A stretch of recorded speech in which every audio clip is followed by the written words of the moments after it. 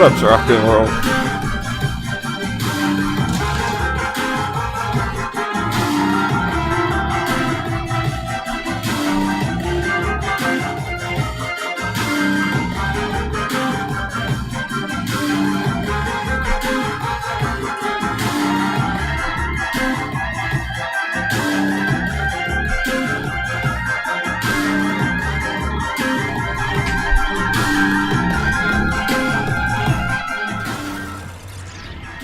Good morning, my friends. Coming at you live, 6:15 a.m. West Coast USA. Lots of anticipation for today. Let's jump right into the charts. Alright. 15 minutes till the market's open after a long weekend. First things first, let's check on our crypto after yesterday.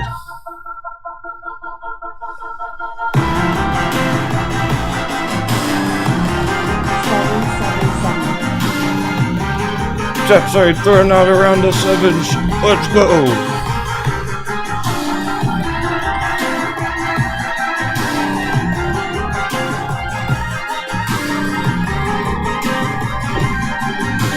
Happy trading, y'all.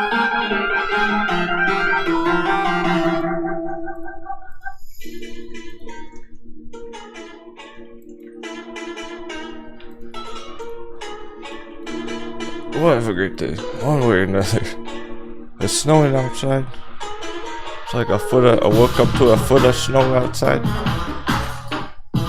And a Bitcoin bounce.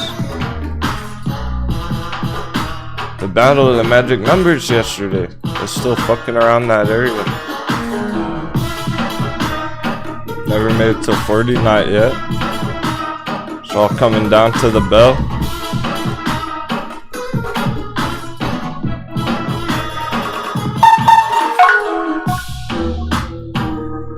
Surprising green alert on Bitcoin, on crypto.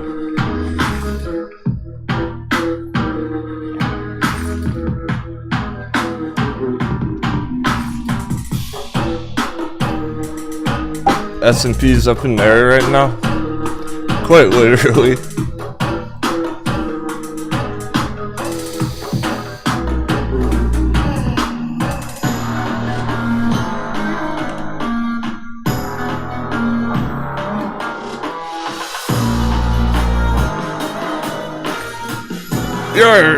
Let's get this treasure back to town.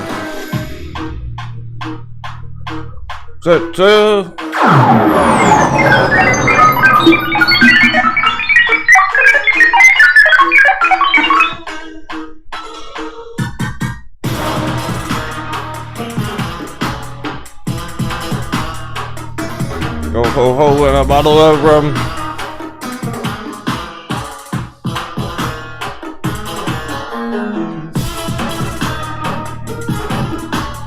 Here's last week's weekly candle. Here's the monthly bearish candle. Uh-oh, 6 more days. 6 days and 7 hours. That monthly candle's gonna be closing. 2 red in a row. Count them. 1 red. 1 red, 1 red, 2 red.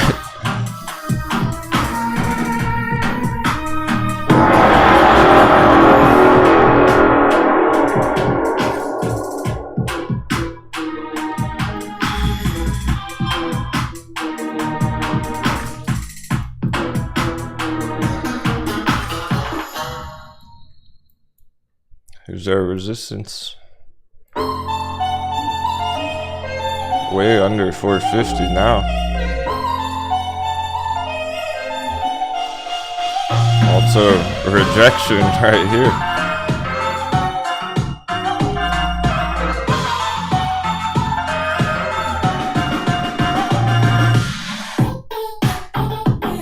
We're trying to go below 420.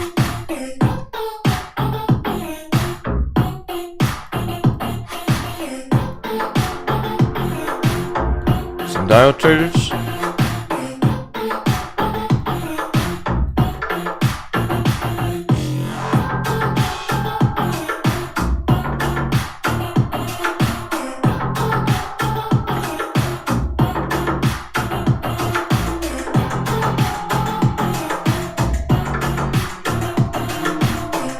pair of charts.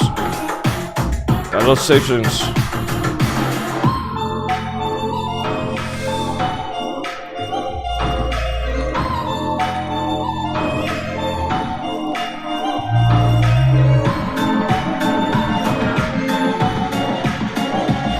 This is our Bitcoin short-term target, 42,000. So has a healthy week, sort of said. Go there all today. I do hope we see that soon. We needed this, first of all. This was required after that last big push. Had to come back for a support retest. Get the purple. Get that perfect bounce from the purple box. I'm just noticing that now, how perfect that is.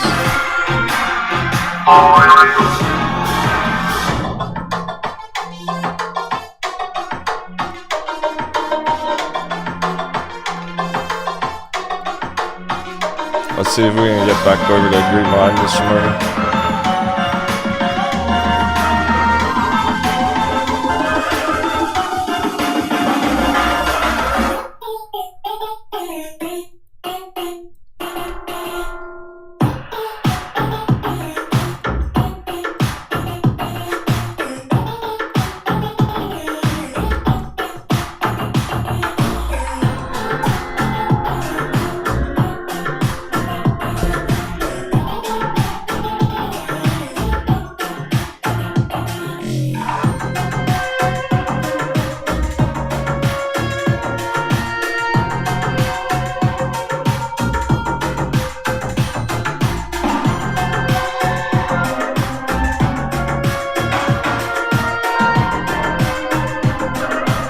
Okay, we're right where we left off yesterday on the dollar. I'm okay with all that. Looks like not much happened overnight on the dollar on Bitcoin.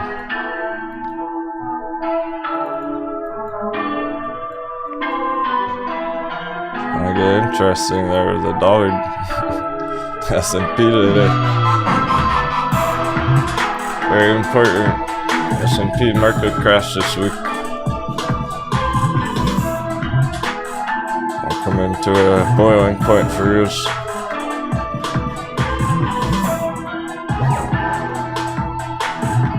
Let's check the pre-market prices. See if we got any action already.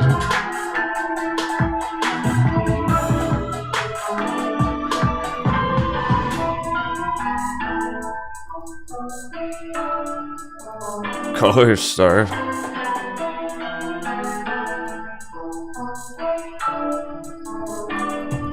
Oh.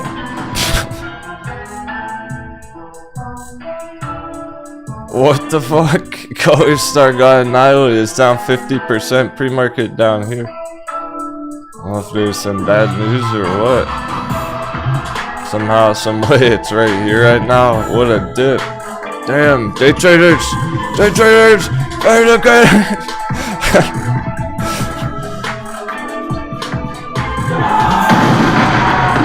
We already have a nice entry, color star. On a bounce. Down 50%. It's probably gonna bounce from there. Go right back up to 50 cents. Holy cow.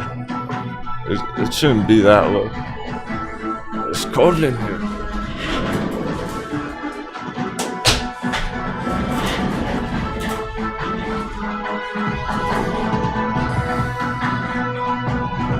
JR, turn around on oxygen. Eventually, I'll have to check the chart.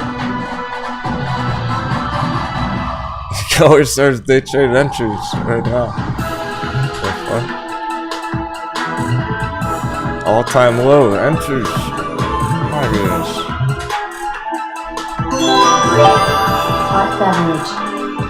It's already going up. It's already gone up like 3%. It's going up. There's no time. There's not enough day traders. Go, go, go.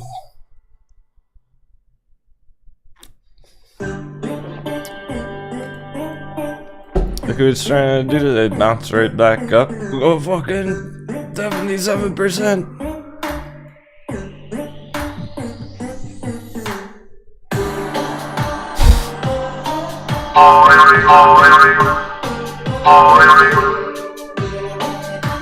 We have 5 minutes.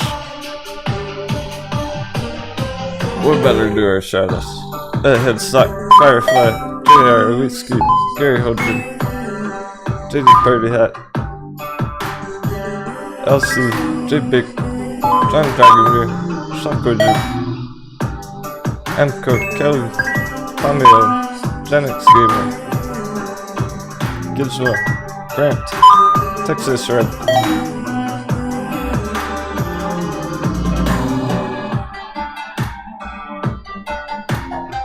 Whiskey, Commander, Pedos, Evil Toro, Captain Motorboat, Mike Fury, Naked Swabby, 43, Underwater, Agro Gibson, Vitaly, Nerdy Dork, Max Stanza, Ben Hoopo, Jim Zoe, Spartan Fitness, Slow Smith, Awesome, great to see you.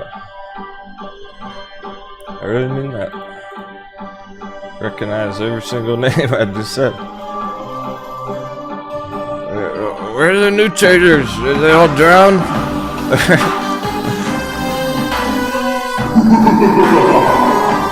Oh shit, I think all the new traders drowned. Thanks. They're not here no more. Last year was tough for new traders, wasn't it?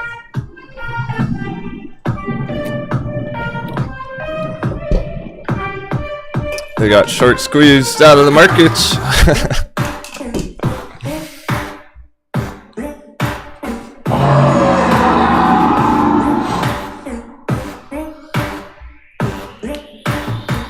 You know we're headed in the right direction. Always in upwards. I can feel it. Oh, we're starting to feel it. Know where it is heading. Know where it's going.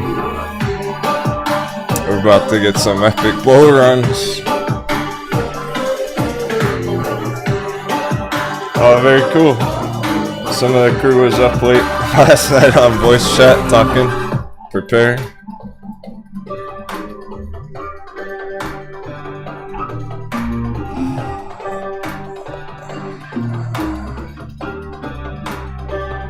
Yeah.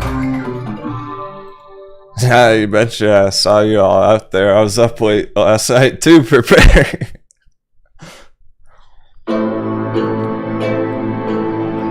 For this, for Color Star, huge bounce. That's gonna be good. I hope somebody's able to play that one. At least somebody better make some green on Color Star off that bounce. Damn. It's beyond double bounce. That's like YOLO day trade. Opportunistic entry, if you will. Unexpected, but we can still take advantage of it. Alright, we got like 1 minute.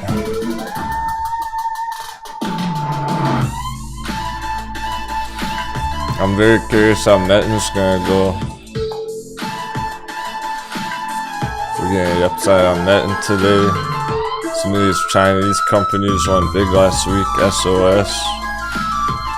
Curious how that's gonna behave today. We just need to hold steady right now. It could be pretty intense, pretty extreme. No surprise if S&P straight down and things get intense.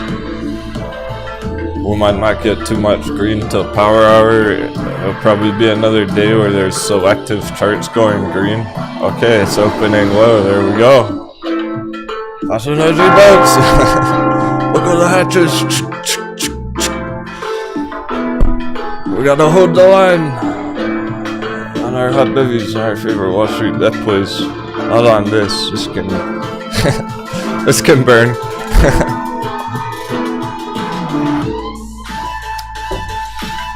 Oh, already selling off pretty hard, over 0.5% down. Going red, it's not even pretending to be green. That's ugly. Okay, it looks like we're continuing bearishly. There could be a coconut bounce later, keep that in mind, cause if we go down a lot right now, we go down a whole percent, 1.5%, 2% early in the morning. Yeah, coconut bounce this afternoon. At some point. There's been one a day. There's always one a day. Or maybe right now. Maybe it just flashes green and fucks around. So what a start though. Gapping down. Brutal opening. Bitcoin holding up, putting in green candle. We're getting dollar dip at the moment. Here's color star.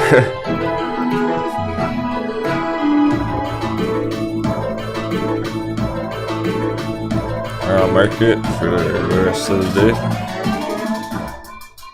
This is an epic bounce recovery to where we were last week. It shouldn't be this low.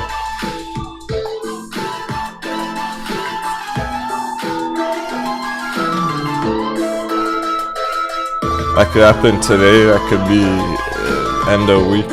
Doesn't really matter, it's just relative short term. I'm hoping that it just smashes right up there today. It's a good day trade entry. Just for fun, really, and if anyone got in it. Anyone got in it? Let me know if you got in it a little bit. I'm excited for you for it. That's an epic day trade. Start in the morning with an epic fucking day trade on CoStar. It's cruising already.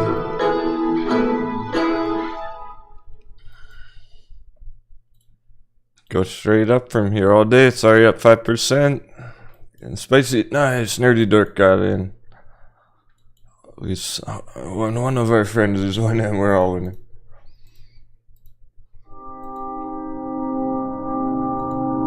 As long as somebody made some money off the coconuts, off the paper handers.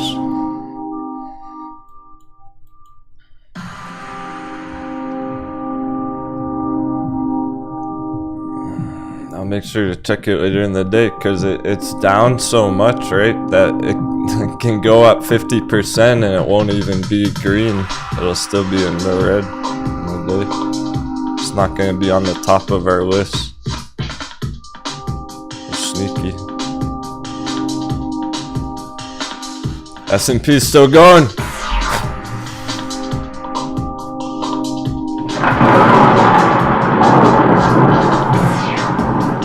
That's a slippery slope.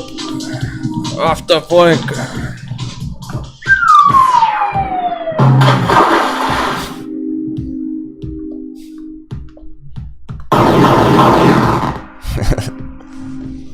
Got blasted.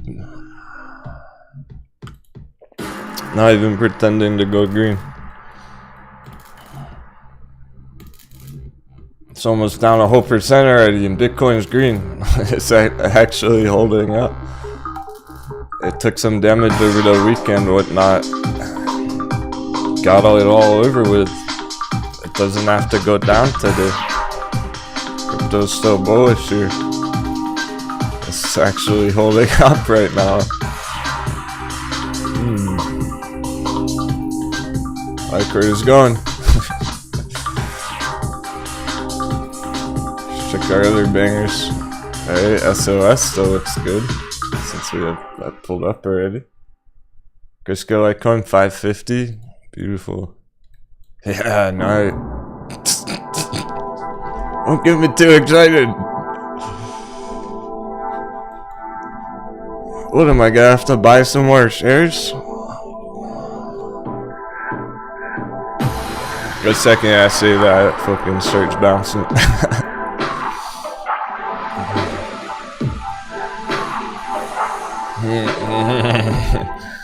Paper handers, don't make me buy more shares. I'll do it.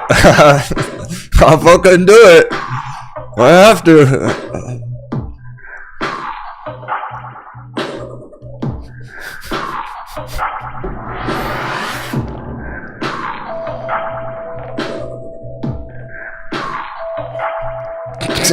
God damn it. It's $4.99. I'm buying some shares.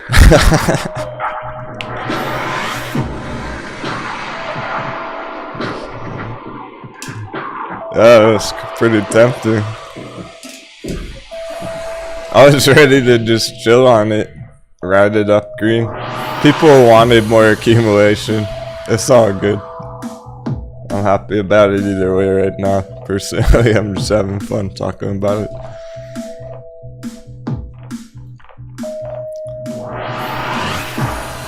Most of you wanted this to stay in accumulation for longer. That's what we have right now. And this wasn't exactly accurate.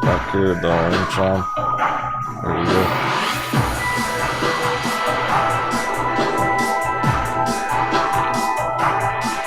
Getting it. You're getting that extra accumulation time. A whole extra couple of weeks. Maybe even a whole month or two.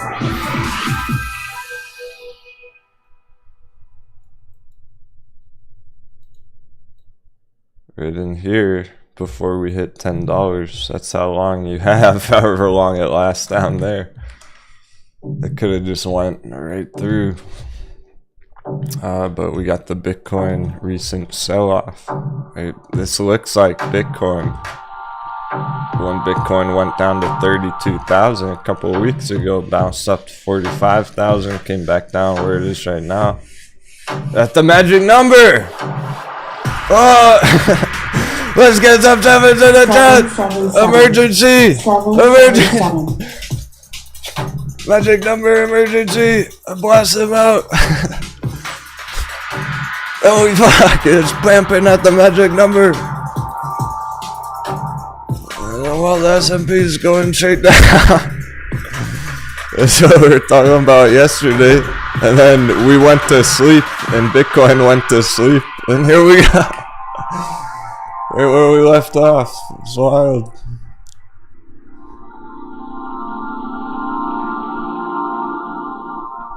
That's straight up on the bell. Meanwhile, S&P straight down on the bell. Right here.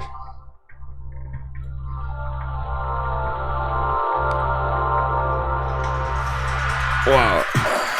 Crypto's doing whatever crypto wants right now.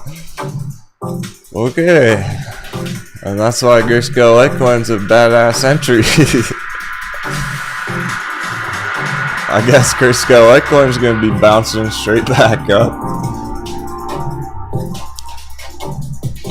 Ooh. Headstock Mullins up 10%.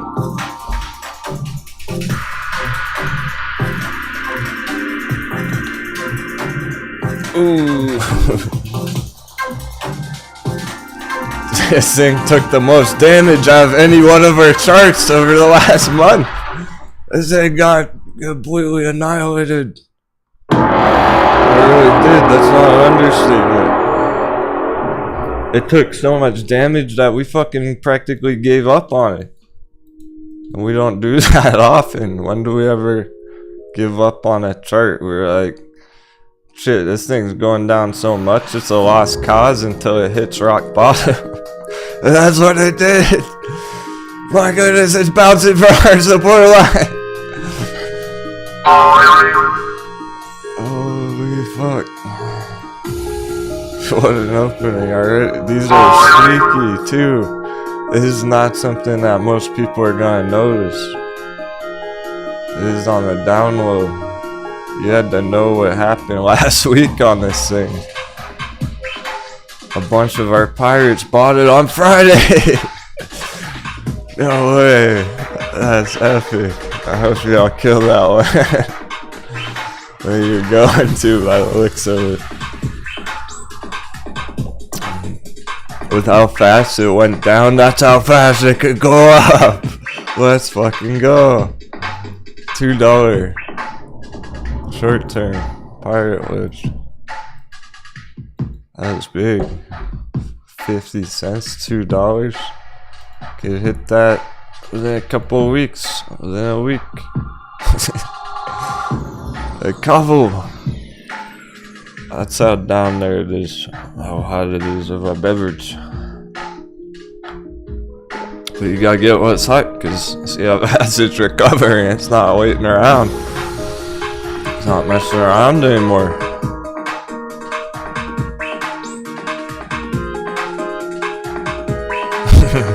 Bear trap confirmed.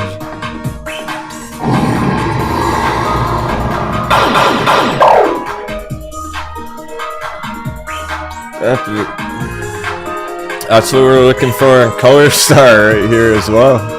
This brand new Color Star, it sold off 50% pre-market. There's no good explanation. There was no preparing for that on the chart. It was nice and smooth last week. I don't know if there's bad news. It doesn't really matter. It's down there now. It can't change the fact that it's down there now. But you could potentially make an entry on it. What is that all-time low?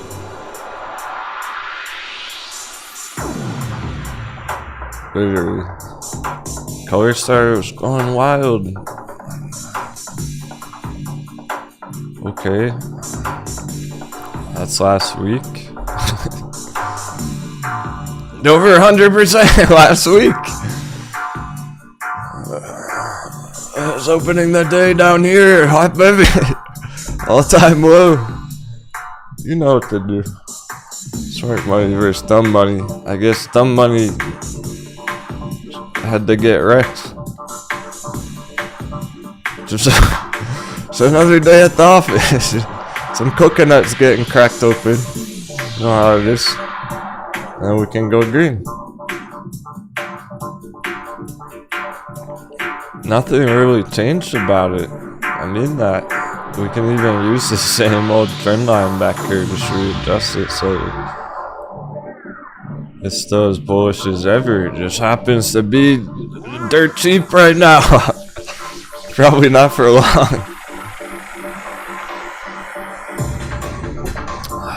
Wow. So Bitcoin is about to hit 38,000. Oh, morning. How low did it even get last night? I didn't even check. 36,300, but how fucking perfect on our purple box. Too perfect. Why is that so perfect?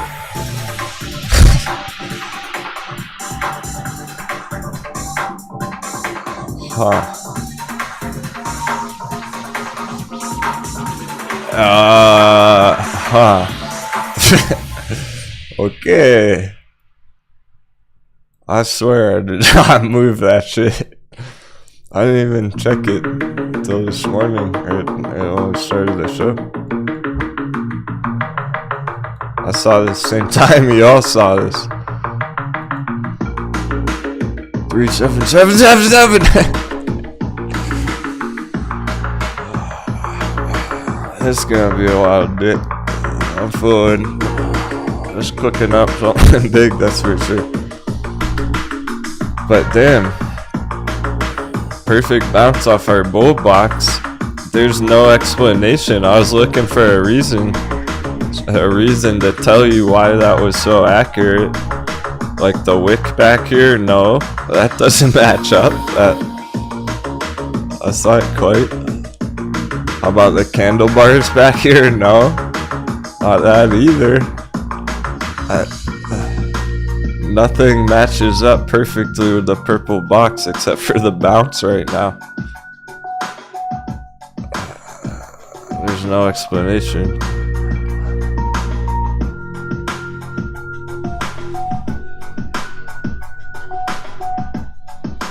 We're not looking for answers, we're looking for profits. Mullen's top of the list, 14%. Whoa. Not fucking around anymore on Mullen. Alright. 7 is for Mullen. That's 777. Oh, people are busting out. Damn.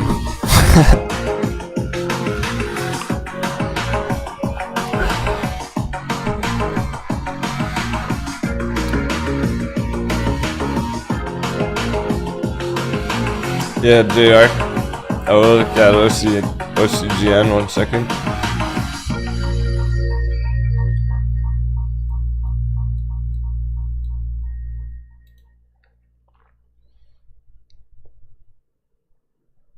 We saw that nice candle on Mullen, but it's already up 15%, number 1 on the list now. We were right on top of that on Friday.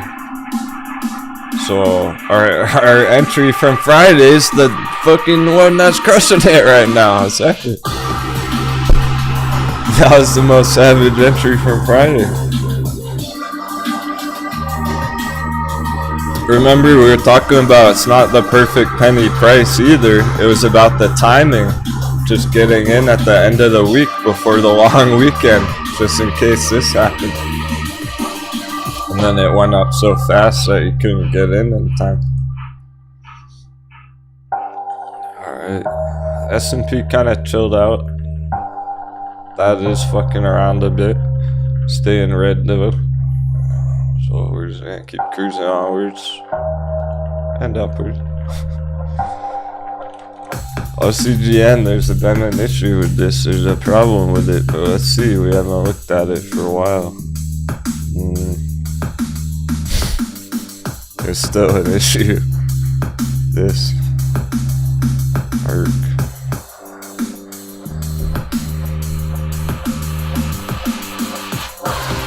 I don't trust that. It's like a coconut bounce. It's only bullish on the short term. Trending down.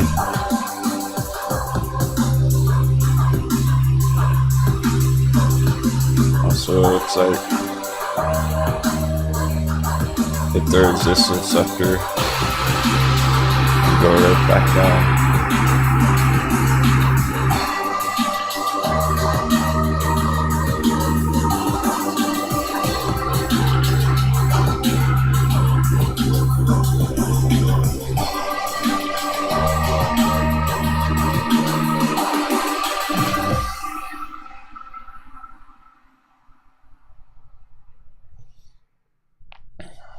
I don't have any faith that Ocugen's gonna make it to these targets up here, ever.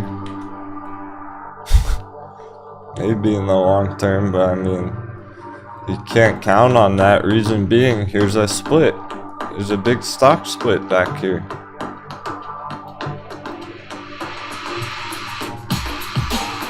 So that's all history. That's not relevant to today's action. You only really factor in the stuff that happened after that from here on downwards. So here's the fucking problem with Ocugen. It put in bigger profits than AMC last year. Ocugen went 100x last year.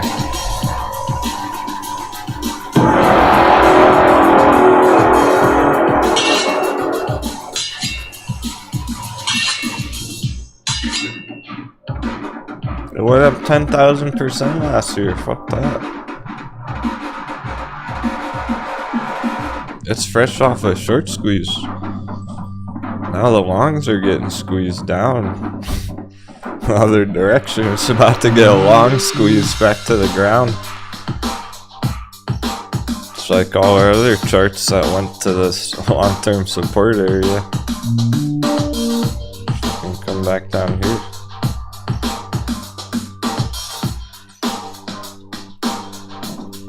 Yeah, I feel like the company started to say we've had to be bearish on that one for a long time now because it went way too huge. It's just been selling off ever since.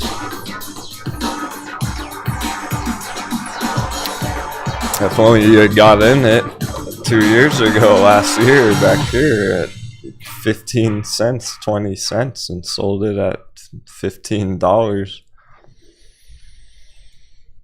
That's the trade. It's not worth it right here. In the middle of nowhere. That's no man's land. It's a bunch of rocks and coral reef. Fucking no don't want to smash into our rocks. We don't cruise over there. We sail right past that one.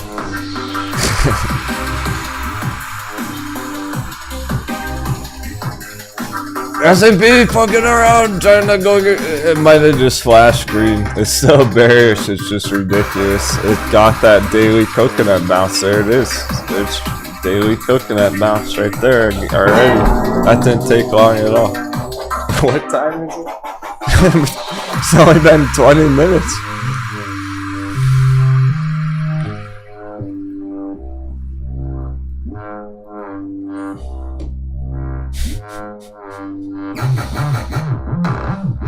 It just had to have a coconut bounce today, didn't it? Every day. Literally every day.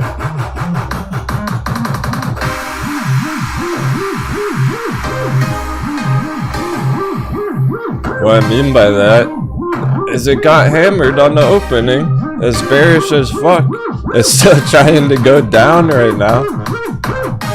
Yet it turned green.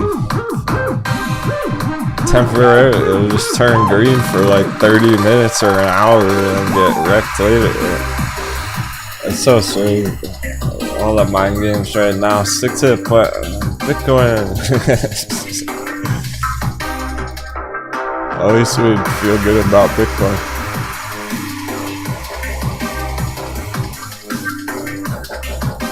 Oh, look, sexy.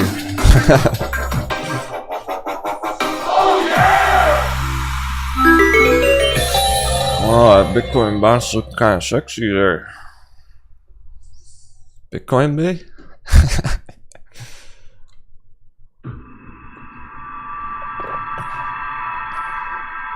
That's the cool part. Like whatever S&P, okay, coconut bounce, whatever. Bitcoin working its way up. Where I was on the press.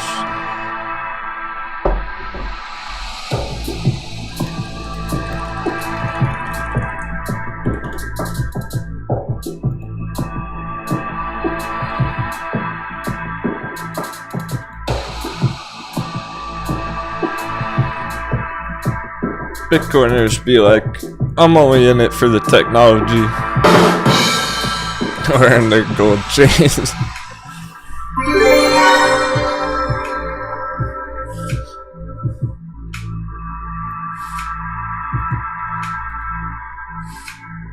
Over 38.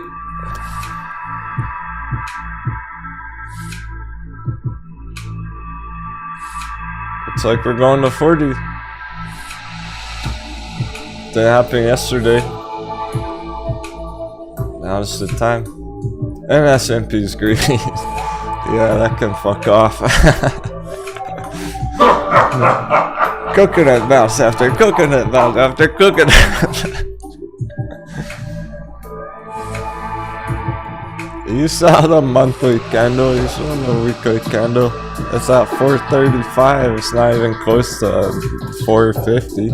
You gotta go $15 more to even get up to 450. Remember that was an important number last week. Up here. It's way down from there.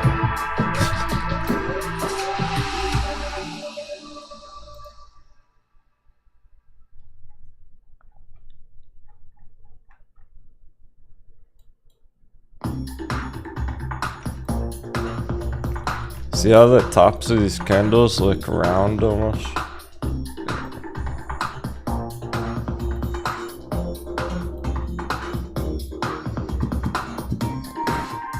Circular top.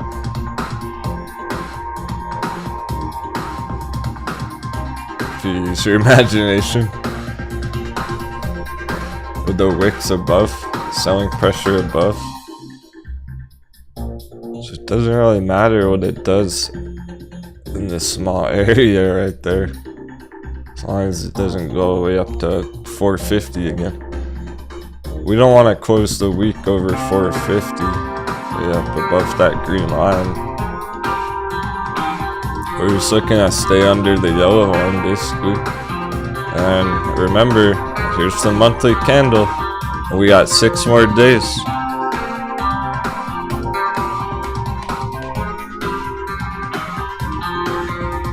So it looks like next Tuesday, a week from now today, makes sense. 6 days plus today's day. So next Tuesday is gonna close. And that's what it's all gonna reveal itself. There's no hiding it after that, because then there will permanently be a giant secondary red candle here on the monthly. We just gotta get through 6 more days of coconut bounce. Make as much distance as we can.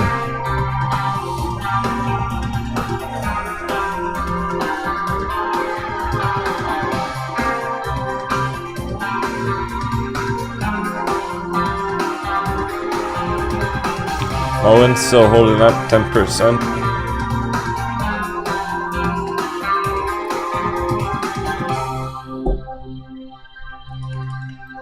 And Bitcoin's moving fast enough that the short term's relevant.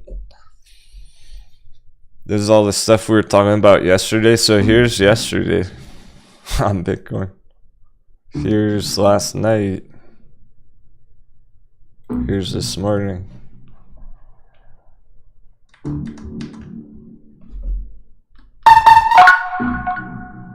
We're right back where we were yesterday, crushing it again, just like right here.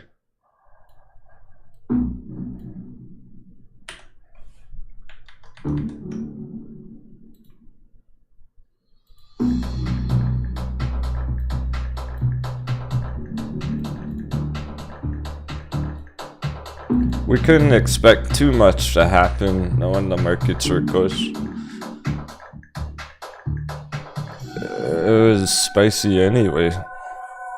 Lots of volatility anyway. Yesterday on Bitcoin, huge move up, huge move down, nice bounce, and then overnight paper hand. There's a lot going on here, which is good. And S&P is back red.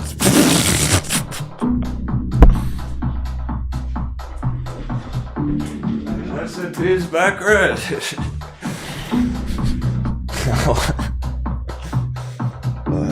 That didn't take long again.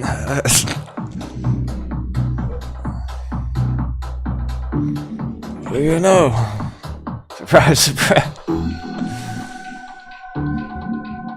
So it didn't take long for a coconut bounce to turn green. It didn't take long for it to fall back over and go red again either. Ridiculous. That's weak. Showing weakness. If that was the only coconut bounce it's gonna get today, it's in trouble. S&P bulls better hope there's a bigger coconut bounce than that, because that was pathetic. It lasted a whole, what, 10 minutes?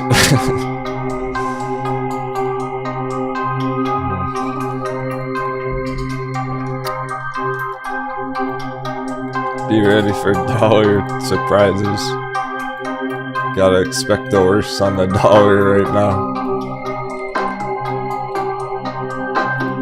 I'll give that one some more time. Or it can just chop around here all day on the dollar too. There's been a lot of market days where the dollar's flat. It's choppy, but back here. Choppy but flat relatively.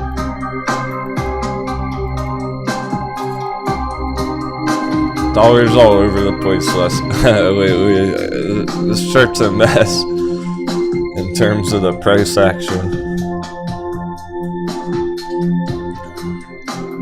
So it's not even worth trying to guess, is the dollar gonna go up or down? Just let it do its thing and we'll see.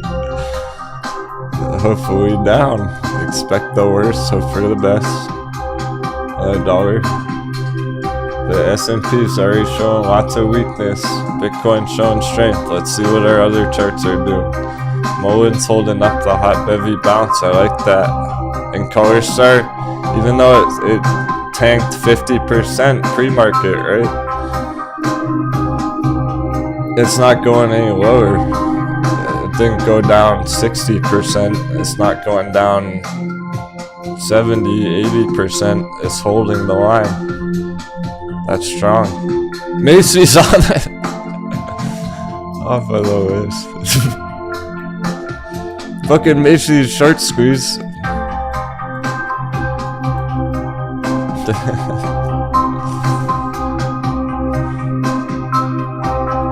One of the few retail companies that's crushing it. I find that hilarious. It's all about the chart. Why is it? Think about it, huh?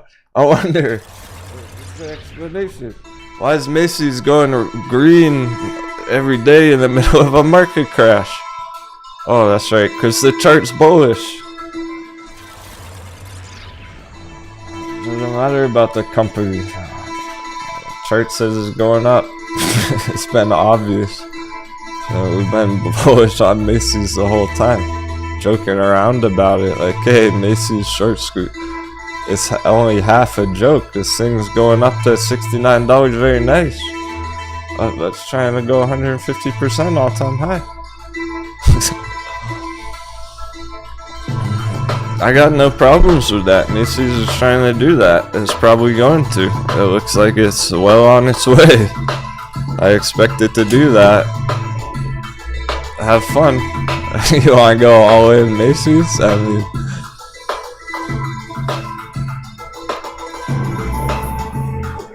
what are you gonna do? FOMO all in Macy's? No.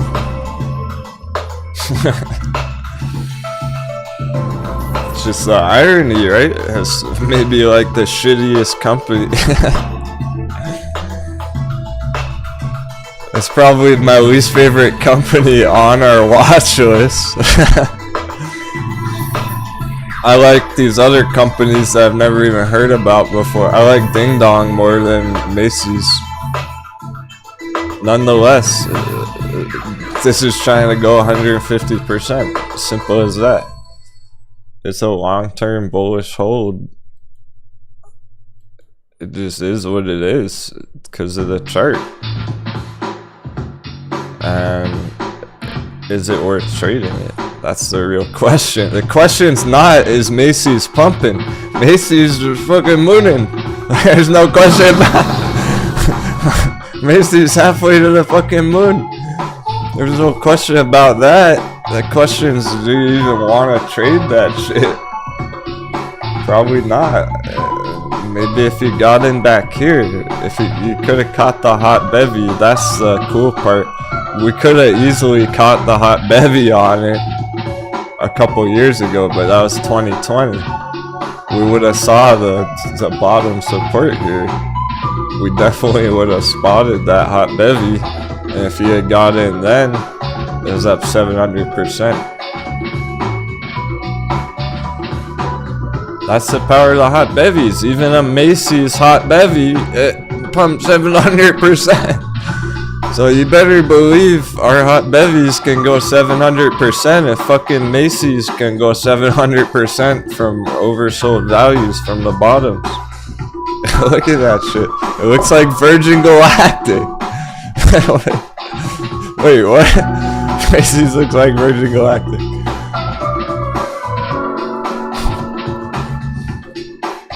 You better believe Virgin Galactic can go 700%.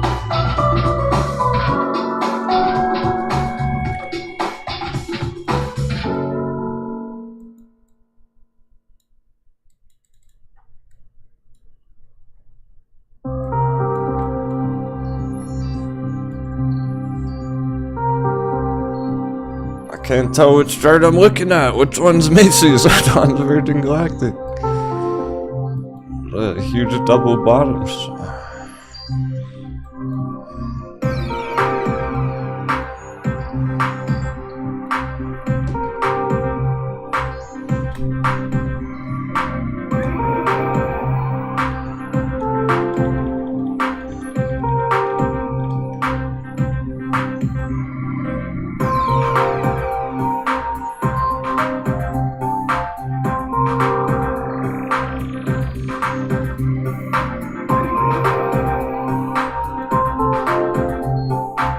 That's all that trading's life-changing opportunity right now. The markets are life-changing opportunities.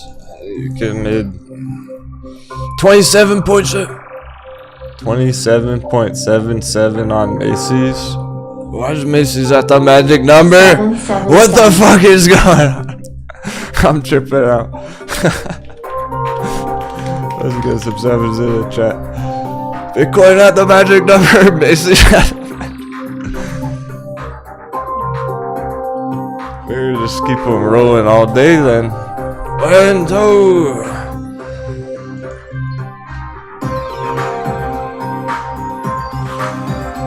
Can't be coincidence. It's not like we're looking at the Macy's chart every fucking day. Just right now.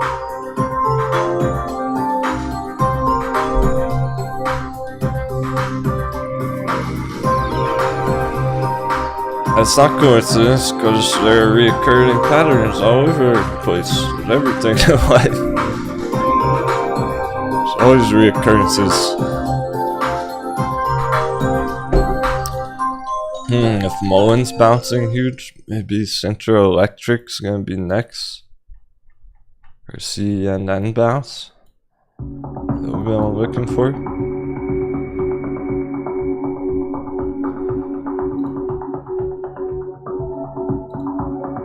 Yeah, just keep the magic numbers rolling in the chat all day.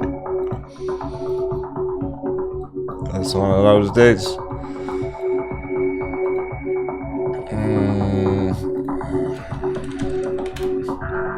It is even more clear. Blockbuster.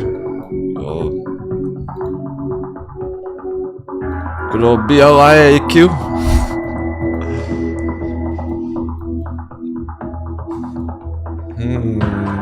Giant short squeeze 2020. Giant short squeeze 2021. Reoccurrences in the universe. Giant short squeeze 2022. Question mark. It's funny. Who knows? You can't count on it. It's not something that's predictable. It's possible though.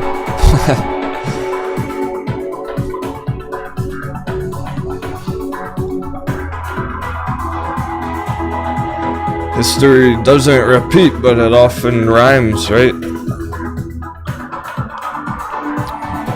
Many reoccurrences, fractal-like trends.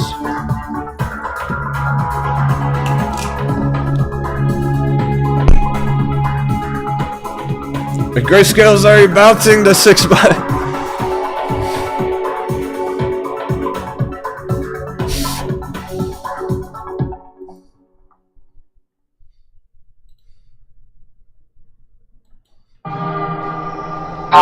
That's a pretty big bounce already. I almost want to steal some more shares just for fun.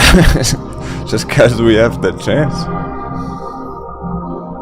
That's awesome for people who weren't done accumulating. The people who are trying to get more entries on Grayscale this week. I'm happy for you all. Some bonus times of luxury right now.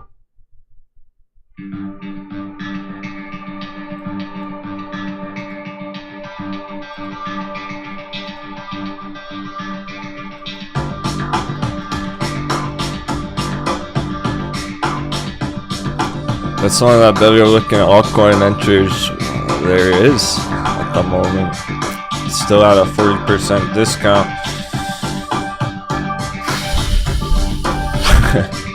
One of the better altcoin entries. Meanwhile, Mullen's going straight up. Yeah, so Oxygen's up 15% too on the morning, but I don't trust it at all. It's $3.99. It's fucking around $4. This looks like a coconut bounce on OCGN, still bearish. I like that.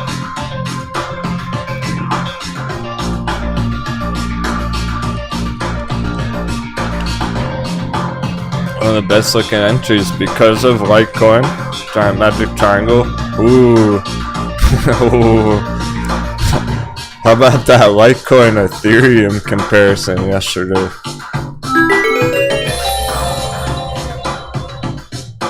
That was fucking cool.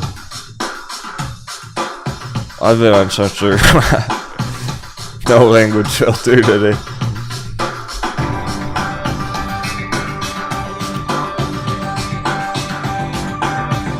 It's not even crossing my mind to not swear.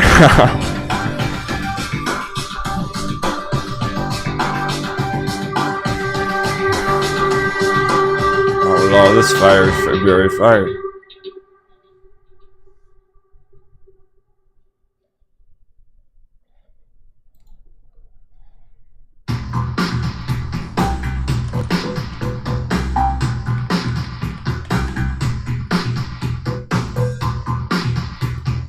That was really cool to figure out yesterday. We just happened to stumble upon a major discovery on Litecoin.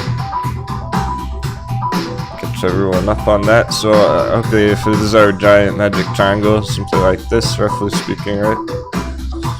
I'm even gonna draw it more like this, and do anything under that, stop on bear trap. You get the idea. Just a rough giant magic triangle on it that we know. Actually, I'm gonna readjust the top as well slightly. So it kind of like this. Perfect. I gotta get the numbers right to make it relevant. But it doesn't have to be perfect. Trading is an art, not a science. This is what's really cool about it. We discovered. Here's our giant magic triangle with the last retracement over the past few months. So back in August, we had a big crypto bounce in August, yeah. And what happened during there, we broke out from the giant magic triangle, hit $300, just under at like 290. Like going, first of all, step one, we broke out giant magic triangle. Step two, it hit 290. Step three, it came back for a support retest, but failed to hold because of Bitcoin, because of the S&P, all that shit last week, whatever, last month. Cool, it came all the way down. Where did it go down to? Step three, about $95, let's say. Just under $100 stop hunt. And then lastly, then what? A nice bounce back over 100, which is the recent move, and we're holding over $100 consistently. So it's a 4-step process there. Alright.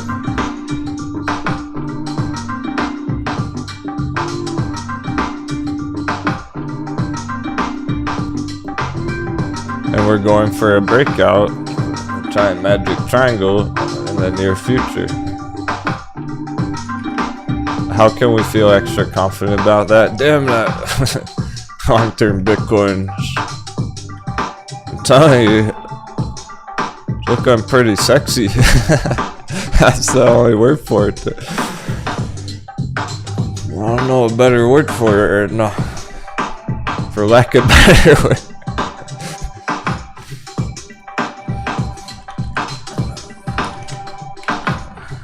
Finishing this example.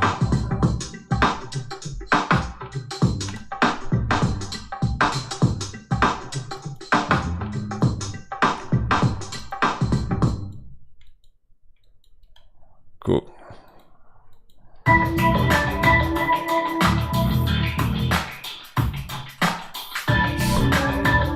Okay, so here's Ethereum. That one huge.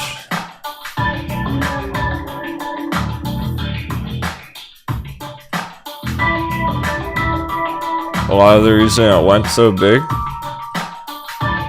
Ethereum giant magic triangle.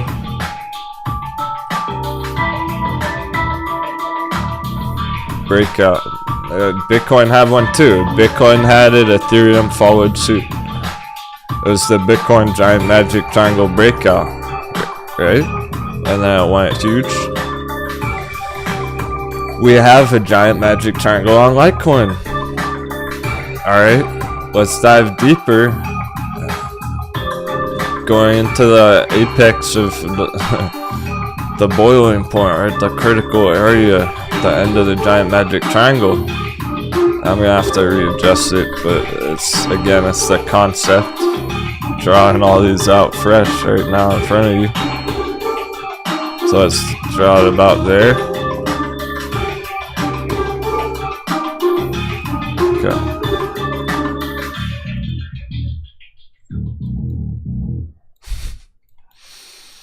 Bear with me. It's not easy to do, but it's worth it.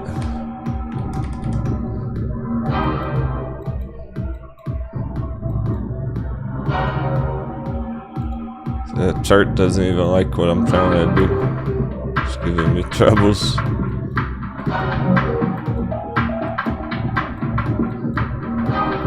have to scroll all the way back like this.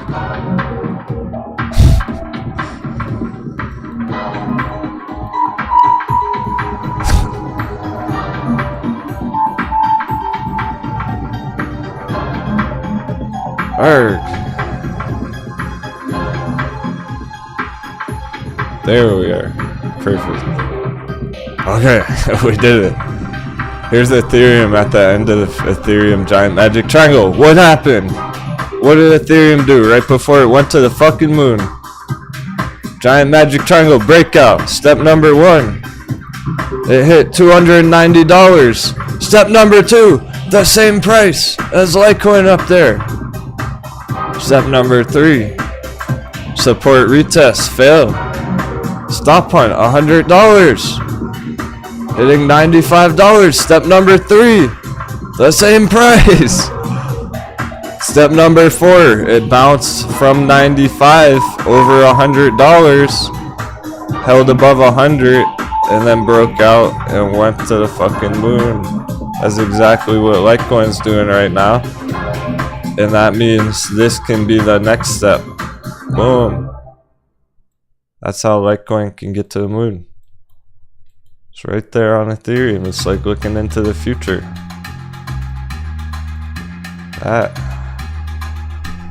That's how close we could be to epic bull run on Litecoin, alright? It's all the same signals, even the same exact prices, which is the trippy part.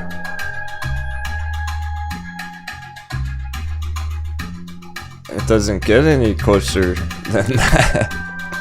It's the same chart. What's the difference? Besides that this happened 2 years ago and this is happening right now today.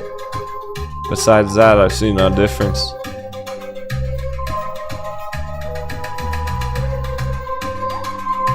That's how we can hit $1,000 on Litecoin.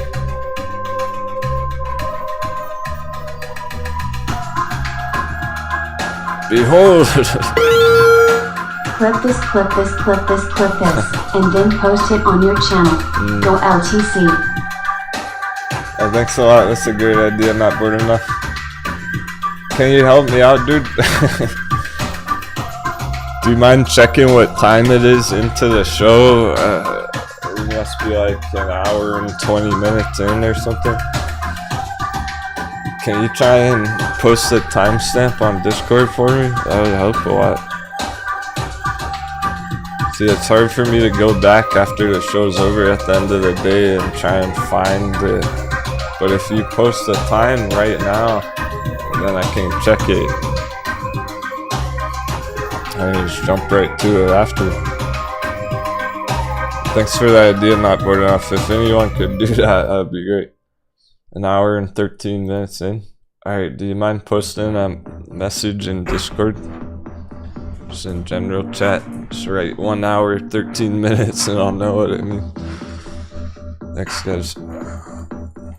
It's a good idea. That was a good lesson. For the Litecoin bulls, for anyone who likes Litecoin as a project, you want to know that. You need to see that. Now you can believe in it. Now you can feel confident about the fucking chart, right? You might not have been able to visualize it before, like how the fuck's it gonna get to $1,000, but look at it next to Ethereum there. It's the same thing. Giant magic triangle breakout. That's why when we find a giant magic triangle like this, it's a big deal. It's not every day you find one. Alright, we had AMC. Bitcoin was before we were on YouTube. We have VThor right now. GameStop.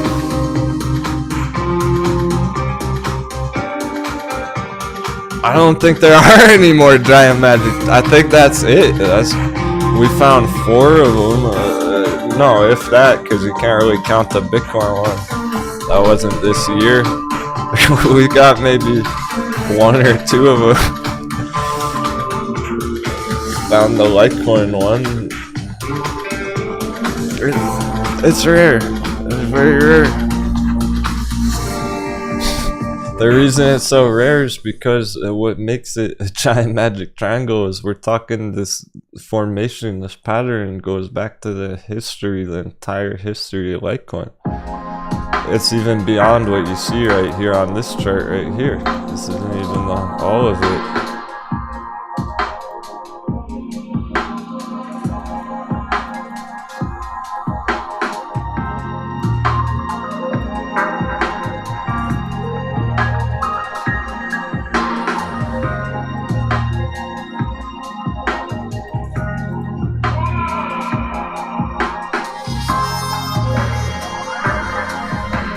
So, okay, this is a minor detail, I'm gonna say it anyway. I was debating if it is worthwhile even mentioning. It totally is, but I don't want to confuse anyone. The Litecoin giant magic triangle is basically like this. Something like this. There we go. Perfect. That's the bottom of it, starting from 2017, way the fuck back there, at the very bottom. And then the top, the resistance starts at the top, the peak up here, like this. That's the Litecoin giant magic triangle. All of this underneath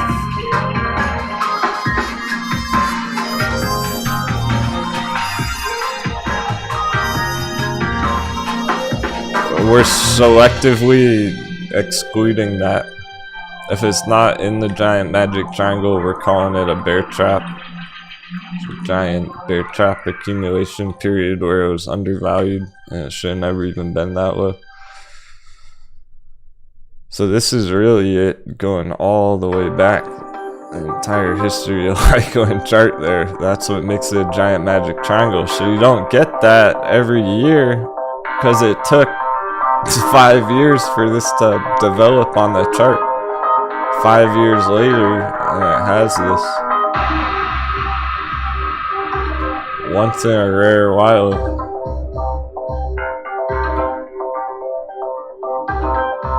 After this, it's probably not ever gonna have another one. Maybe ever again. This could be the only giant magic triangle Litecoin ever has. If it goes up to 1,000, it'll just be different. It'll be way different after that. It won't be a giant magic triangle up there.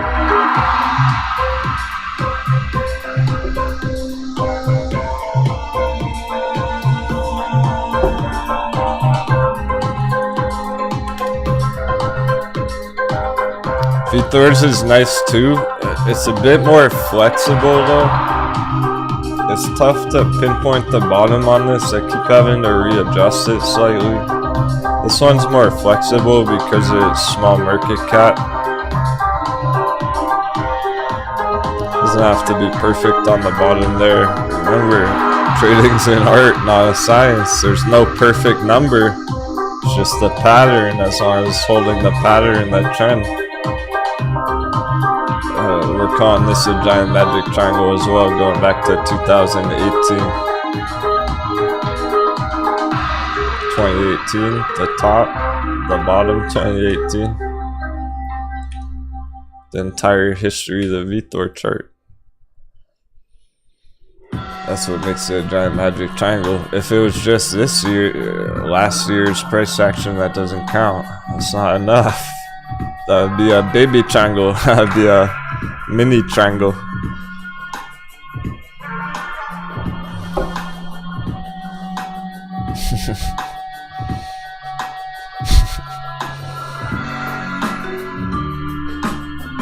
Awesome, that was a great start to the morning. So far so good. You know, the mind game, it was to be expected. We're expecting mind games all week on the S&P there. So whatever.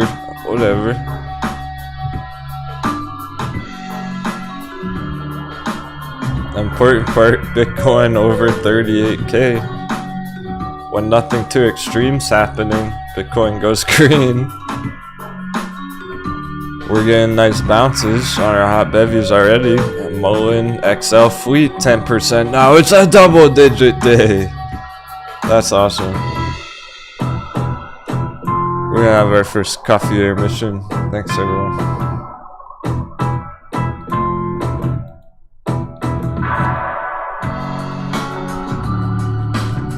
XL Fleet, making a run for it.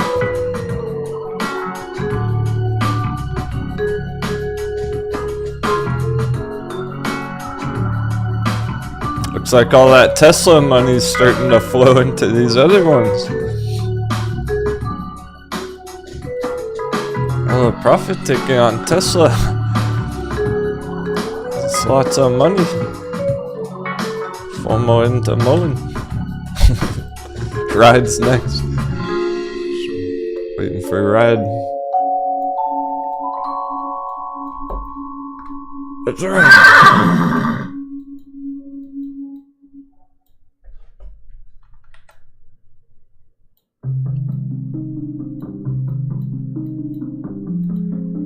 February has been fun so far. It's been more than fun, it's been epic.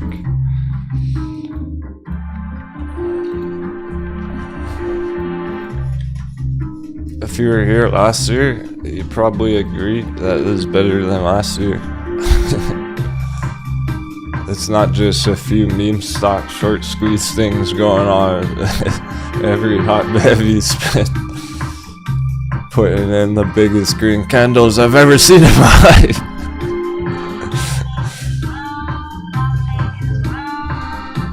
And the learning, of course, the learning. Endless learning potential right now. Seeing what trading's all about, all the mistakes, all the FOMO, all the paper hand, all the fake outs. It's good stuff.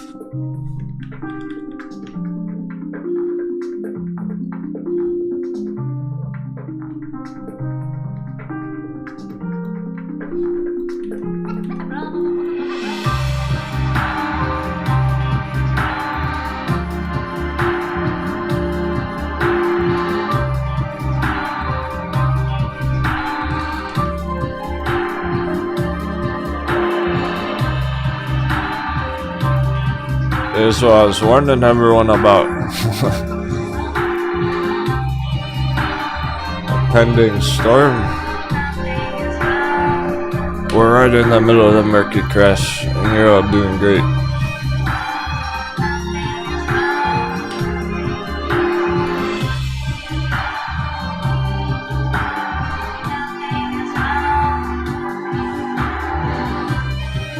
I'm serious, don't know if there even are any new traders in the markets anymore. They might come back next month or whatever. it's time for smart money to get ahead.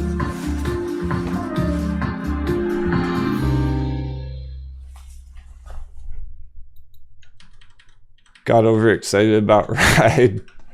Moen Automotive chart on the right.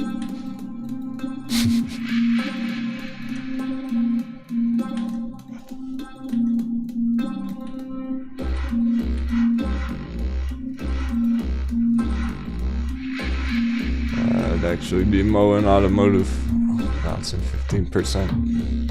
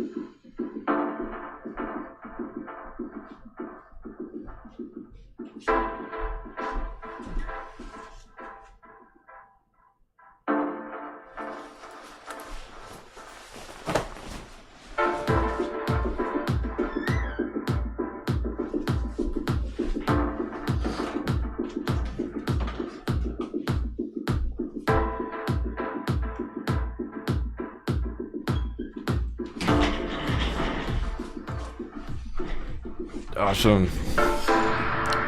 Jumping back in the church.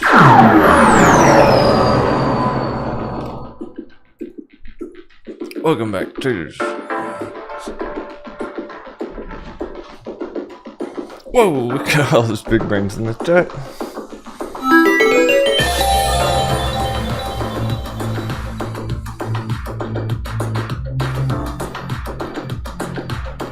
Okay, thanks to money, Color Star issued shares. That's why it got the hammer today.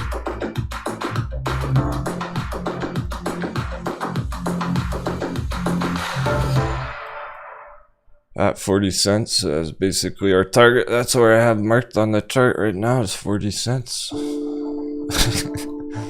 the bounce. And bounce back up to 40 cents. And 25.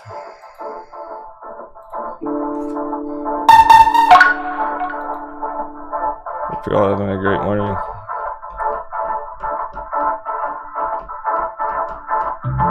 I know Headstock mowing crashed down 96% since December. That's what I like about it. That's why he's going green.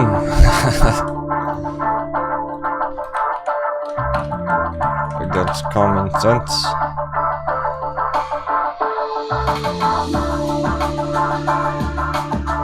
You gotta be brave.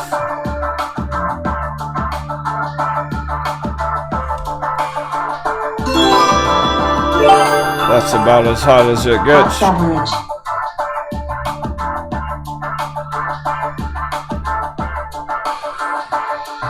You know how gravity works? What goes down must go up. Wait a second.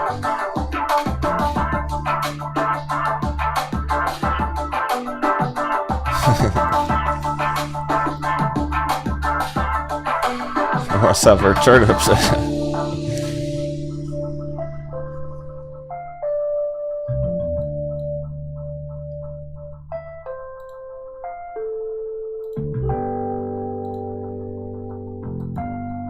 What goes up must come down.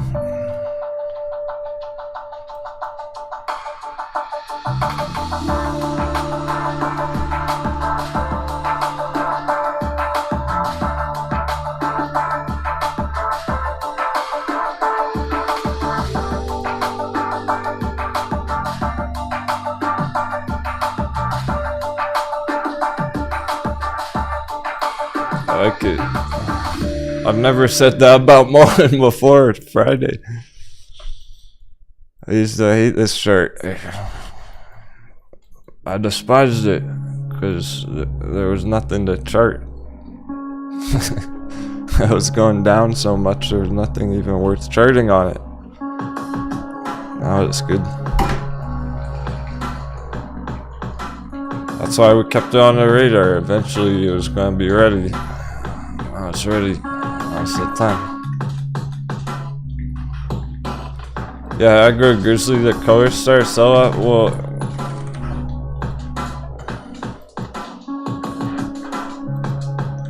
you can look at it bullish for the long-term fundamentals. Could be a good thing for the company in the long term. So this is likely an overreaction sell-off. That's what we're going for.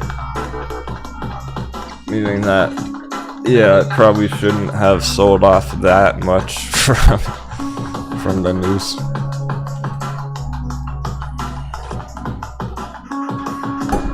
The reason it did is every single stop loss would have got hit. Anyone who had a stop loss under 40 cents just got triggered. If they had a stop loss at 29 cents and they thought they were safe, so a huge liquidation, capitulation. It does look lower than it should be. Hey, Tomas.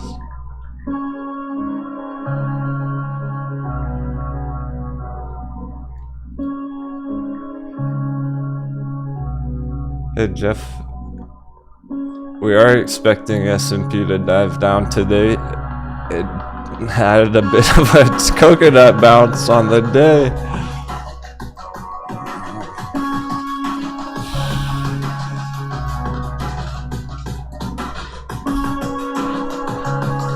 Getting silly. It's happening every single day, just going green for like 30 minutes, an hour, right back down after.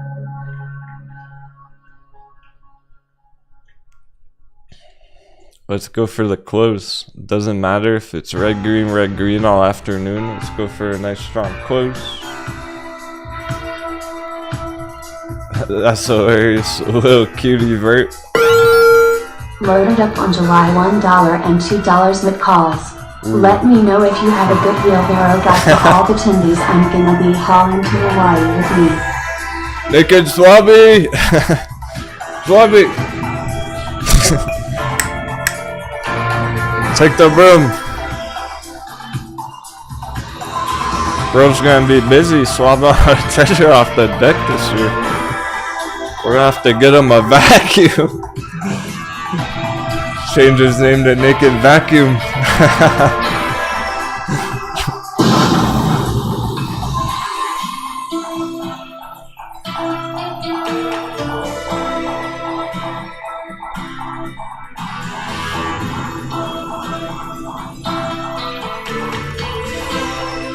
Smooth sailing right now. We're holding the line. It's an important week.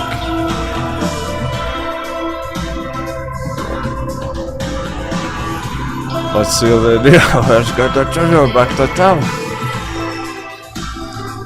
Little cutie vert said, when I make it, I'm gonna rent like 10 Shih Tzus and give them all kisses. That's a good goal. Start getting a Lambo. Party with some puppies. Oh, so that's what Party Puppy's name meant. Back in the day. I think Party Puppy was secretly a hedgie. Sent me an email like that once. It's like, Captain, I love the show and I want to join Discord, but I'm not sure I can because I work at a hedge fund or something.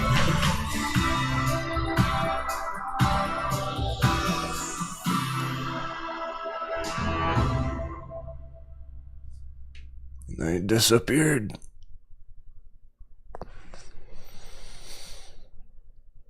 They probably killed him. Fucking hedges.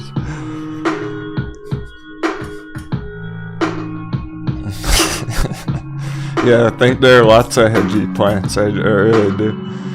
Those AMC Twitter conversations. I think some of those folks are plants. They say terrible information all the time. It seems intentional. Get everyone to FOMO in on Spider-Man and stuff. That didn't go well. Or the Spider-Man FOMO.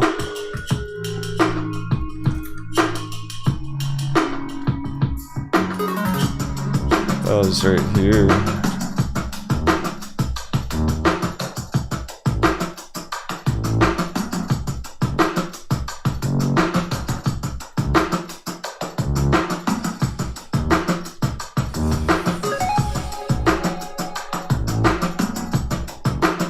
It's just the Spider-Man NFT FOMO. Just telling people not to FOMO. Waiting for those better entries. 15, way better. Makes a lot more sense at 15.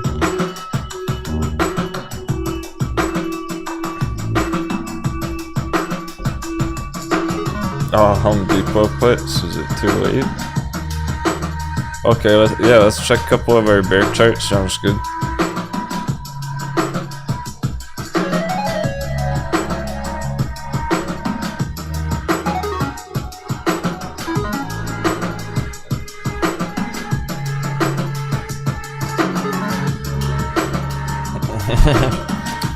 Nathan's just getting Tesla puts. Okay, better late than never.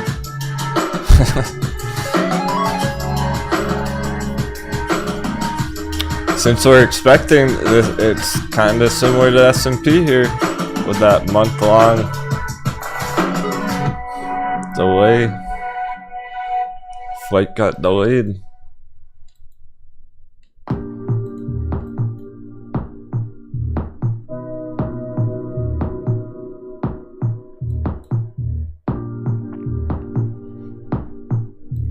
Ideally, Tesla puts at 1200. That's where we're looking at the entries. Sorry to technically crash from there.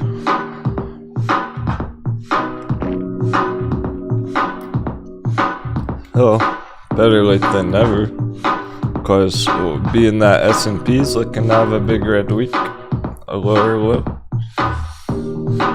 This is where the S&P was a month ago, and we're trying to get below there this week. It's like Tesla is going down to 700 soon.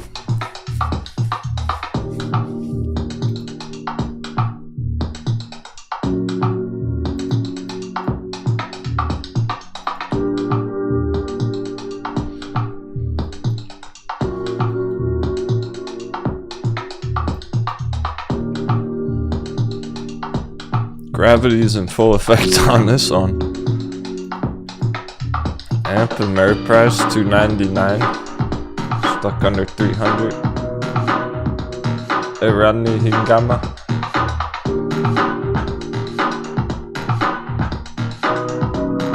Tim Webb. Tim Webb's like, good morning, I already made a couple 100% off some day trades. Yo, Savage. He wasn't kidding about getting rich soon. He's making full use of these charts.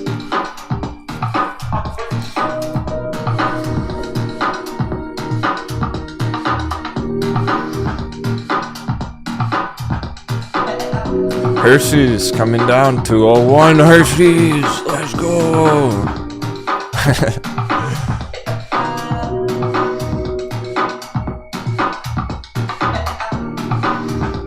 Is it this week today? It's down 0.77%. Up 7.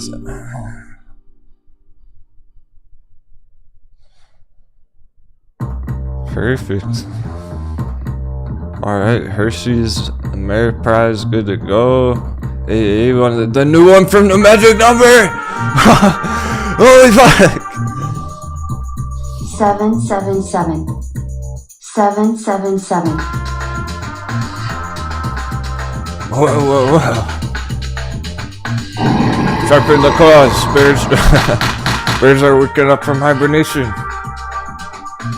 They were sleeping last week.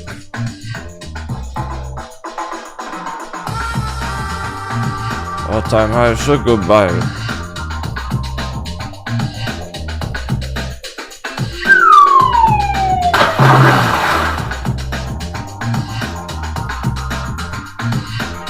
Hey, Cola Corporation.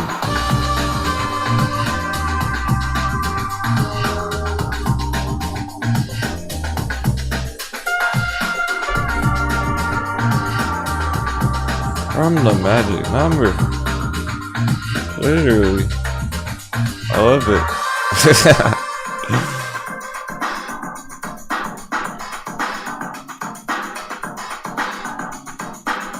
50% their targets.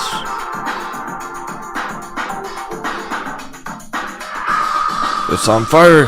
Quite literally.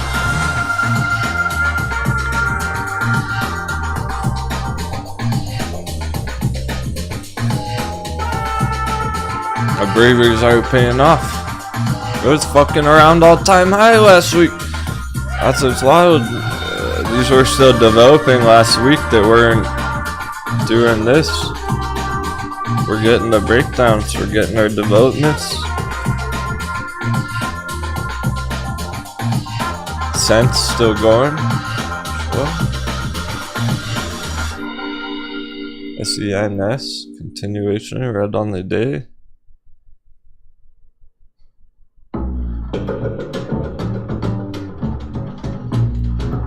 Exactly, Felix Muniz. Exactly about Color Star. Appears to be an overreaction. An extreme sell-off going lower than it really should have. But it actually lines up with our old trend line. It's interesting. Depends how you draw it. You have to be flexible here. Readjust it a little bit. There we go.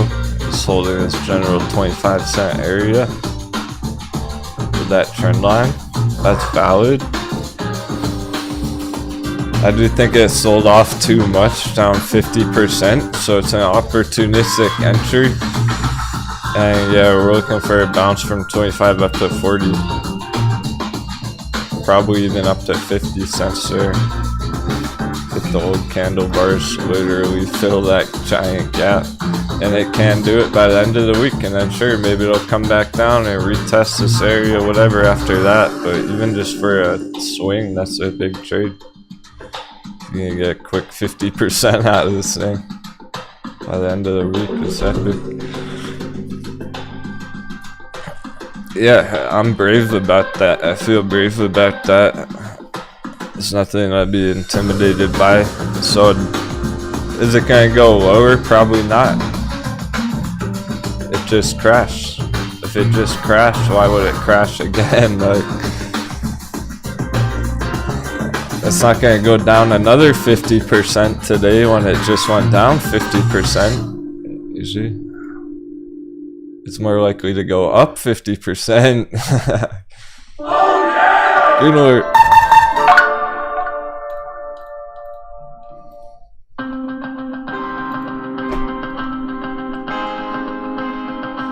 It might struggle to do that a little bit in the short term, okay, because the S&P is melting. We're seeing extreme action right now. I don't think we're gonna get too many double-digit charts today.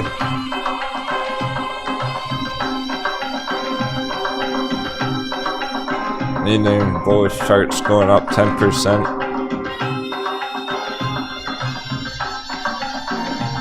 Chipotle is under 1500. It's a good start for the week. Getting stuck under a big number, 1496. Nvidia red again. Perfect. Earnings didn't matter.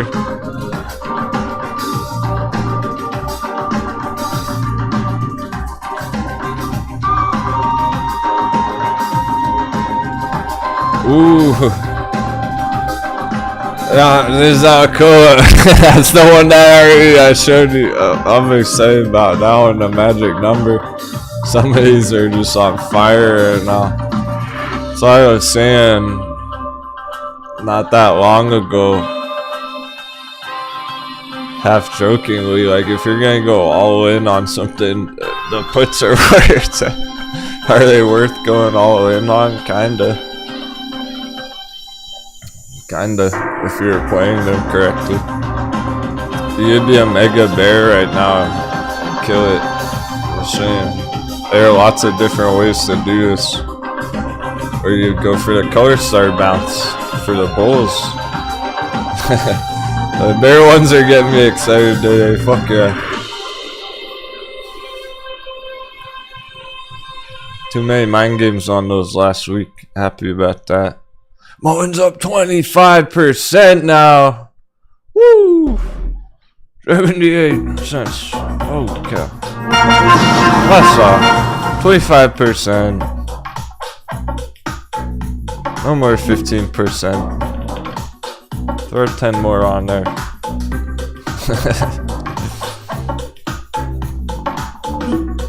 Up and away.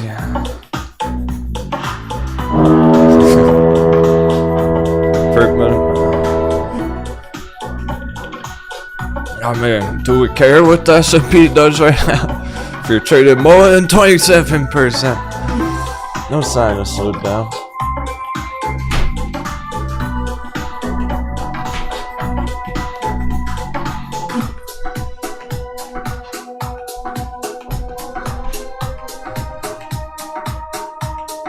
Where are the other double digits? There's not even other double digits. It's another selective day where only certain things are gonna go straight up. There's one of them. Congrats anyone who got it on Friday.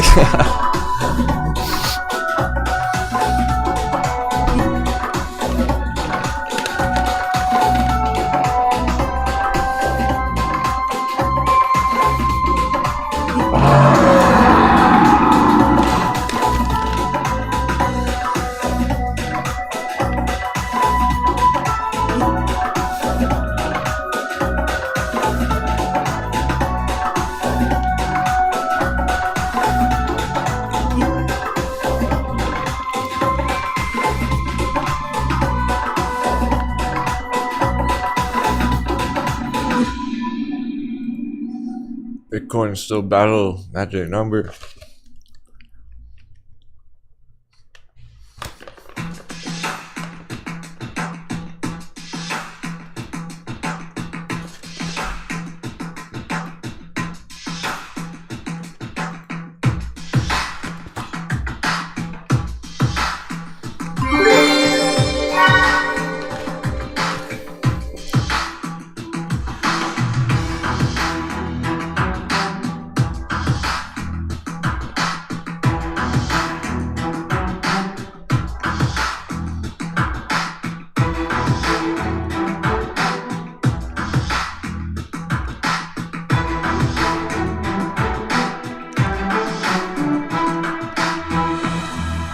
Okay, VXX in good shape.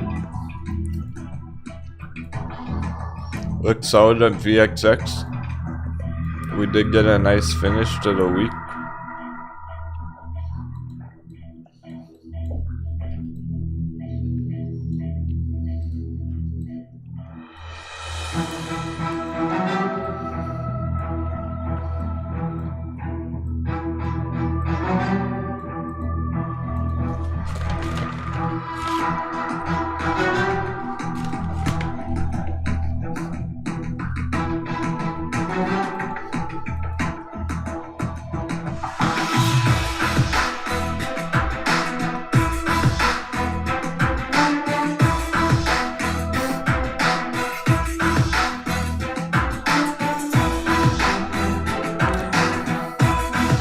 VXX is lit.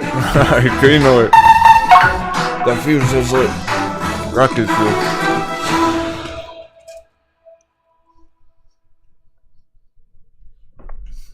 A $30 area for this end of week. Didn't happen last week. It did happen 2 weeks ago. Don't forget it was already up there a couple weeks ago.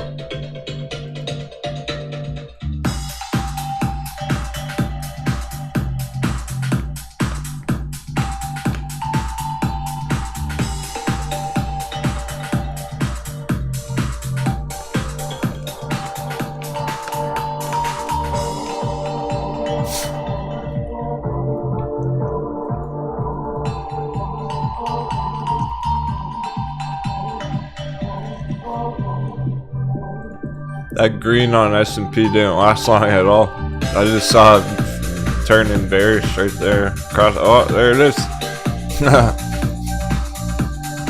Yeah, brand new bearish crossover, 30-minute short midterm. Indicators are saying down.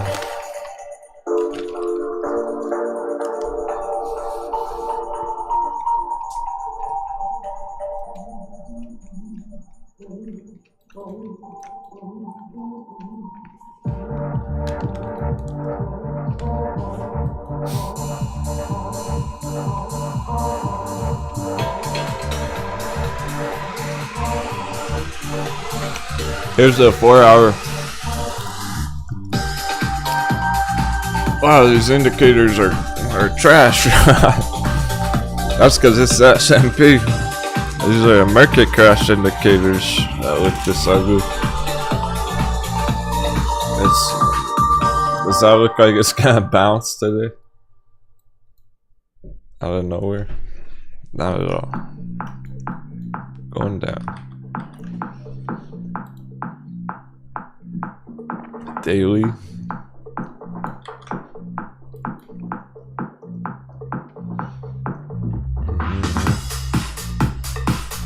It's our weekly giant crossover.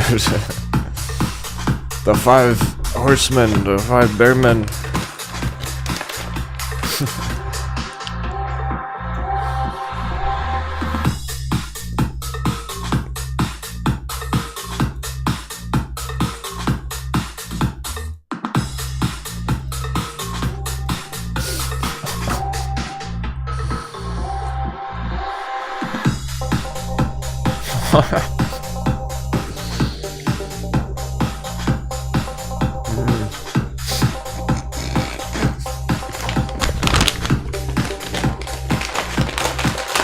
No one better get offended. Okay, if you do, it's not me. But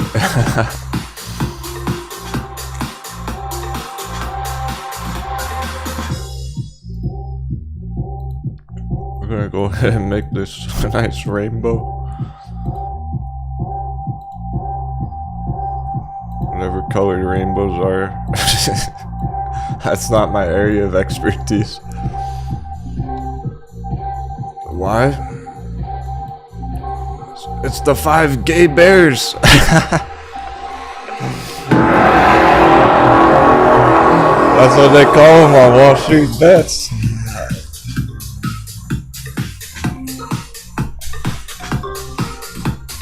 I don't mean that. It's nothing offensive, really. It's almost a bragging right. I think it's hilarious. On Wall Street bets, so geez, in old days, if you're a bear, they call you a gay bear.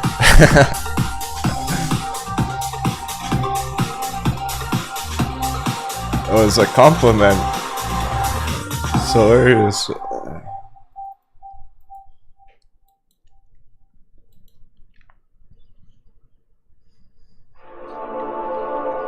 Probably because they make money.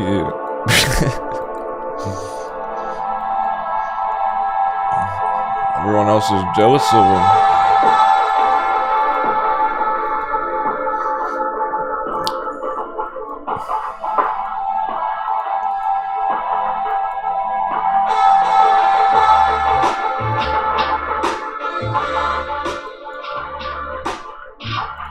Shout out to any anyone who doesn't fit the normal role. There you go. Shout out to any gay bears out there. Shout out to all the gay bears.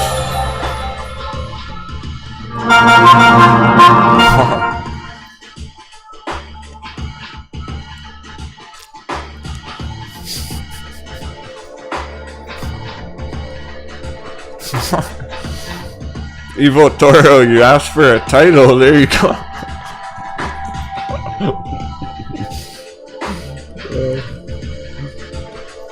Evo Toro's our resident gay bear. I'm just kidding, man.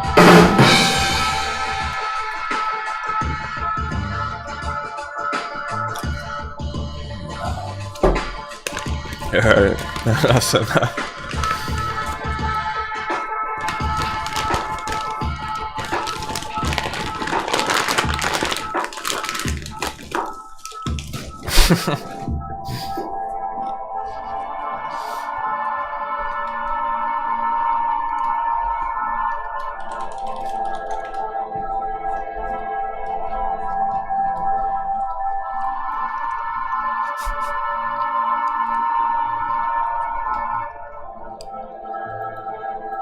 I didn't make it up, don't shoot the messenger.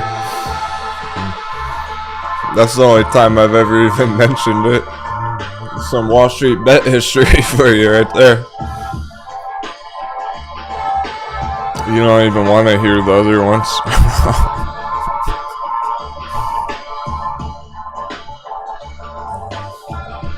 Moonboy's the nice word, that's it.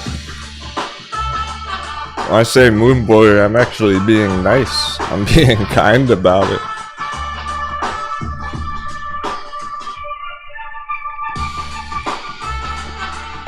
A little speed bump.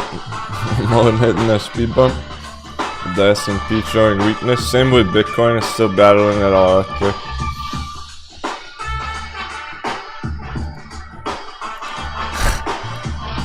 Oh boy, here we go.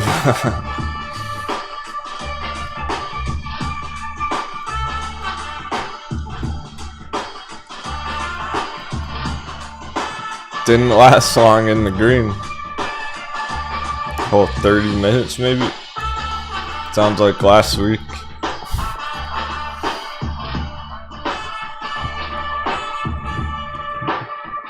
Tommy Lane. Yeah, it's some funny history. People got it on their license plates and stuff, you know. They crushed some spy plates and they put that on their license plate. Put that on your Lambo. Remember that when you get your Lambo, you're gonna have a little sticker of a rainbow in your window.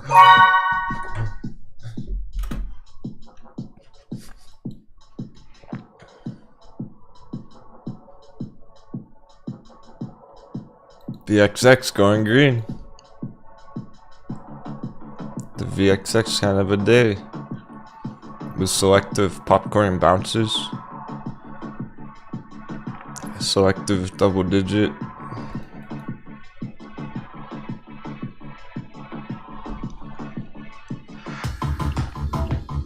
When things cool off with the S&P later, it shouldn't be straight down all day. We'll probably get a big sell-off right now, okay? On the S&P, go down over 1%. And then get another kind of a bounce in the end of the day. So we can still get a lot of relief rallies in the day. Bunch of charts flashing green after this is all over.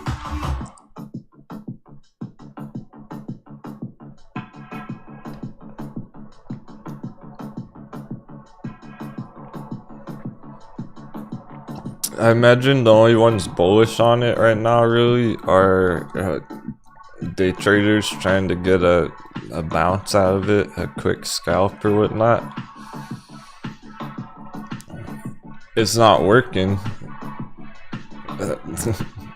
They're not getting profits, so they're about to sell out. They're about to drive it down even further right now. Now they're changing their mind, going, oh, I guess it's not gonna bounce. Or the coconut kids, apparently, right? One of the biggest AMC YouTubers bought SPY calls or some shit right here, and that went straight down. Well, when was that? I think it was on Thursday or Friday.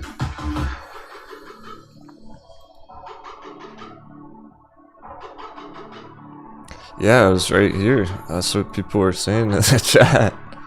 They bought SPY calls right here when it went green on the coconut bounce. It's only been straight down ever since. Coconuts getting wrecked. They don't even know it hit them.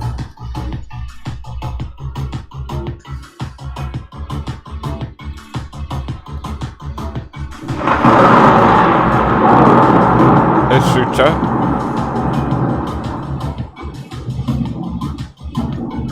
Nice playing XL this morning. I don't think we have charts for those other two you mentioned.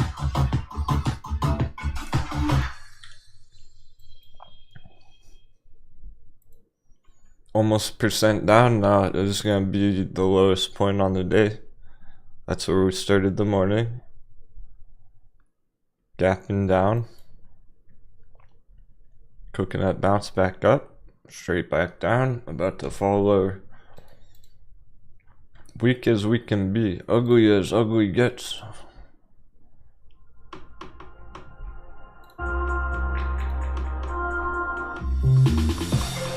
Good for the bears. MVXX calls. That's right, deserving. There you go. Nice, Nathan.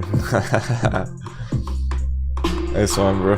He's already up 125% on some S&P puts.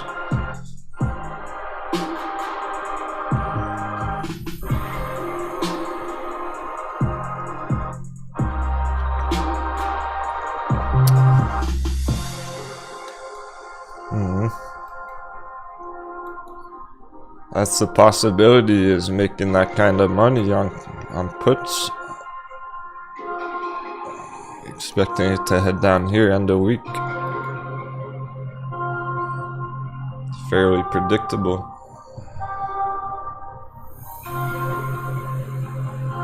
Yeah, okay, awesome, shoot chat. Happy to hear that, man. You said it's been hitting the charts hard these past few weeks, trying to bounce back from family medical issues and everything. Yeah, and you're not alone. It's a bunch of the crews, honestly, and similar, going through shit like that right now. It's tough. I get it.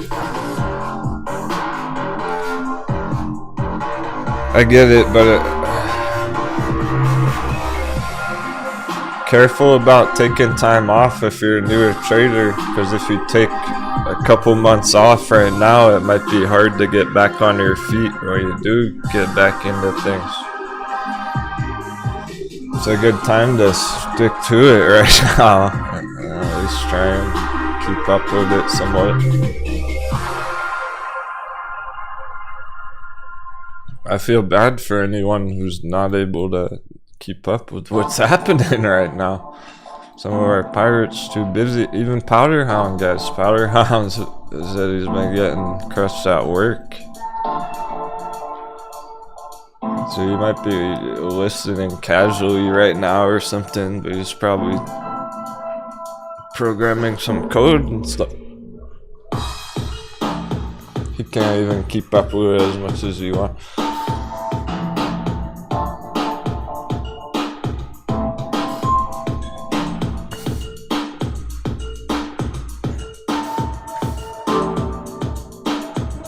Of course, it's been awesome to have Becky back around last week, getting back in the groove of things.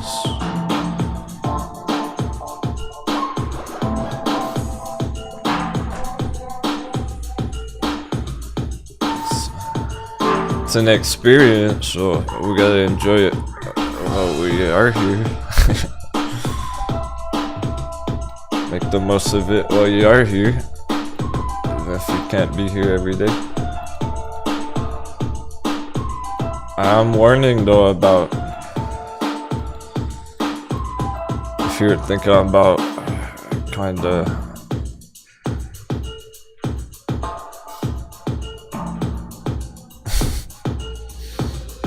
stepping back from the chart. Oh, hey, Powder, there he is.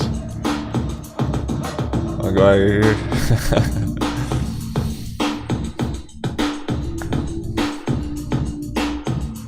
I'm glad you're keeping up with it.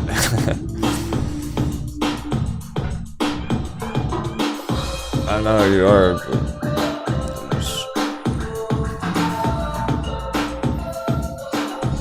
you miss out on the smaller thing. You miss out on the Mullen hot bevies on Friday, stuff like that. The bigger picture developments in progress. As long as you're somewhat keeping up with it. Not a good idea to just step away completely from the charts for a couple months right now. That was okay last year, in like December, November, December, January. Not a good idea right now.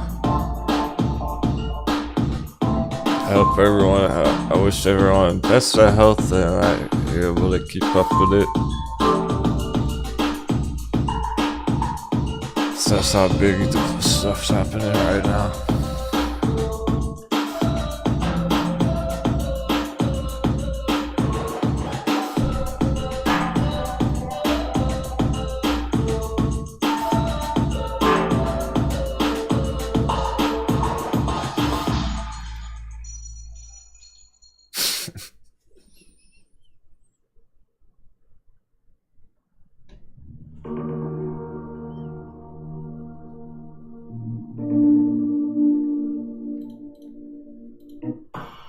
Hey, Marzina.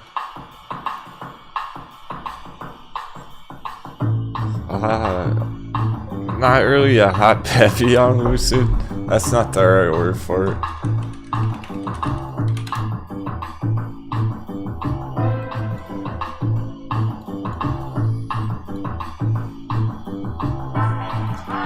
There's our bull boxes. If you want to think of it as bullish control, bullish territory.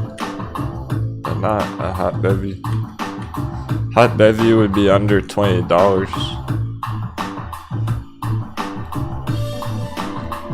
Which is still possible. It's just been us holding up support in the bull box.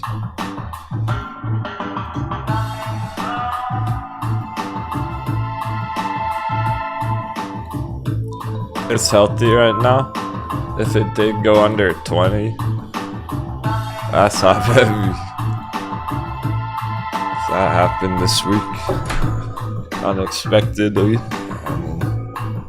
It's right there, so you can expect it. There's no reason for it to really do that. I suppose if the dollar's pumping, the dollar's going straight up, that could cause it. Hit $20 again. It's the perspective, though. I want to clear that up. It's $25 decent long-term entries for the $100 target chippy digis. It's only really hot bevy under 20 back here. That first entry.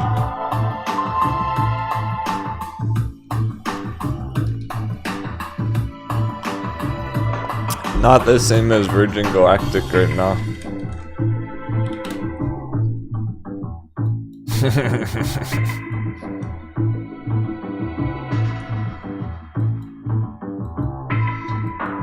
Back at the magic number. This is hot bevy Virgin Galactic.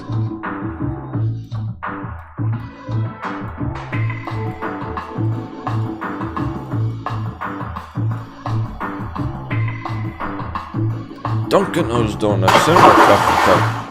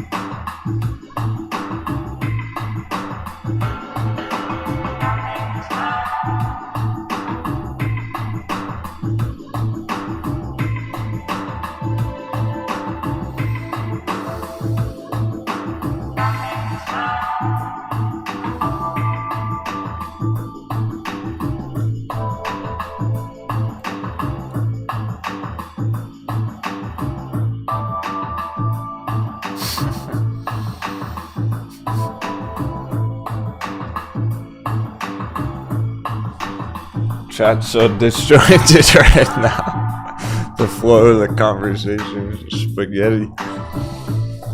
Everyone's talking about something different.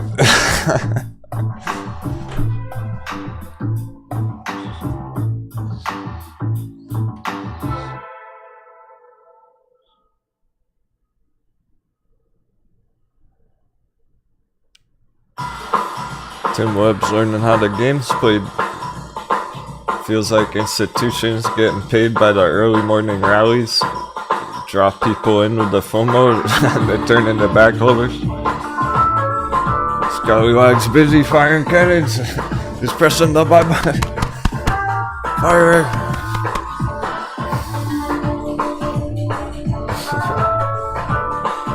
What are you pillaging, Scully?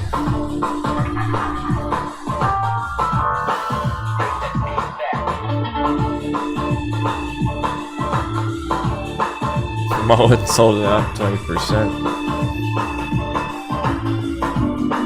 Trying to go bigger. No sign of it stopping really. Just a speed bump at the moment. Just finished the day with a bang up at $1. And let's see if we hit $1 on Mullen. That'd be 60%. That's possible.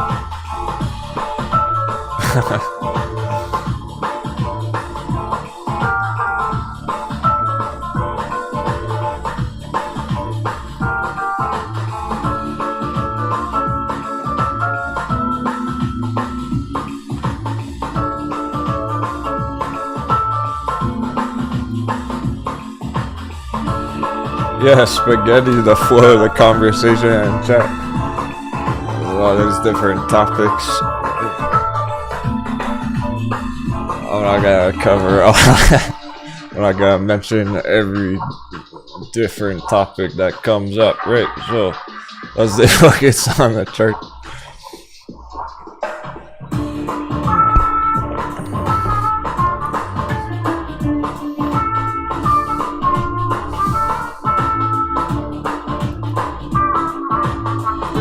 What's really crazy is we're getting dollar dip. Glad you're enjoying the chill tunes, Chris.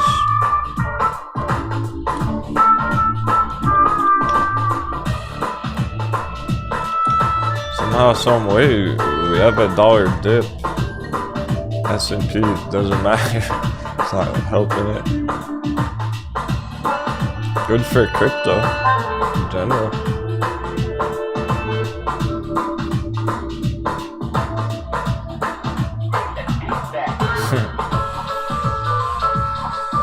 Yeah, Chris, it is. Mullen's a good entry right now. Still. You gotta be quick though! That's bouncing huge right now! So you're getting buys on filled. Direct it!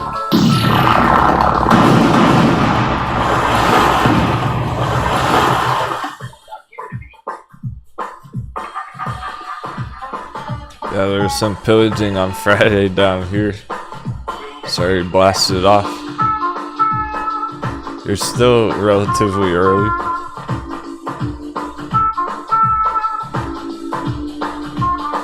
We got a $1 end of day target. We can hit $1 today. So even from here, from 72, nice 30-35%.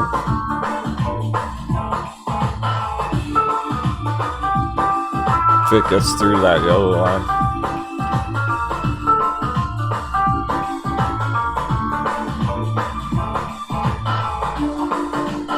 It's one of those selective charts today where it's time to shine and it's leaving everything else in the dust. Can have a big 50% day.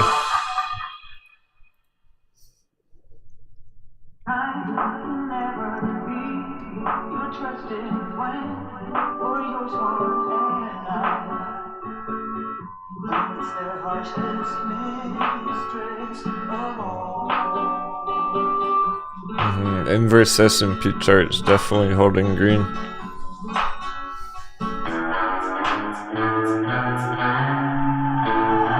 Make sure you don't miss anything.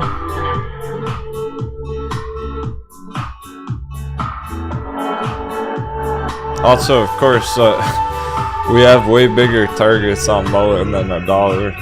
That's really pushing up towards $2 right now.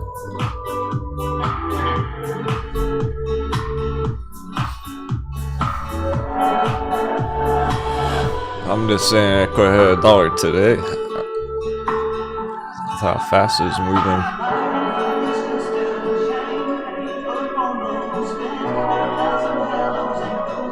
Yeah, back this having a nice bounce.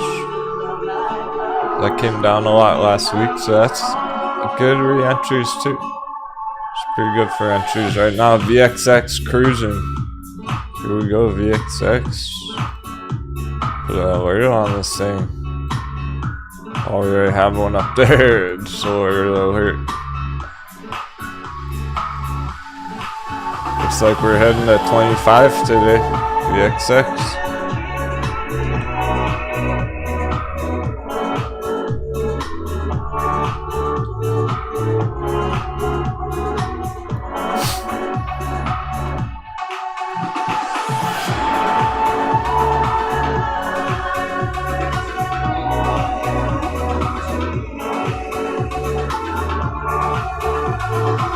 Right, so back is a good re-entry, good double down, whatnot.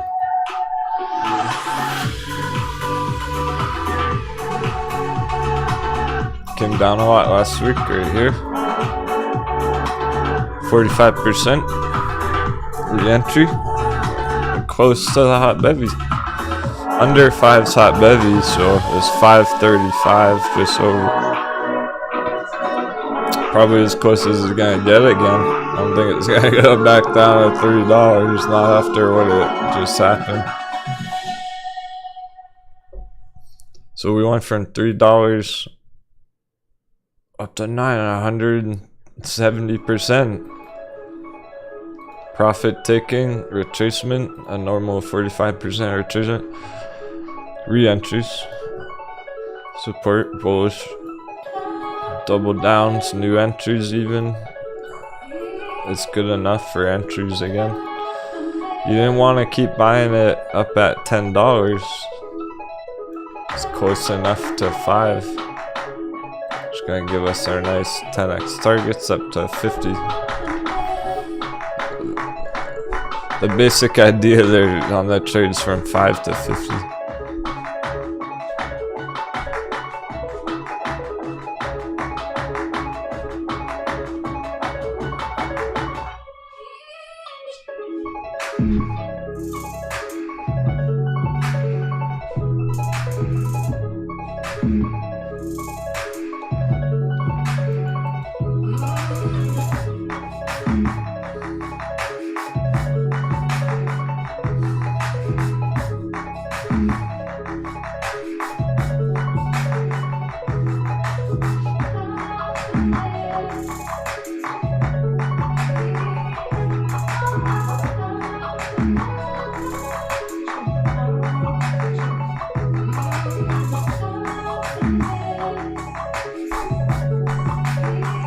GameStop, Elliottician, AMC chilling.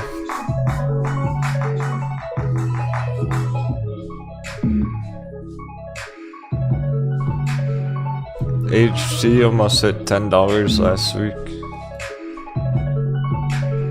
Looks like we're not gonna have single digit AHT entries very much longer. Oh, cheers, darn it. Worked late last night. Sounds like a bunch of the pirates were up late last night. Me too. We're live on Twitch right now. We're back on Twitch. Setting all that up last night. If anyone wants to go on there. There's that catch. I'm not gonna say it though. There might be a slight issue there. Fuck it. I don't care.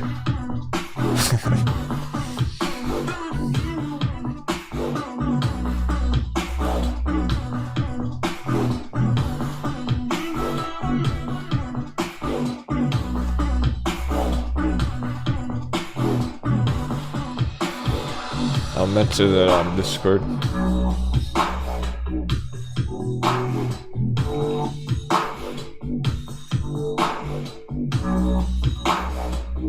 Mr. Style, Central Electric's cooking up. This current hot bevy, getting really good entries.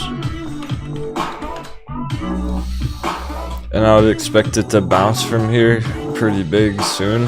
First of all, here's the projection on it.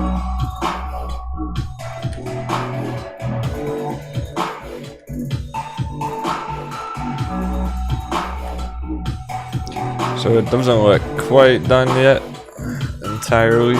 It's getting there. Maybe another couple weeks, another month accumulation down here. Why is that stock wizard?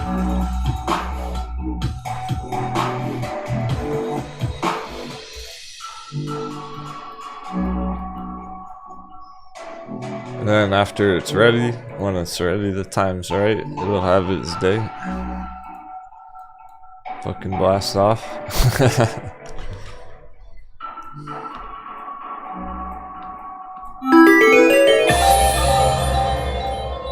I'm not gonna mention what the issue is.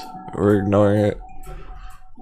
If there's a problem, but everything's running smooth, just ignore it. And fuck it. If there's a problem with Color Star, because they issued some stock shares today or whatever, and it drops 50% out of nowhere. I think some of you were even on top of that last week. I remember somebody mentioning that. Anyway, you know what to do. If it's a problem but it's still on track and it's still bullish, then who cares about the problem? The problem's not important right now. It's about the solution. I see suckers here, okay. Just preference thing.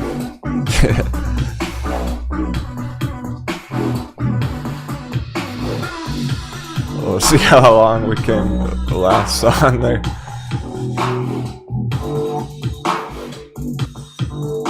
Yeah, just rubbing it, I feel that.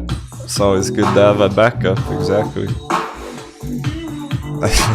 We're just gonna roll with it for as long as possible. See how it goes.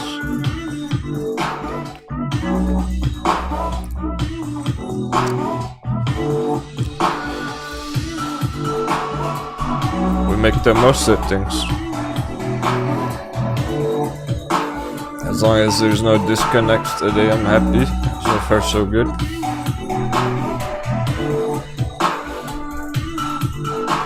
Sometimes it's a little thing like that that makes Captain happy for the day, rather than even making big profits on a chart. I don't really care about that right this minute. For myself, I want you all to make a nice trade on Color Star, but it's the fact that it's running smoothly and I was working hard to set it up. It makes me happy. Small accomplishment, accomplish small goals every day. You're always working on your charts, you're always improving your strategies, getting your practice, getting those experience points. More important. That's the missing piece of the puzzle. You might feel like you're picking up the charts and you're starting to get the hang of the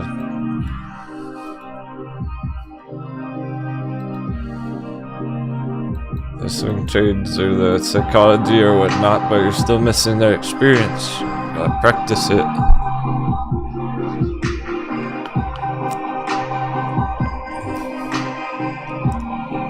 Meaning doing it for a long period of time, not practicing day trades every day.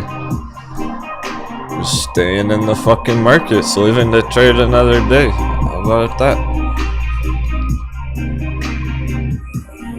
You can't win if you're not in the game.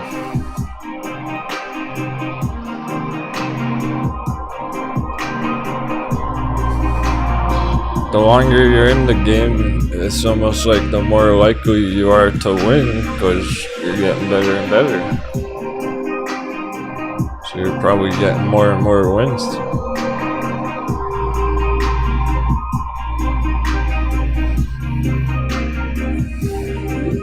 I would say that's the natural progression when you're learning. It's not so much this.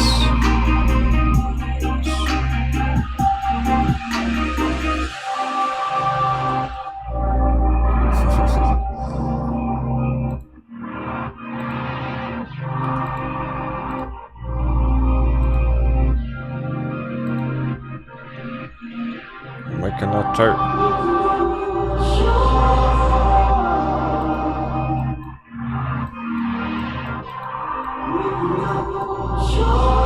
Time and experience.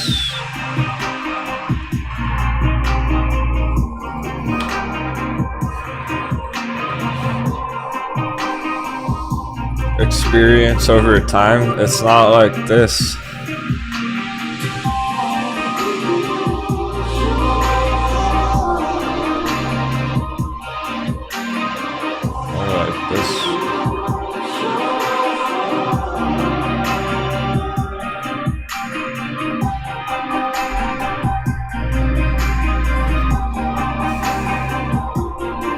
And then you get up here,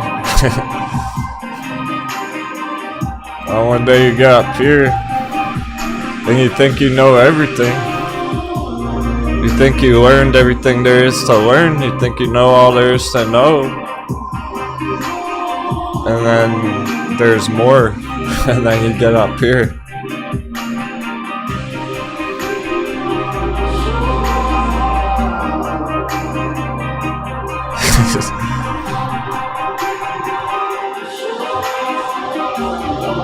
I think you learned it all 10 years in, and then you see there's even more because you keep improving your own techniques, your own self. You can take that as far as you want, really. But yeah, it's kind of funny because eventually you do get up here and there's always stuff you can learn and whatnot in terms of chart behavior, improving your strategy in a lot of respects, but at the same time, it doesn't matter. That might not translate to trading, like making your trades. You can learn everything there is to need to know. And it doesn't translate to your favorite charts going green. Like,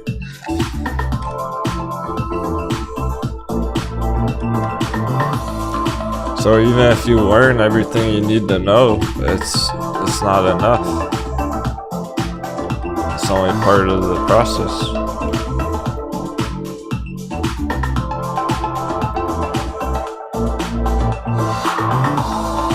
You still have to keep up with it. You still have to monitor the charts. You still have to reevaluate them as much as possible if you're committed to it. If you're all in one of these charts, you should be charting it every day.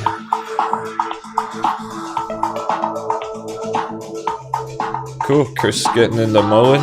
Sounds like there's been some cannons fired this morning. Awesome.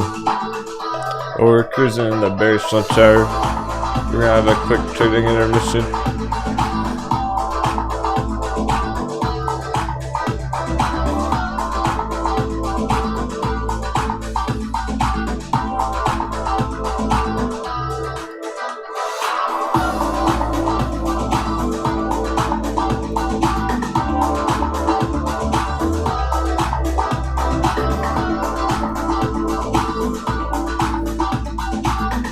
Color stars priming up.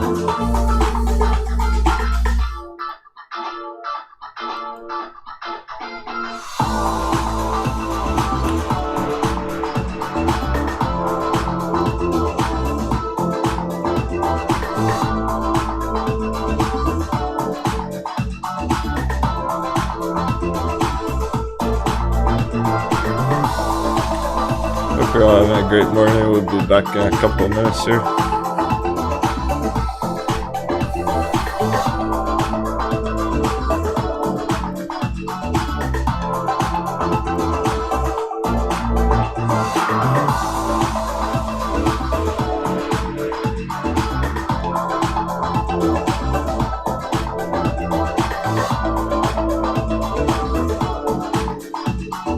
Lots of action after the long weekend was good.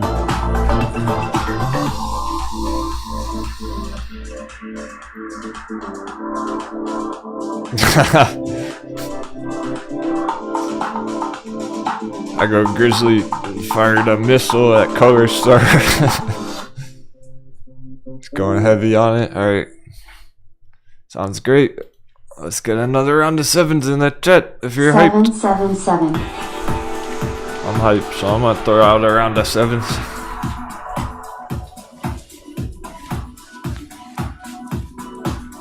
Not for today, for this year.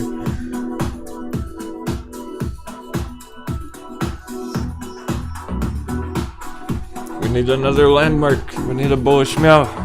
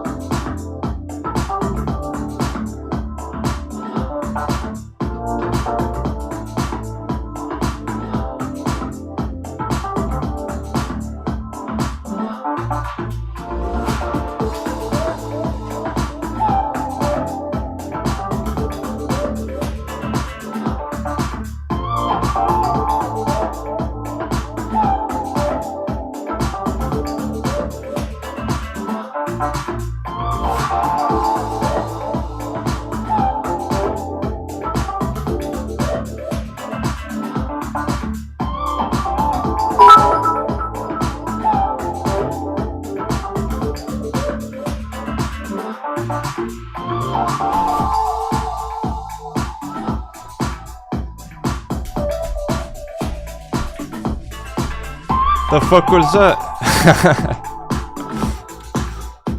I heard that sound. Nigga zombie, thank for the bits, dude. 100 bits? What's that? I think that's $1. He's having fun with Twitch. Cheers. One more minute on the break.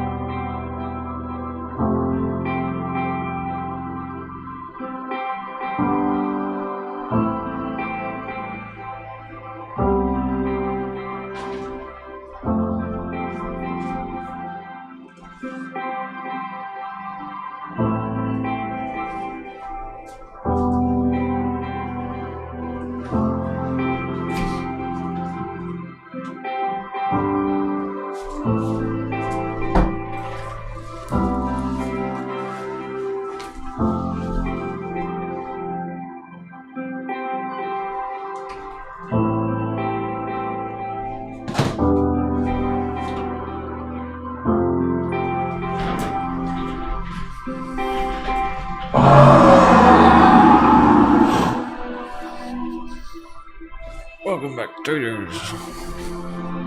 Dr. Denwo's got a prescription for green on VXX.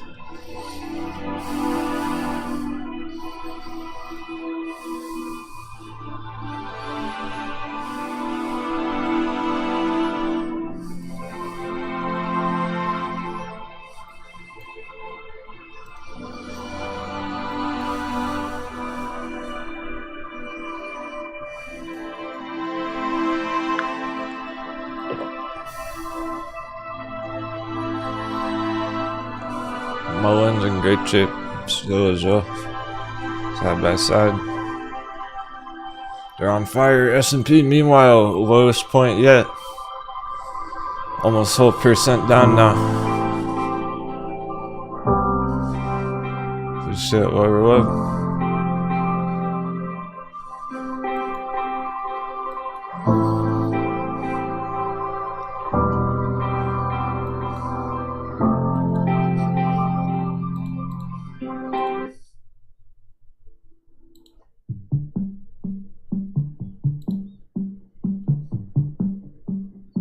Whoa, time to go. Green on VXX. That was a stretch, but I made it work.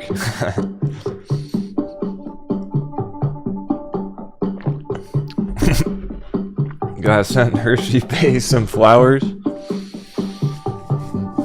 Trying to win her over. She'll come around. Hershey's Bay will come around. It's playing hard to get.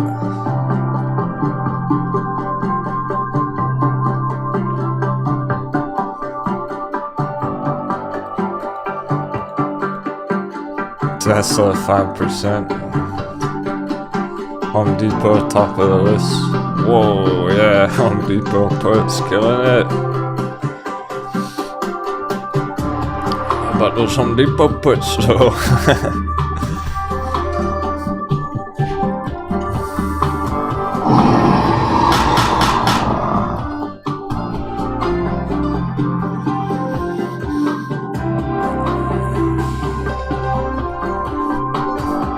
Home Depot, look out, boy.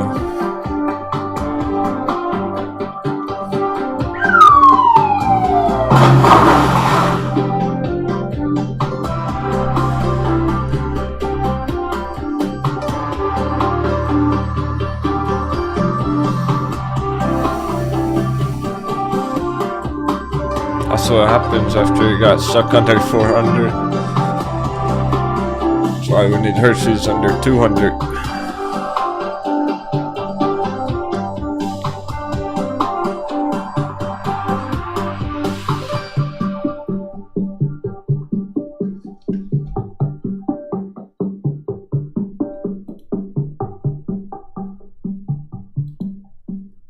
Nvidia is about to drop as well.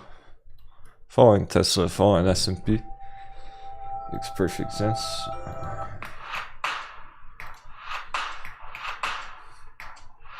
Things are behaving appropriately. They're doing what they should do.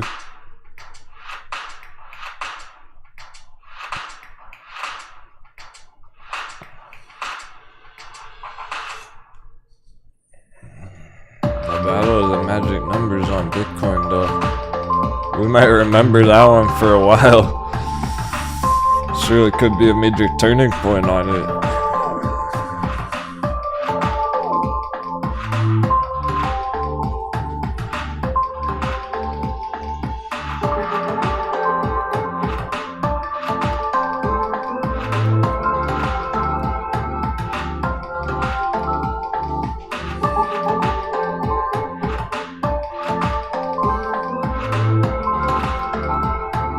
Two whole days at 3777. I'm impressed it's not straight down already. It's definitely not going straight down with the S&P right now.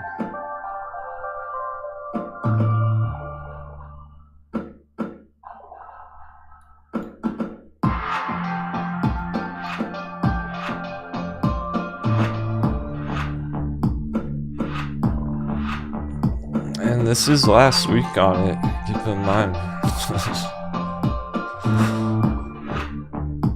Last week was leading into this. That's why we were excited last week about what was happening here. It was awesome to get all that more downside right now. Get it all over with.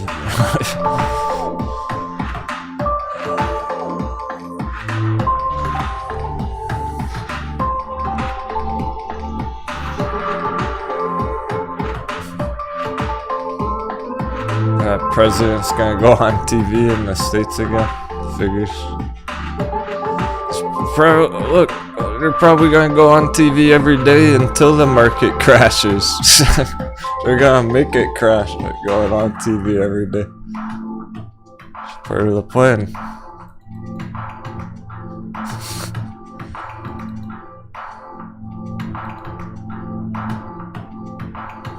You're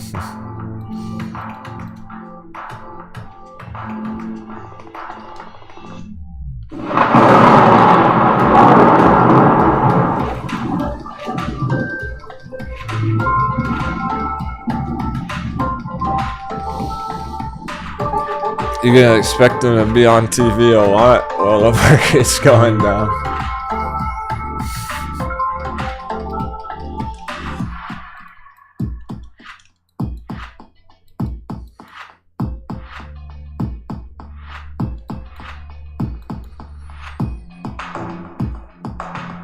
Help the dollar go up.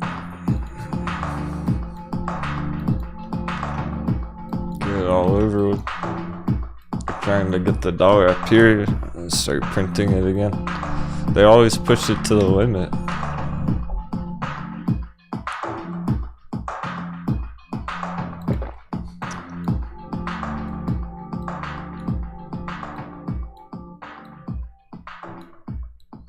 They're gonna be taking the dollar up there. And then when it gets extreme, and they need to print more money and stimulate the economy because everyone's losing all their value on the stocks. So basically after stocks get annihilated, after the S&P crashes, then they would print more money and recover it. They go for an economic recovery, stimulating the economy. They're not doing that right now.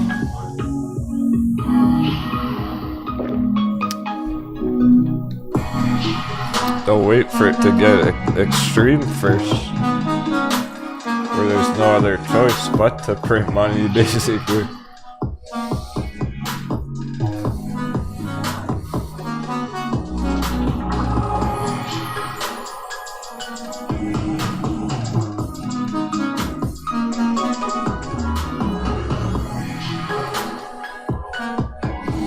When you consider all those different things together, makes sense why the S&P would crash.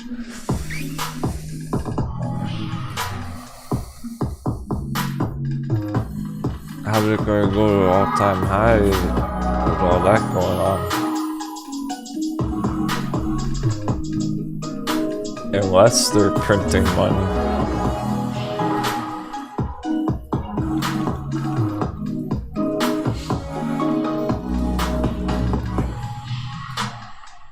All the money printing back here, it already happened. They already sent it to the moon.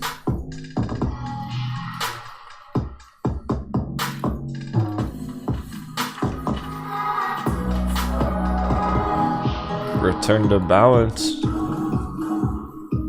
and then they'll recover it again when it gets extreme.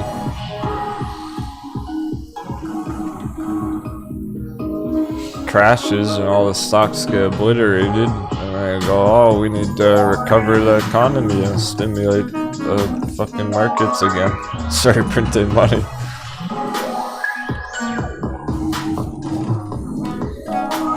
They're not gonna do it right here. No reason. Nowhere. While they're flooding all the politics. You can tell their intention. They're trying to balance it out potentially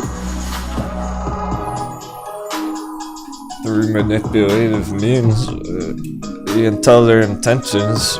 They're not trying to make it go up. That's for damn sure. If they were trying to keep the S&P going up, they would be passing lots of bills and stuff, economic bills and everything. They're talking about all negative stuff on TV.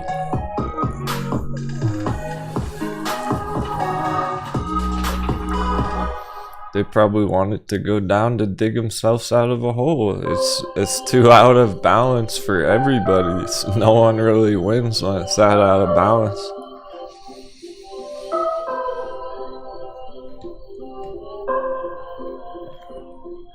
What I have trouble wrapping my brain around, why is anyone buying these dips? Like the coconut kits. Damn, I'm gonna have to find that clip or something. I'm gonna have to watch the AMC YouTube shows where they bought the S&P last week. I don't get what they're thinking. It's been going down for 2 months now, maybe more.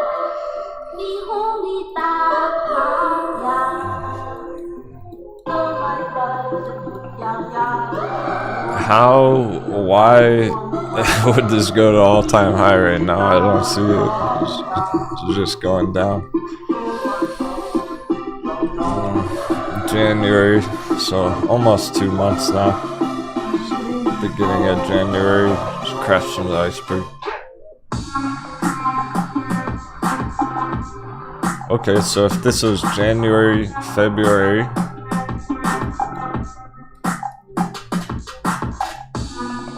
we finished the week down here, the month February.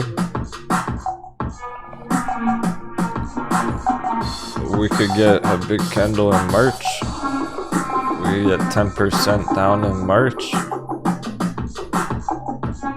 Maybe more. That would put it close to the bottom already.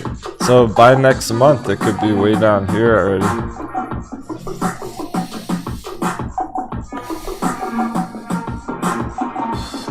I think it's gonna speed up now. Now that that whole delay is over with, the flight got delayed.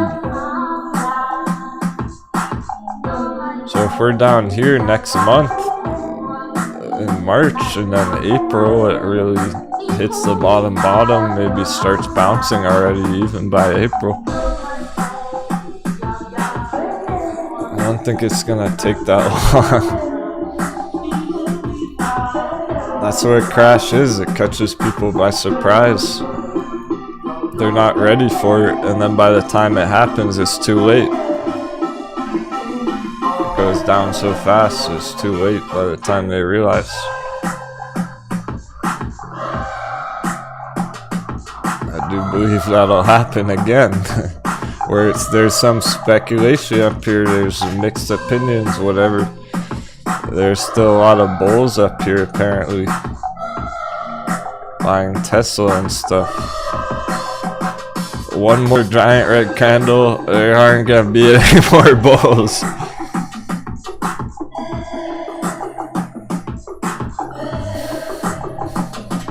Gets under 420, it's nail in the coffin.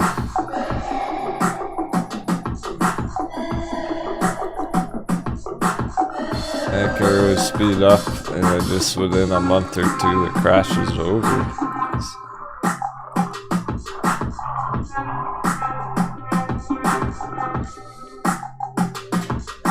That's the best case scenario. That's not that bad if it takes a month or two. Smack down there and then bounce back up for the whole rest of the year. That would be epic. I hope it doesn't take any longer than that. We don't want that to take 6 months, 9 months, all year long. Let's not delay the party on the S&P all fucking year long, right? Let's just get it on. Just crash down for a month straight and then bounce huge after. Sounds awesome. Yeah, Freddy, absolutely. Good time to Diamond Hand Virgin Galactic. It's a better time to buy more of it. If I pay. We're talking about double downs, brand new entries, hot heavy, all time low. All time low, let's go. Yeah, this is one of my favorites right now, being the all time low area. Back 2019, right? Because I know the space race is coming back. It's gonna be all over TV again. It's just a matter of time. What happens next time? Branson flies up in a rocket ship and it's all over worldwide TV, global television. Everyone's talking about going to the moon and shit. Hasn't been happening. I haven't heard anything about space race in 6 months, 9 months. The last thing that happened was the James Webb Space Telescope.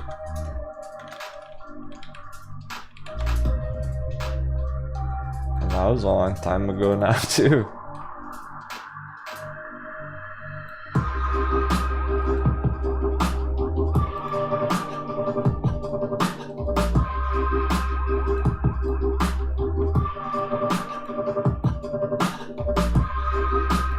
That was months ago it launched up there. I guess they're just starting to bring back pictures and everything. It's the successor to the Hubble Space Telescope that they're working on for a decade. It's finally up there. That was the only thing I heard about. Just galactic tech in like 9 months. There's hardly been any conversation going on about that kind of technology.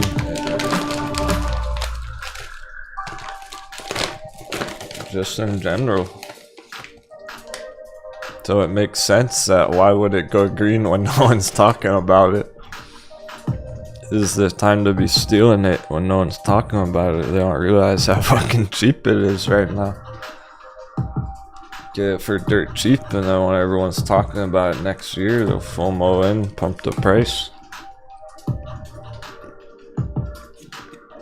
I do mean next year as in this year, like the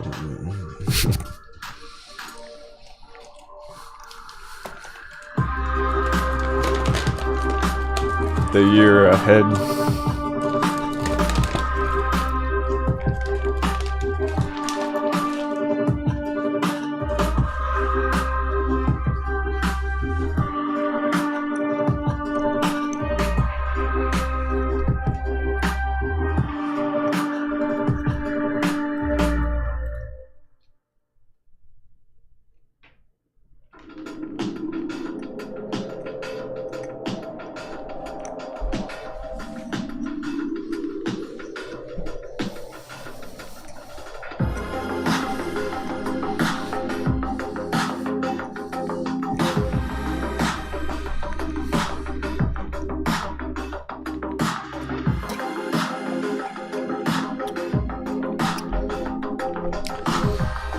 Ice Krispy Kreme donut on the top of our list.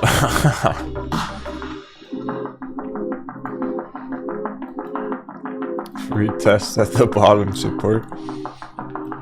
Oh man. Remember this time in November, December? That shows you right there. That proves it right there that November, December was market madness. Krispy Kreme donuts. Huge pour on November, December. Hardly any other charts were even going green.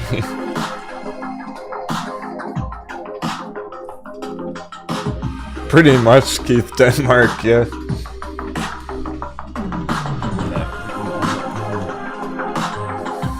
It's as close as it gets, I mean. It's a time to be entering calls like that. Bullish long-term charts at $10 strikes on space. As long as you give it enough time, I would think that 6 months is long enough.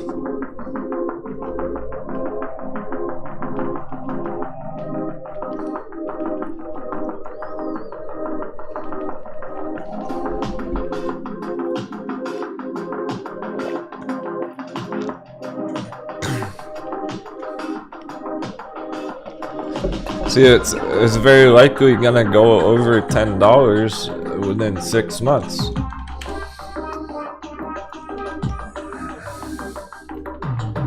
Cool. It's not gonna go up to $60 within 6 months. Probably not. You have to give it more time for bigger targets. That's what you're going for. It could. When things heat up, when it's ready to, it'll go quick. It's not ready yet. Might not be ready for a few months, so sure, it should hit $10 by then. Is it gonna hit $30, $60 by then? you'd want to give it more time.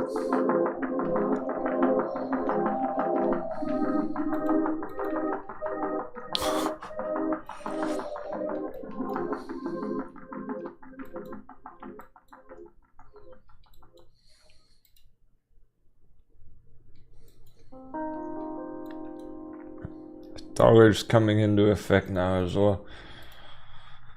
Okay. Fasten the seatbelt. It's bearish lunch hour. I wonder. Oh boy.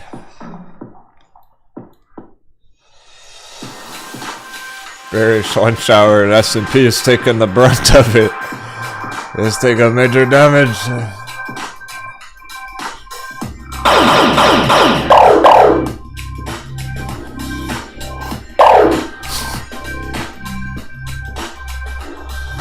Today's not the same as last week. It's different. That was the smallest coconut bounce. The coconut bounced a tiny bit green this morning for like 30 minutes. Now it's been hurting all day. About to go even what? There's lunch hour.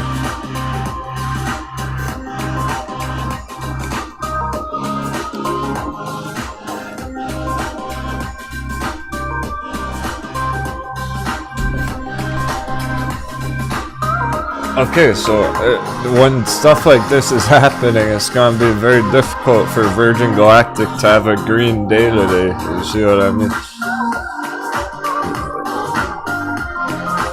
No one's talking about it. No one's even watching it but us. They don't know how hot it is. They're missing out. Simple as that. We're not expecting it to go green today in the middle of all this.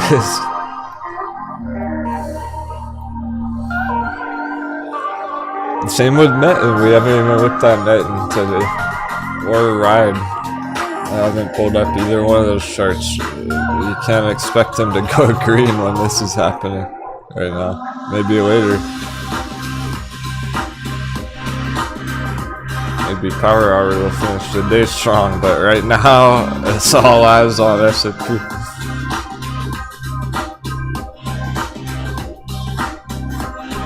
We usually don't even care about S&P this much, but even we are need to have some focus on it today and this week because it's so important this week.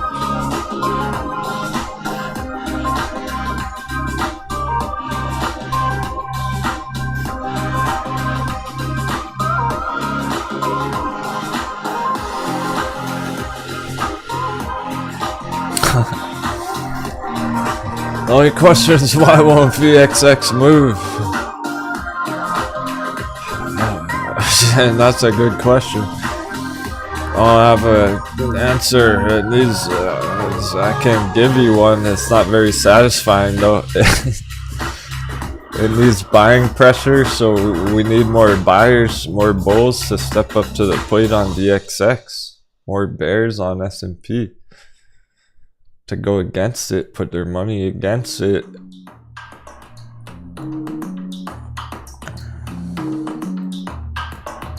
That's why we need a bigger confirmation here. So, yeah, it's still lagging. When we get under 420, it gets under 420, that's where VXX can blow up. Just like our bullish stocks, we gotta give it till March, April, because that's really when we're expecting the whole completion of the crash anyway, over the next 2 months or so. So we definitely gotta give VXX another month or two. But I'm thinking, alright, we get to 420, that's gonna correlate with the $30 area. So that's where we'll be busting through $30 when it's dropping under 420.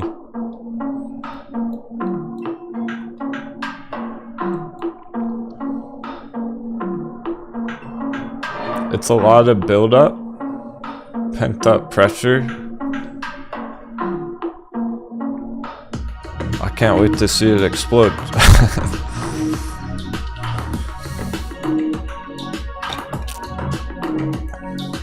We want more of that this week. That's what we're going for this week. Get a nice 420 on this, get a nice $30 VXX. And then Hershey's should be under 200. Sure, a lot of our bullish hot bevies are diamond hands like Virgin Galactic. That'll probably be developing all week, just bouncing around $8-10 whatnot. That's fine. Virgin Galactic doesn't need to do much right now. It's all good. It's right where we want it for new entries and everything.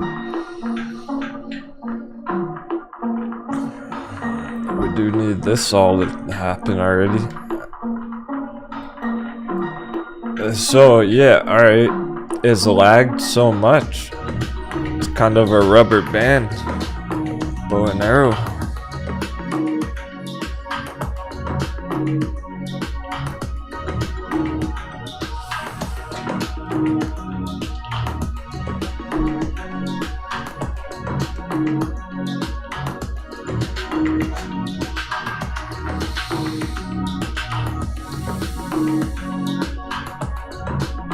Also, the other inverse charts are great.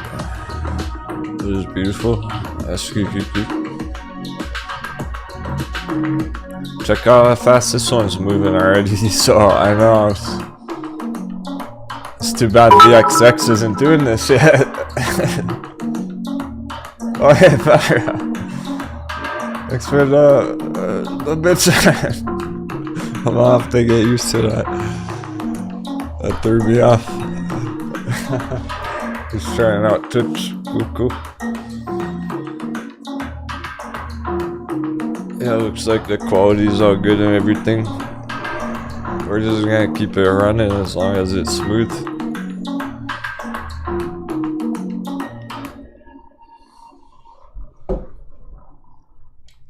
From here on out, but of course Discord day tomorrow. Discord days on Wednesday.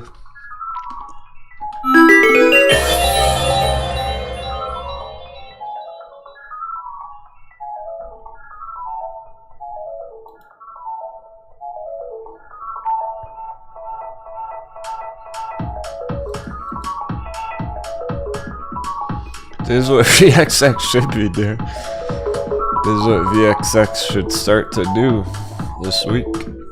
We're probably about here. It's kind of lagging. It should be more up here right now.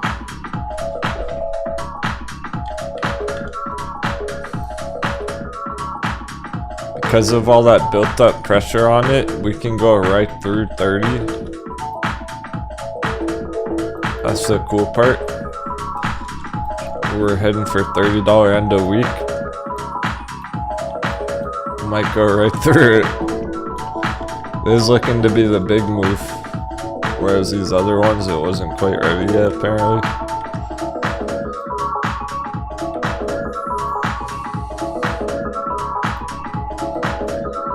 That would be the furthest it's gone in months. Alright, we're even about to crush right through the line. S&P is continuing, about to hit 1%. We need this one to win in a lot of ways. It's been doing its job overall. There have been a few times where you could have got out of it. So if you held it during some of the market crash, like let's say you exited Tesla, maybe you were holding Tesla a couple months ago, and you exit Tesla to get VXX. Yeah, that nice. A moderate target there while Tesla is crashing or whatnot, so you could got back out of VXX, wait for Tesla to go down more or whatnot.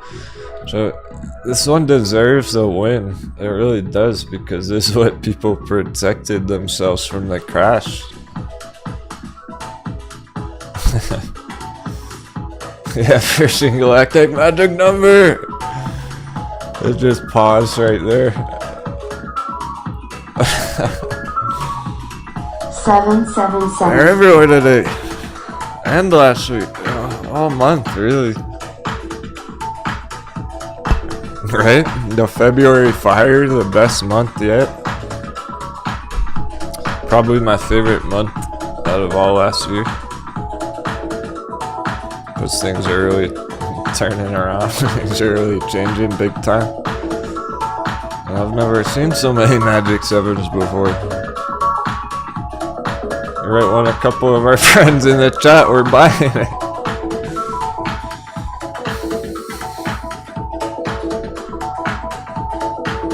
Yeah. Tommy Lynn, I'll help you out. I'm gonna give you some tough love. You're being greedy. Arg, you're getting spoiled, maybe. I see the problem. You can do that with Lucid. That makes sense to do it with Lucid. Alright, let's talk. First I'll read his statement. Yeah, we might get it. Type heavy Lucid if you give it more time. So it makes sense on this one. His comment was, it's hard being patient. I want to buy more ride at $3, but what if it drops down to $2 by the end of the month? Or Virgin Galactic keeps going down to $5. I want to buy it all cheap now, but it could be cheaper later. Yeah.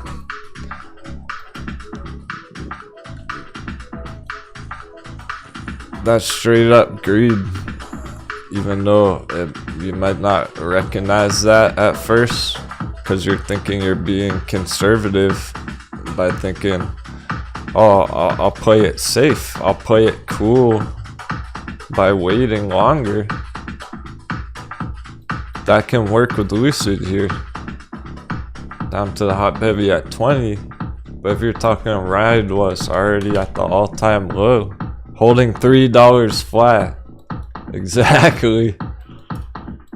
And you're thinking, oh, well, I'm gonna wait because I want to buy ride right now at $3 flat, but I'm gonna wait because it could go back down to $2 next month. Now you're being greedy. It already did that. You missed your chance. You're trying to steal cheap shares. There are no cheap shares left. Who's gonna paper hand it to you? There are no paper handers left. You know what I mean? You're being greedy, trying to wait for like a 15%, 20% better entry. Meanwhile, ride might hit $5 on Friday and you just missed a 70% breakout. Is it worth missing a 70% breakout to try and catch a 15% better entry? So you're being greedy, trying to get it cheap, and it's kind of like, okay, Kaval, Suckwizard mentioned it. She was saying Kaval is strong today, but she's gonna listen to Captain because it's sketch, and not FOMO back in. Kyle, it's right at the resistance line, and it's stuck under 3. And it's still trending down.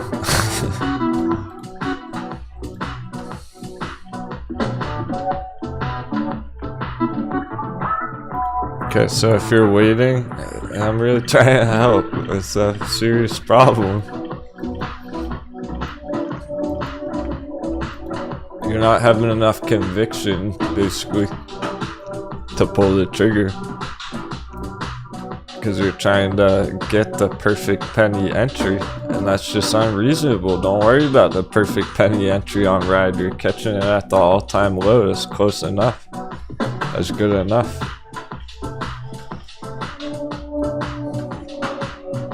It's kind of like Kavo hitting the target up here. Okay, if you rode Kavo up from 50 cents to $3 and it hit our target, and it's like, fuck yeah, Kavo's up 550%. You can take profits. Awesome, you won the trade. Or you can be greedy and go, oh, well, I'm not going to take profits because it might go up to $5 next month. And then you're being greedy, trying to catch the perfect target. It's the same thing on the way down. If you're trying to catch the perfect entry.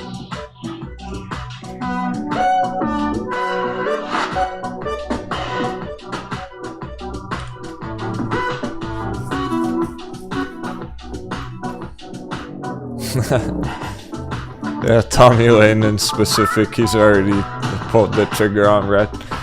That wasn't directed at you personally. Y'all got there's 1,000 other pirates who watch the show every day besides you. So usually I just comment one sentence and then I start talking about general things for everyone else. I'm sure there's lots of traders that feel that way right now. It's like, oh, I want to buy Virgin Galactic at the magic number right now, but it might go to 5 next week. It's like, alright, well, double down at 5 then, I guess, because it's pretty lit right here, right now. Yeah, 5 would be an incredible entry on it. The 777 is an incredible entry on it right now.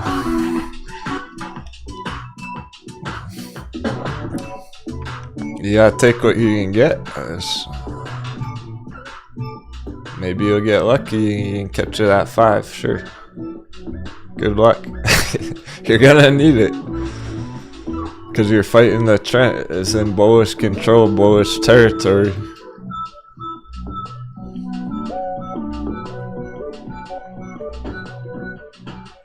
So if you're being greedy, waiting for it to go to 5, you're gonna need some luck. Because everyone else is willing to buy it right now. If everyone else is buying it at 8, it's not gonna go down to 5. Hope that helps. S&P is down 1%. There it is. Alright.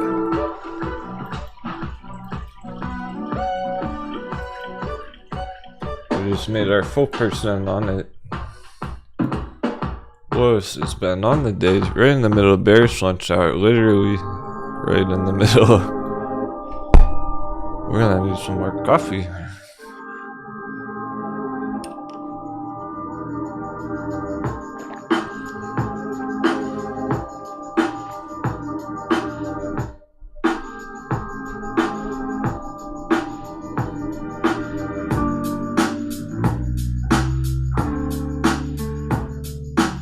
Ah, yes, Scallywag.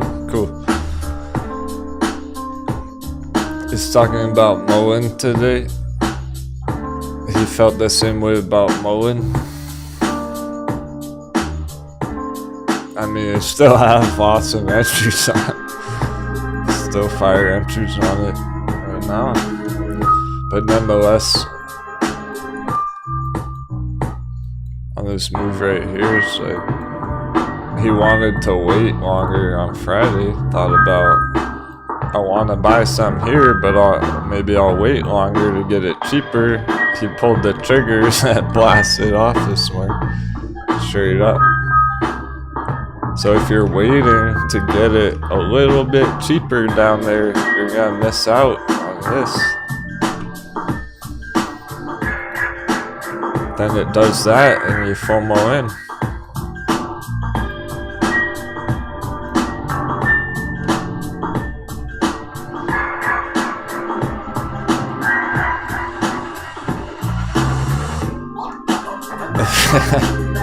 Things are getting spicy. Oh boy.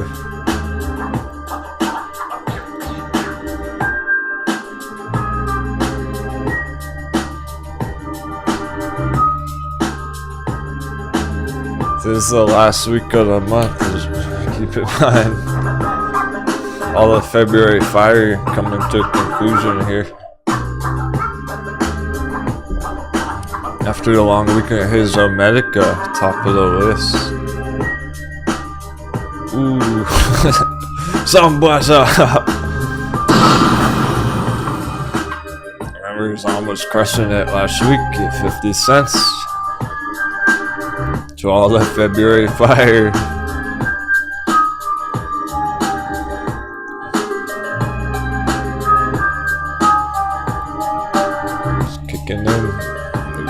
more weak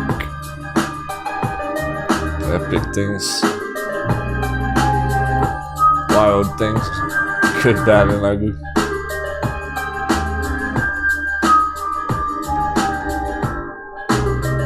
But you know, there's been a lot more good and a lot less bad things happening lately. I'm cool with that. I'm pleased with that. There's been a hell of a lot more hot bevy bounces going on and a lot less all-time low panic. So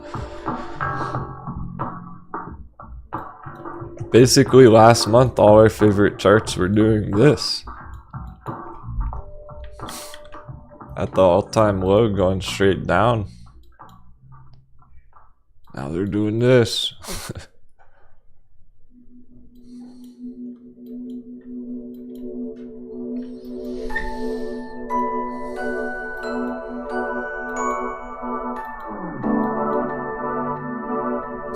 Yeah, I suppose Mullen's the perfect example of that.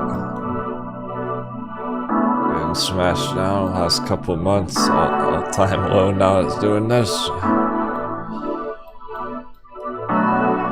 Instant recoveries. There's a lot more of that happening this year.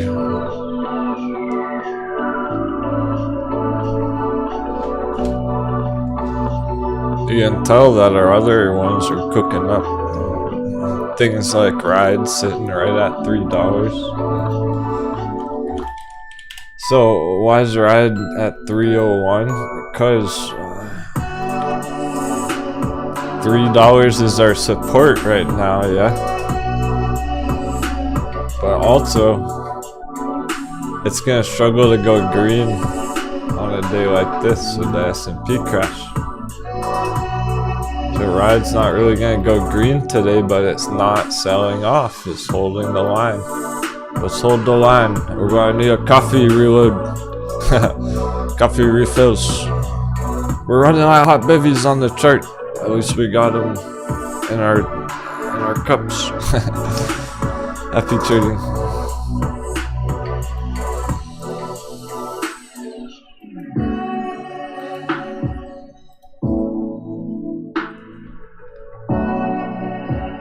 Special bonus shout out to the Lady Pirates.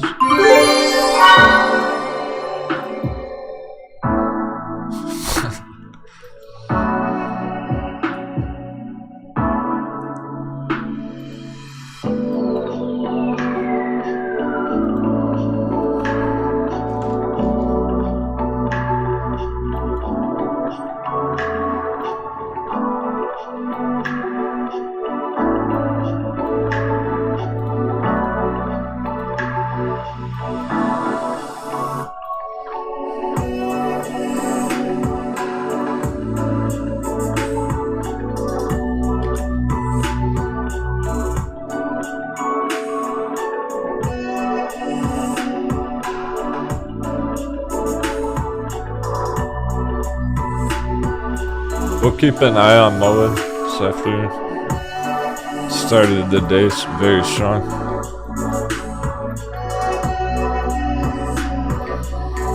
Let's stay focused on VXX here. Get through $25. $25 close VXX today would be beautiful. Then it's almost certainly gonna be hitting $30 end of week. We got that 25 on it today. Hey Kelly, hey T Flowers.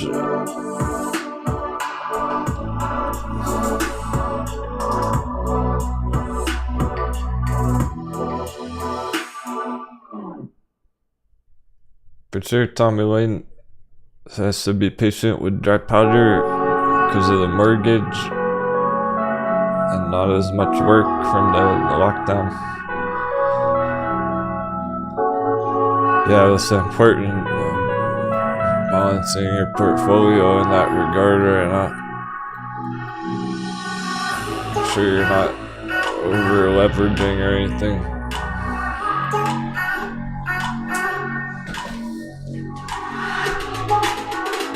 Although The irony is probably a good time to sell the house and buy some fucking crypto on the chart, according to the charts. Not financial investment. If I owned a house, I'd probably sell it and buy crypto. We'll be right back.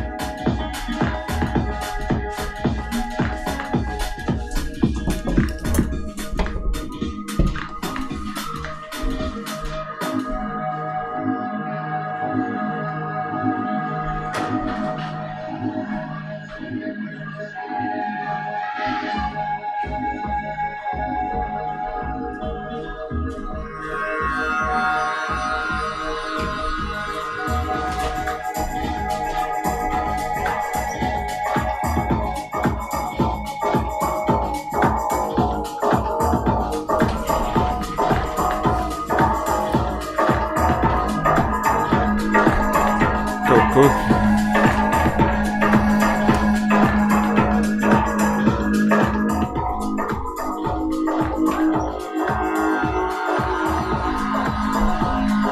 Jumping back in the church.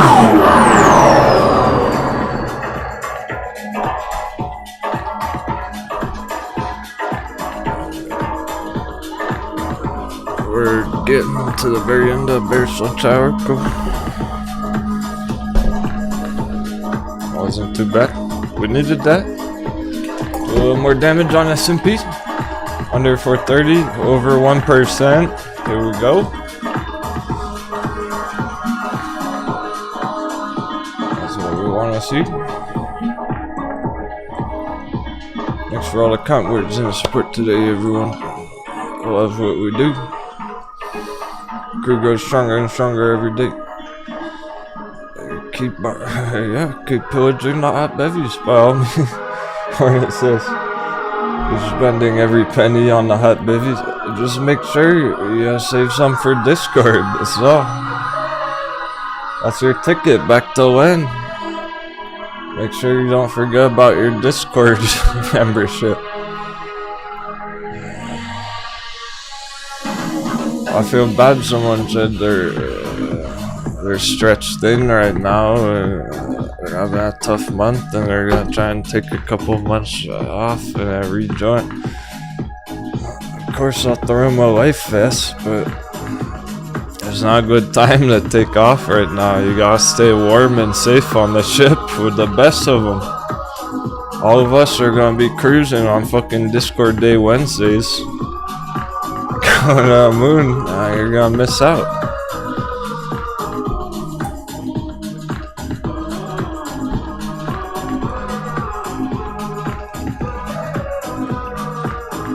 Just save a little for the necessities like coffee and food and rent and Discord. Tommy Lane hasn't bought beer in 3 months. That's a good trade-off, trading off alcohol for stocks, for crypto.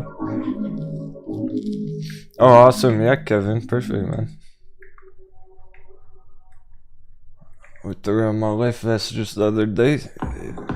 He's getting in there. Yeah, we'll do it right now. What's your Discord name, Kevin? Double check. Oh, I got you. KS.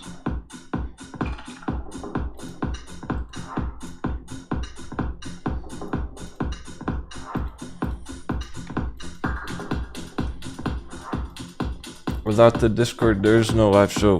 Let's go, Kevin. Member, winner. You're in.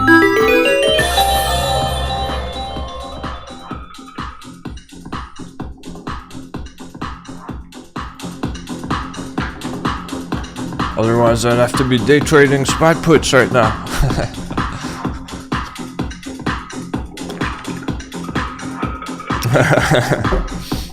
Aerosol Spec says, yeah, forget beer, we only drink bull rum here. Oh, and a bottle of bull rum. Ah, I need to stop drinking too. Sounds like trading's having a bigger effect on some of your lives than you thought it would. Would imagine getting addicted to trading would be beneficial for your health, quitting alcohol.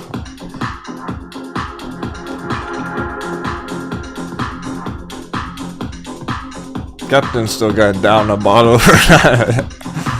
Okay, I'm popping a bottle when the market crash. How about that? I'll pop a bottle when S&P hits 325.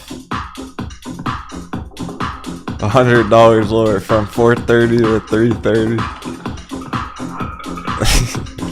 Oh, we got in the green box. We'll take some shots because we crushed it. We saw this coming months ago. We saw it coming a fucking mile away.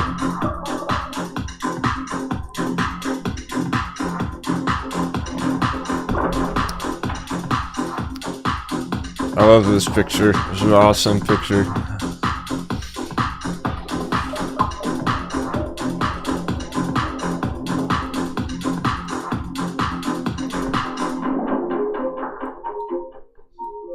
That was a hint.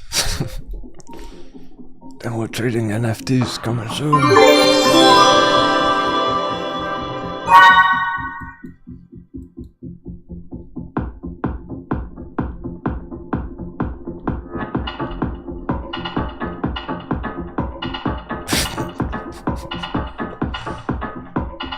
Keith collects anime figurines. They're collectibles and hold value well. I left out a couple of details there.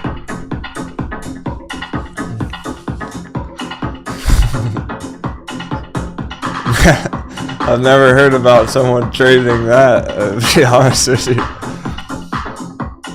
I suppose you're gonna trade anything.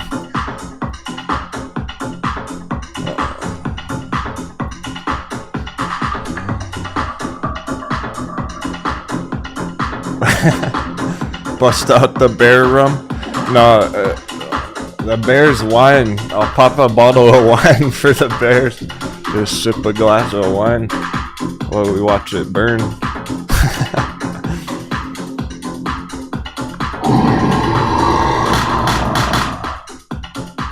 Bull rums for celebrating, exciting, taking shots. Bears, you're just kicking back.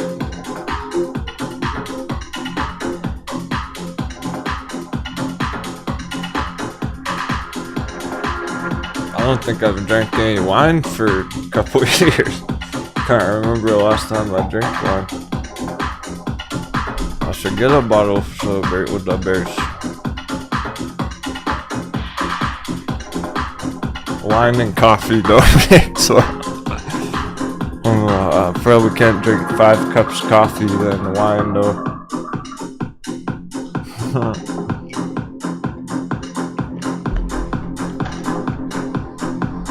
And I'd love to toast with you, Evil Toro, over a fine bottle.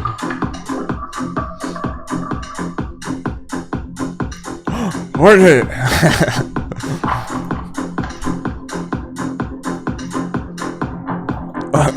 How dare you?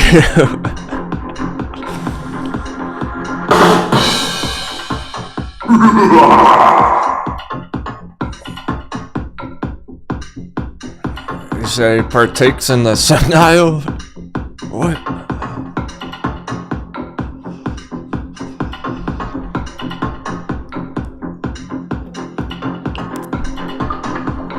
Mullen's acting crazy.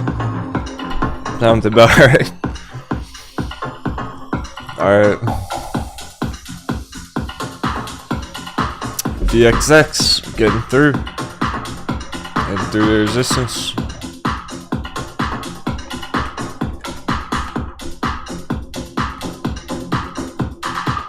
It did hit a lower low.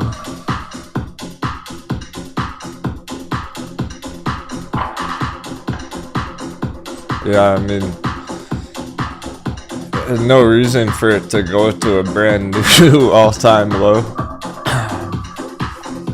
Again.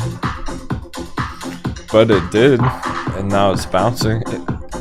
Alright, so now we're good. There go all the paper hands and profit taker. Surely there were day traders who scalped it, took some quick profits. Re-entries at the bottom. Basically bearish lunch hour. That was just bearish lunch hour. It looks crazy because it hit an all-time low again.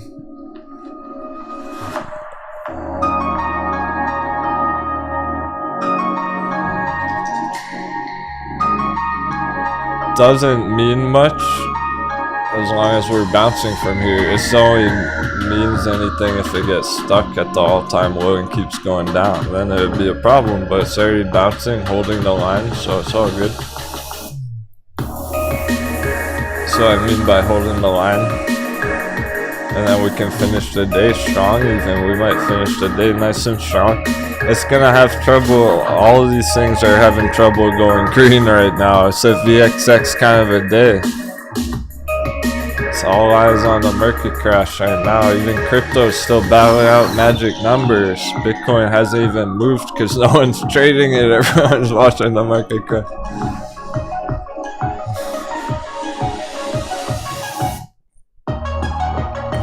So ride's flat, like they're all holding the line. So you could say the same thing with Ride. Oh, it's being crazy. It's sold off a lot there, I guess. It doesn't really matter as long as we're holding the line. Finish with a bang. Have nice end of week targets still.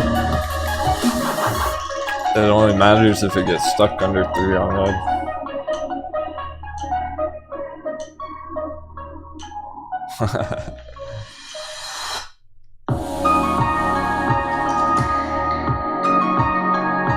Oh nice, Giant Ringo, congrats, he's at $1,300 on his AutoZone puts. That was a good choice.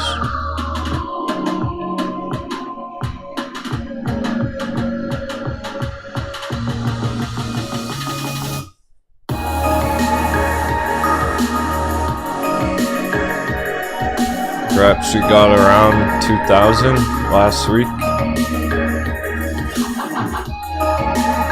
Entered up here, the re-entry. That was all the re-entries for the puts last week and everything.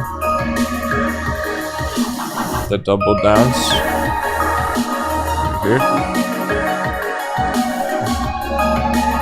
Now we're solid. Now there's nothing to worry about. That's not even pretending to be green anymore.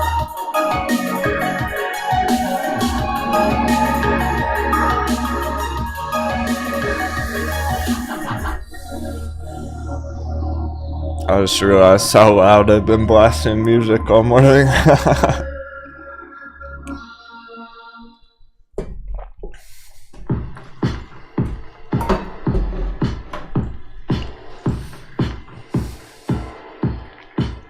Now I don't have to scream.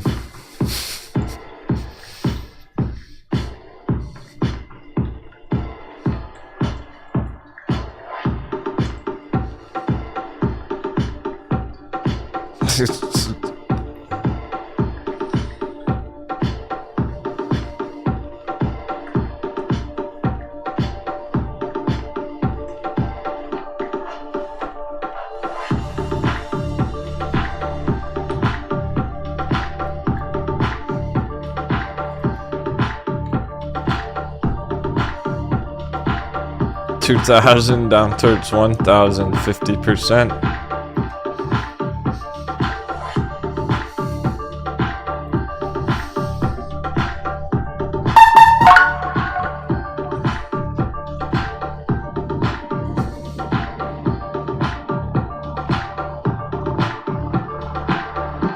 So we have AutoZone doing it now. We have Alcoa Corporation AA from the magic number. Ameriprise from 300. These are all gone. Down into the deep dark abyss where we steal all the treasure. A sunken treasure sinking to the bottom of the ocean.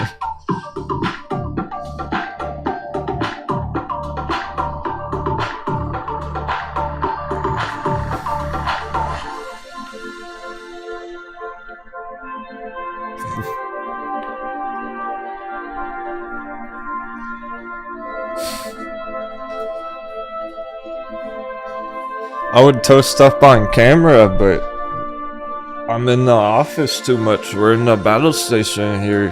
I can't smoke up the battle station. Well, I'm in here for 8 hours. Hotbox the battle station. That's for below deck.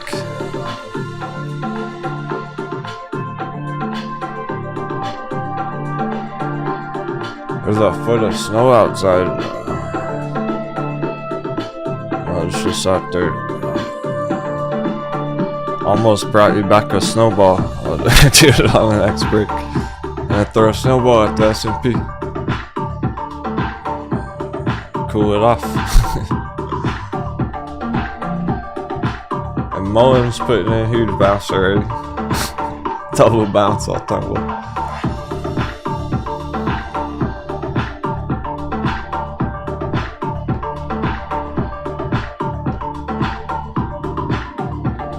Yeah, I would practice your urges get further and further apart. Control your desires, your urges, or your substances, whatnot. Sure. Coffee, everything. Sounds like trading. You get desensitized to the FOMO and everything. You realize FOMOing into charts is not very attractive. So it loses its appeal. At first, you want to FOMO into everything. Every chart that's green is like, oh shit, I want to get into this right now. Anything that's going green, right? But then it doesn't work out because this happens right after you get in. Oops. And then you paper hand, it's like, that didn't go too well. So you do that a few times and you realize FOMO is not as exciting as it sounded. You get desensitized to it and you stop doing that. Or the dips, if it hits the all-time low right there, even though it's kind of unnecessary, even unexpected somewhat, but you have to expect unexpected right now as part of the market storm. Nothing's out of the question right now. Nothing's off the table. It could hit the all-time low again right now. It just goes straight up 100%. Can do whatever the fuck it wants right now, basically. So expect unexpected. Let the chart tell you where it's going. I'm seeing a huge bounce. You get desensitized to where, as before, you might have felt panicked. Maybe last year if you had seen this when you're first starting. Like, oh shit, it's crashing, what's happening? Now you get, it's just a support retest going for a bounce.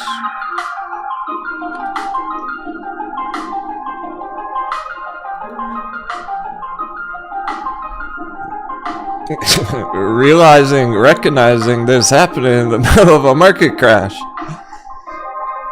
To get an all-time low bounce like this, to get any kind of movement, price action like this at the all-time low is incredible. Major signs of strength. XL fleet as well. XL's prime, ready to go.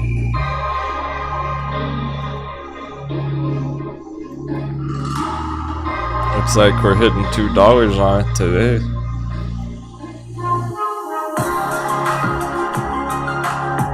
See if we can close over 2 on XL.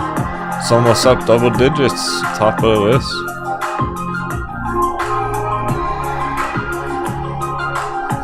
Yeah, oh man. Okay. XL all-time low hot bevy. Puxin all-time low hot bevy. NEW showing 100% a couple months ago. So Medica hot bevy going straight up. Great Panther mining all-time low. The ones on the top of the list are at all-time lows. It's very clear. There's no question about it. I just went through every one of them except for Krispy Kreme. Well, yeah, that is too. Even Krispy Kreme is, but whatever. We don't care too much about that. We gotta ignore certain things today. Krispy Kreme's Krispy Kreme. It's not that exciting, but it is also all-time low bound, top of the list. So literally, every one of these ones. And you could even say, You could even go as far, extrapolate that as even the inverse S&P charts are all-time low. Even SQQQ's all-time low, top of the list. Even VXX all-time low, going up. So VXX actually covers those requirements.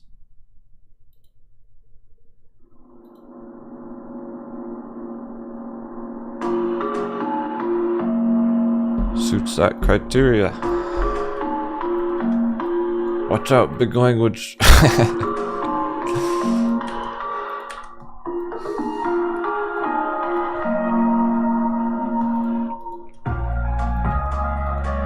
Big language for big grandos.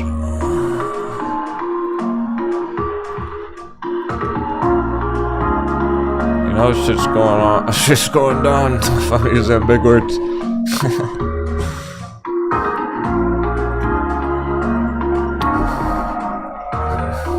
Over 24, we're crushing through the resistance right now. VXX, green alert.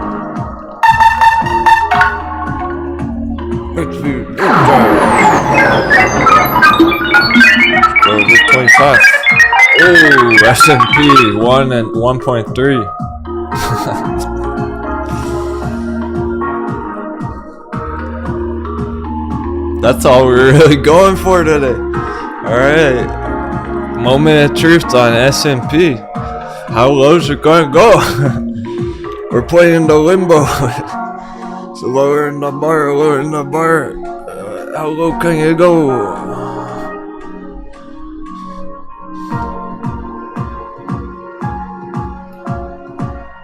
I'm enjoying the chat. I'm not gonna comment on it too much.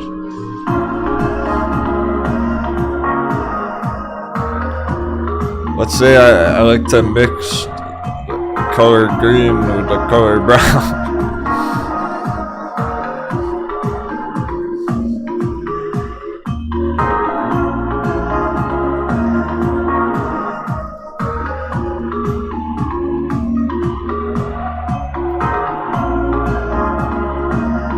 And the SQs just got over 45. Right through 45, so this is what VXX is trying to start doing, getting through big number, getting through 25, 45 different numbers.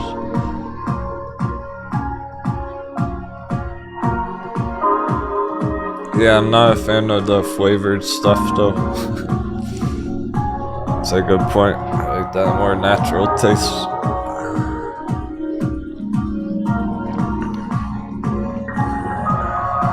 Where's Perpman? Bust out the purple stuff.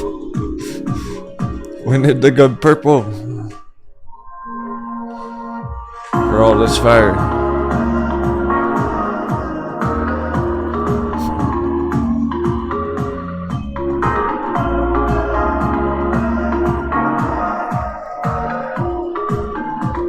Moment of truth on S&P, meaning how low is it going to go? Are we slamming right down to 420 tonight? Could it even do that? Is that even possible? It's a real question.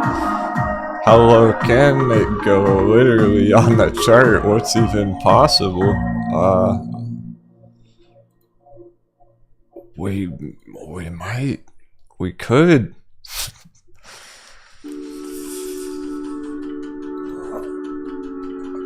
It is possible. We might go right through 420 today.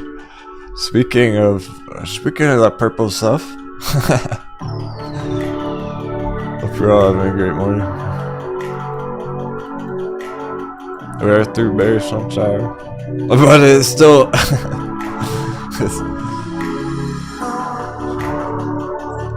in terms of this, all day. It's a feast.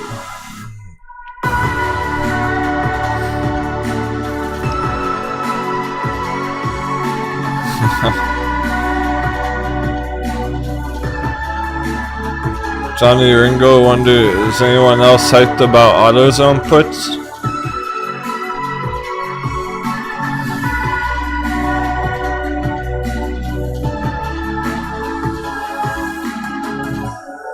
Sure, Vitaly, Metin 10% down. Okay. Metin doesn't have to go green right now. Let's see if we're holding the line. Gotta hold the line. I'm not holding that short-term uptrend, that's fine. Are we holding any line? Well, it's just under 20 cents, not a big deal. Yeah. Yeah, so there's gonna be a slight resistance going forward here. It's still relevant, green line. But in terms of the current area, it's more of this yellow one. It'll be down here. That's a nice line, but it's holding well above our paper hand area. So by holding the line, I mean higher lows, basically. It's not way down here. This works. That's a bear trap. Not exactly 20 cents, but close enough. It looks like between 18 and 19, really. Just below 20 cents, and that's totally fine. It doesn't have to be over 20 cents. It looks like over 18 solid.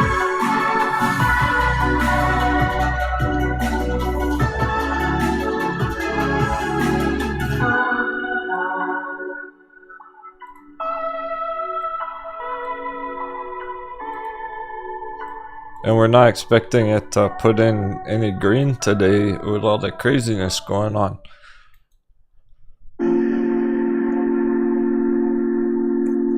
Let's see if it recovers a bit and finishes the day up at 20 cent area. Let's see if we can bounce right back up to 20 cent area. Power hour or whatnot for tomorrow. Just that's a lot of charts right now. Even sundial is gonna look like that. Pretty much every chart's gonna look like this on the day. Because they're all red right now. When there's only 15, 20 charts that are green right now, most of them are gonna have this red candle on the morning. See where they finish at. Tal didn't move much. Tal education. It's only 1% down.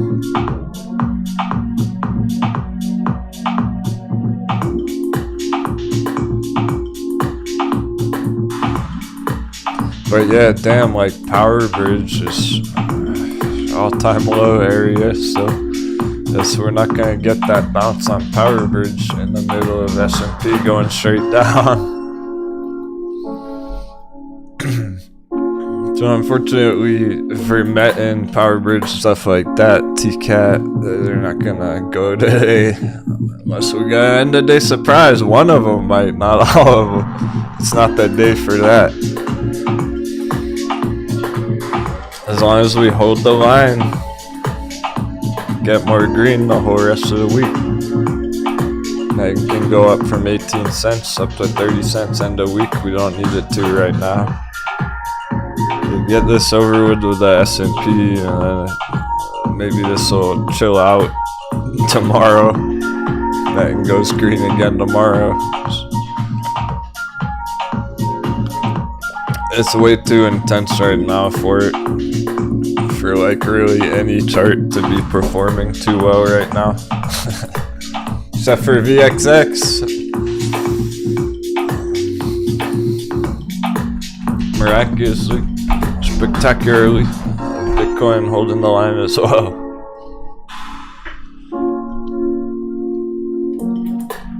Anything that's just stable right now.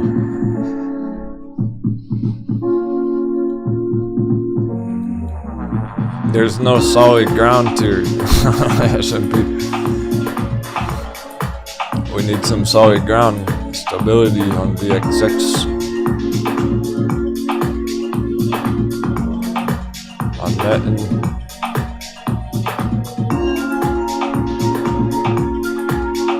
Nano's green again on the day. Another green day on Nano.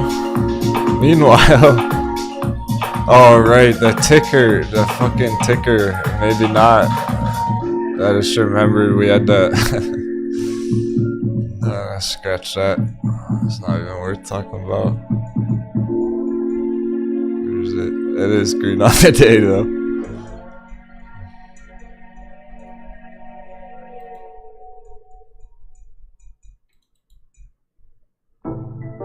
It's got my attention. Altcoins keep bouncing.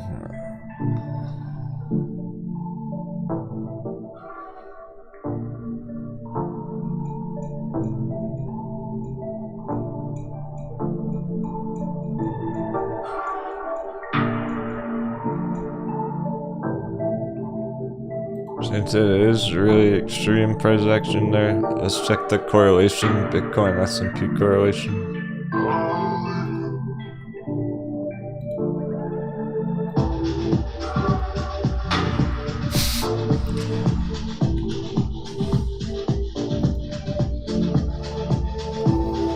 Crypto's doing well.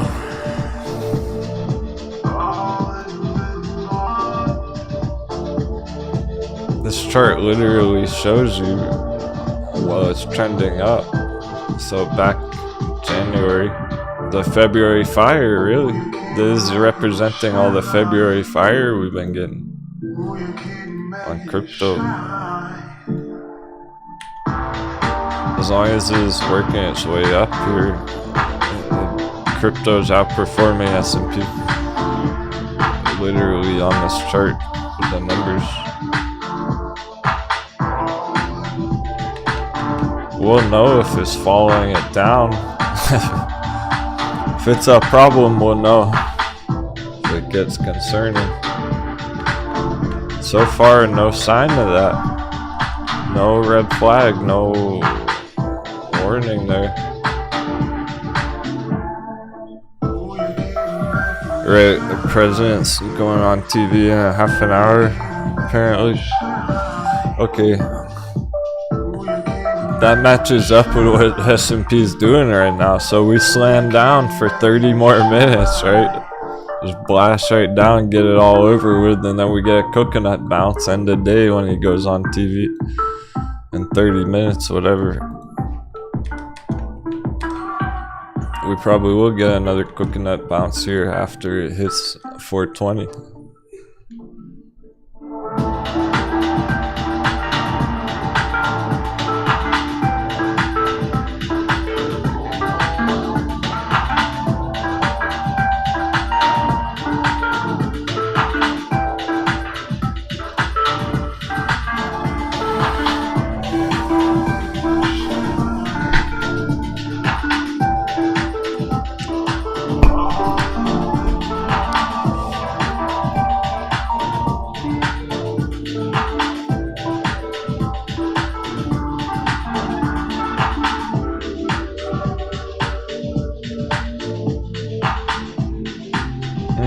Most red charts we're putting in lots of green recently is Ella, SOS, color chart. And even Metin's on the bottom of the list today. Yeah, of course Bitcoin did go down a bit. A couple $1,000 over the weekend, right? So that's part of why Metin's red on the morning as well.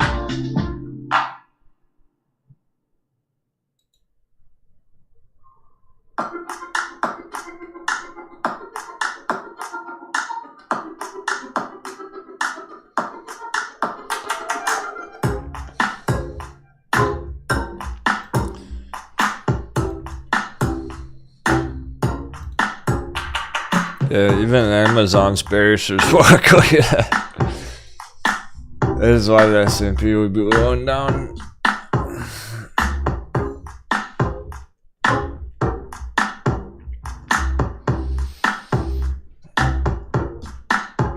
You know, the reality of it, JR,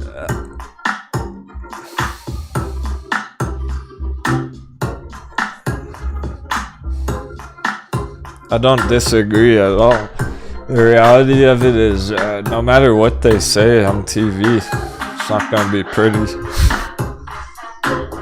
You have a bunch of scared citizens huddled around their television waiting for this guy to go on and say something stupid, and then they're gonna panic sell their stocks anyway.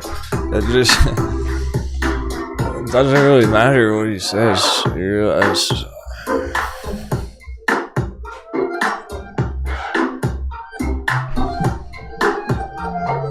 He can say whatever he wants, and Amazon's still bearish as fuck.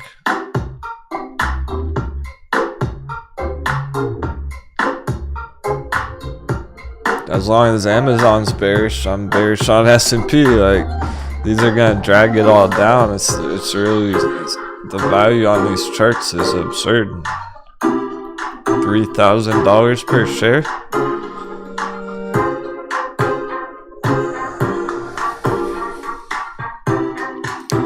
Is that like 100 shares of AMC?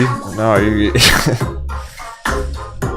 get like 150 AMC shares or 1 share of Amazon. I gotta rather have 150 AMC shares. Thank you very much. Pay fucking $3 grand for 1 share of Amazon.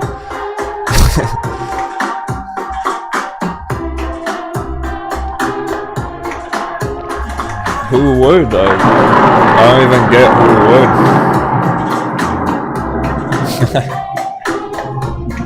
Yeah, we're nice and protected on the pirate ship. That's right. We'll just cruise right by it. We'll see it all blowing up over it. I have some good memes, but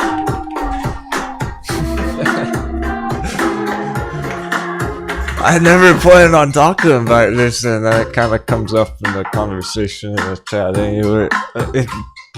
I'll have to pull them up in next intermission or something. I had some funny memes ready to go, but I always feel like, oh, there's no way I'm gonna get onto that topic today. There's gonna be so much action on the charts, we're probably not gonna talk about that. And then I always end up talking about it. Whatever that is. Last time it was gold. We just happened to talk about gold and silver,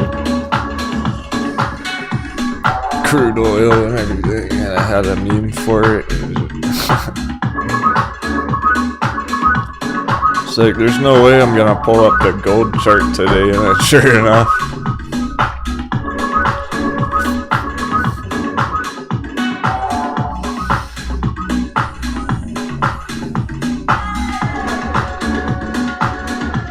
we'll have a laugh over it later.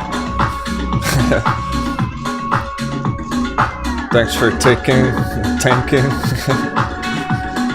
Throw up the buffs.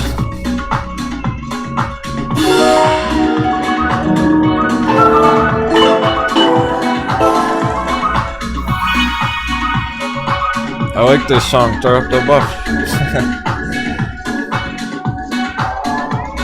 That's groovy.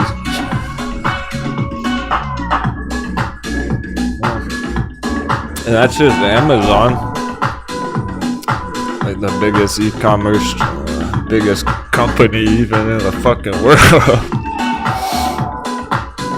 And it looks like that garbage tanker chart. I would never go long on that. I would only trade it to the downside. I wouldn't even, it's not even worth it when you have like Home Depot puts and stuff. When Home Depot's doing this, there are even better ones than that. Anyway.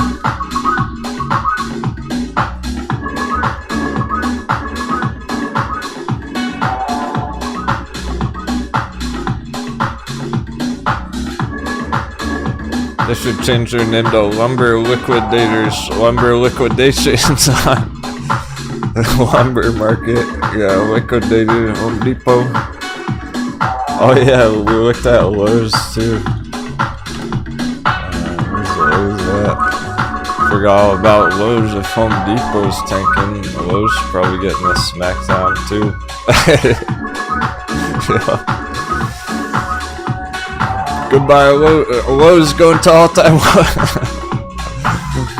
How low can low go? It's pretty low. It's right in the fucking name. We might as well have a lap or we might as well have fun with it. It's literally the ticker name.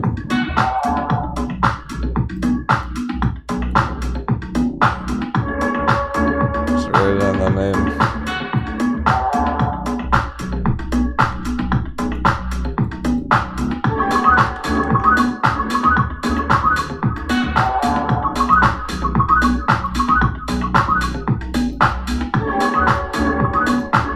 People were intimidated to hedge. Damn it, Hedgesock, you got me. That's the, yeah. That's the joke I was looking for. Lowe's blows.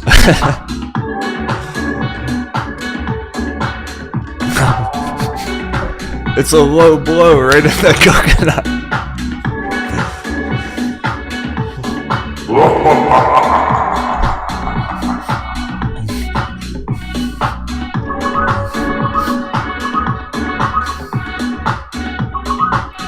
We're having so much fun, I'm breaking character.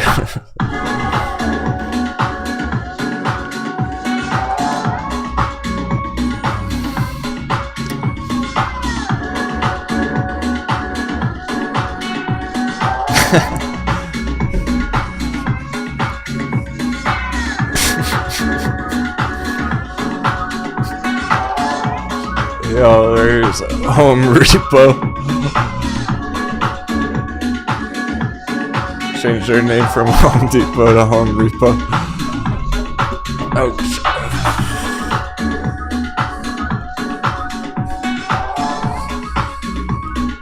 What about Tesla?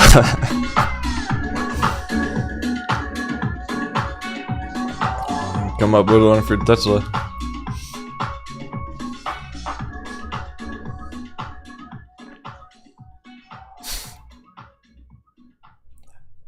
Dollar suspiciously flat all day. How's there no move on the dollar with all this going on?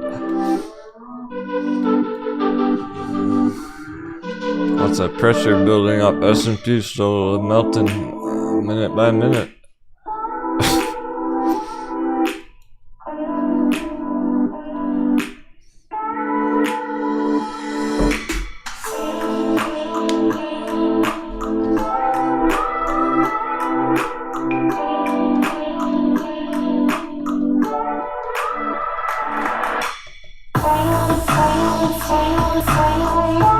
TRV right through 45, right through 46. Bitcoin S&P correlation strengthening. S&P's going down, Bitcoin's holding the line. This is going green. Bitcoin versus S&P. Oh, look at this, dude. That's all we need.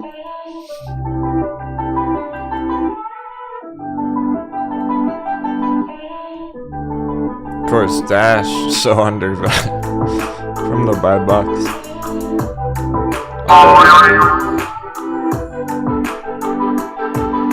Nice green candle rolling in.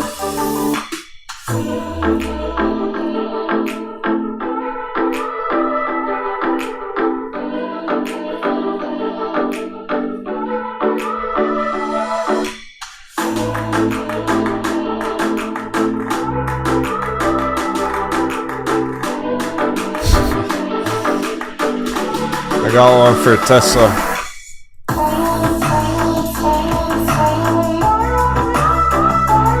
Tesla, more like Elon Musk's personal bank account. There you go. I heard he sold a bunch of shares at the top. Word on the streets is Elon Musk cashed out at the top. Elon Musk's purse, his bag hold, if you want to hold his bags.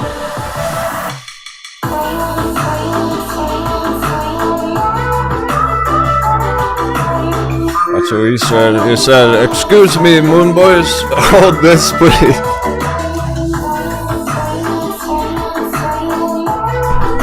they were like, yes, Elon, we'll take it. They're willing to bend right over and buy all those $1,000 shares that they get. And he let them have it.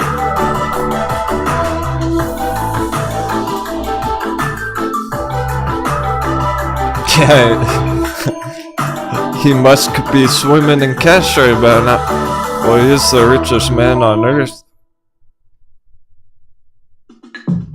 I think it just changes all the time now.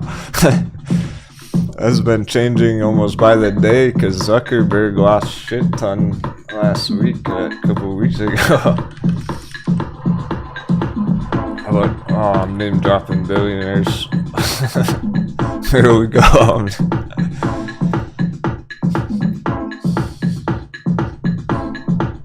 Get out of the shower, I'm name dropping billionaires. Fuckerberg. Oh, I mean Zuckerberg. This dude, he was one of the richest men in China. He got wrecked on some stock investment, whatever. Lost $20 billion in 2 days. This guy lost $30 billion in 1 day. He lost even more in half as much time. By net worth, factoring the value. Is what fucking Facebook did. That's what he gets for rebranding it. No one cares about that metaverse crap on Facebook. I'm half man, half crypto. Metaverse out the window. The world's not ready for that shit yet. And they tried to rebrand their whole company to that and just like take it all over. And this is what happens. The markets reject it. They say, no, fuck that. We don't like that. Stupid move. Bring back Facebook. We don't like Meta. Meta's dumb. Facebook was bad enough. That crossed the line. So that's how his net worth dropped $30 billion in 1 day. Lightning bolt.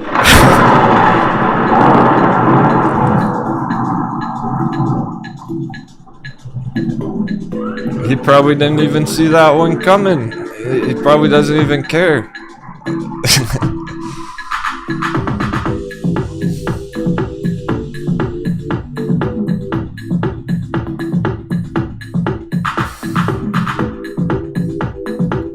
Yeah, he probably shorted it.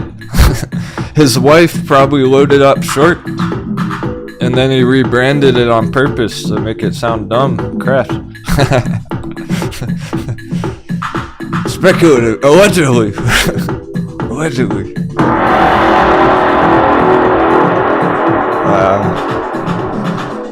I'm over exaggerating.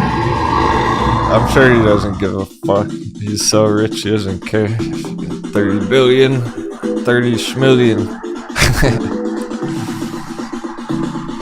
Oh, what's a 30 billion when he's set for life already? He doesn't care. But that's what the hedges do. That's the hedges. They fuck around like that. There's your market manipulation. It's just allegedly by example, something like that.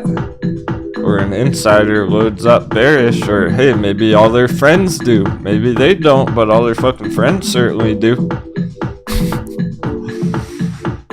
And then they put out a share offering or do a split or something. And kind of purposely nudge it in that direction. And then they buy the dip after. It's so obvious. That's not all retail trade. There's no way that's retail traders selling it off like that. That's big money saying, see you later. That's whales pulling the rug right there. If the rug can get pulled on Facebook, you see, the rug can get pulled on Tesla.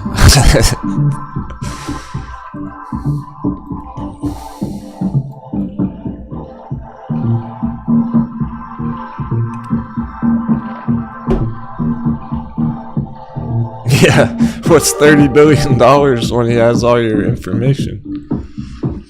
When he knows where you sleep.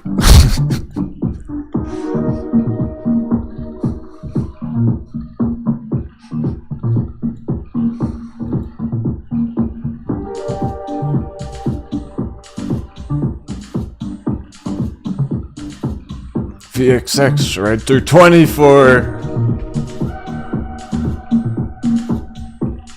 Surprise hype? Oh yeah!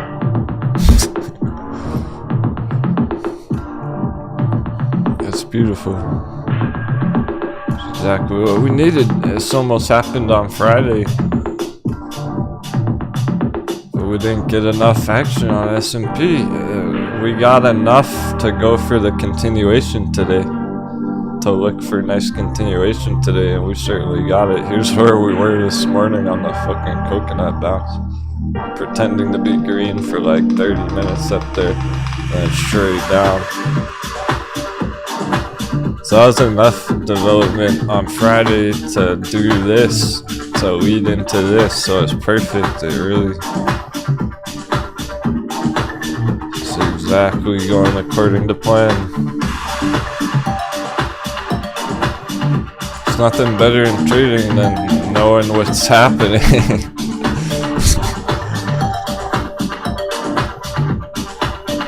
It feels good when you actually know what the charts are, why they're doing what they're doing. Or you recognize, hey, S&P is going straight down, but Bitcoin's putting in nice green. But Bitcoin don't care. That's good to know.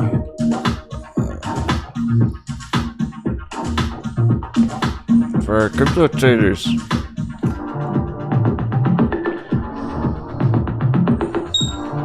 VXX, alright. Nice. There she blows. What's off? Fuck yeah. Let's hit $30. Here we go. Going for 25. We're looking for 25 end of day close. We got 2 hours. There's no need to even hit 30 today. It doesn't have to by any means, but it certainly fucking might. It certainly can. Now that the S&P really is going for it. That's what I mean by it's gonna speed up. It'll speed it up.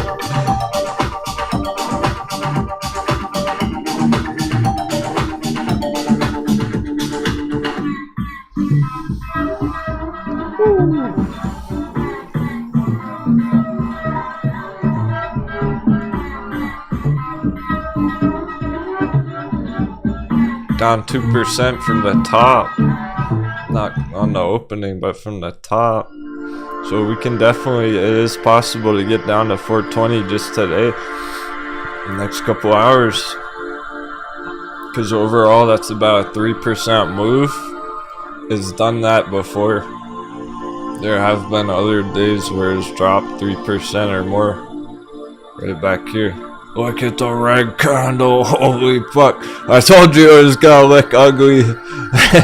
Goes down anymore. There's no denying how ugly that shit is. Yeah, but first, look at this candle here from the top to the bottom. 4.5%. It can go 3%. It can. Swoop. That's what they didn't reach. So look how ugly that shit looks now. Everyone's gonna see that.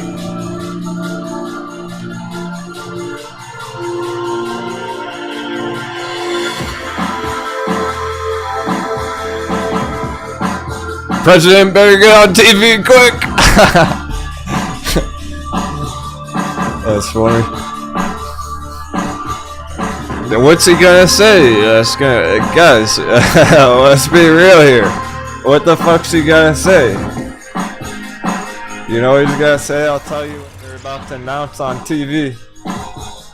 Breaking news, we have word from the president. He just called me, told me what he's about to announce. The world's ending. Everything's fucked. And the market's crashing. You better paper hand your stocks because the world's fucked and the market's crashed. Oh no. It's all part of the game. They're not gonna say anything good. Like, it's gonna cause more panic. You know it. Let's be real. We're sealing the deal. We're nailing the coffin. Gonna announce something terrible and just go straight down even more. This is how the crash gets going. Maybe that's what we need, is him to say something that people don't like to hear, and then there goes the market. Boom. Like, that's how it all speeds up. Anyone who's hoping for a recovery and then he doesn't say anything positive, and then there's no recovery and everyone's bearish all of a sudden, right? Like, there's still some hope for bulls and whatnot. There's still a lot of retail traders who are buying the dip, going long, thinking, oh, I hope he says something good so the markets recover this week. It's not happening. We need a quick coffee refill before this happens. We got 8 minutes. I'll be right back. Thanks for your... Stay tuned. It's getting fucking spicy. Let's get a quick intermission out of the way. Get all prepared. Well, we have a few. VXX 2450.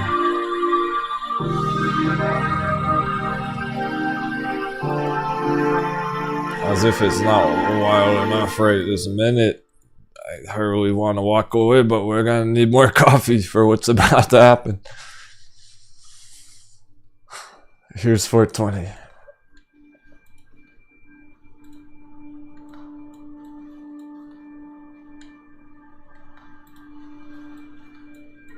There's VXX $30 targets within reach because of this Bitcoin magic number again. Still battling it out. 3777. What in the world? Wento. Coffee.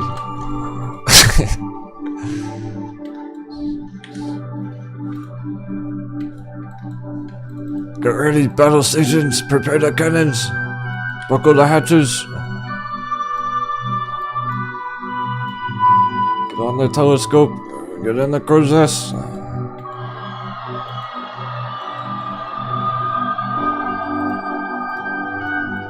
A moment, there's the calm before the storm. You know, leave this peaceful song. Calm before the storm.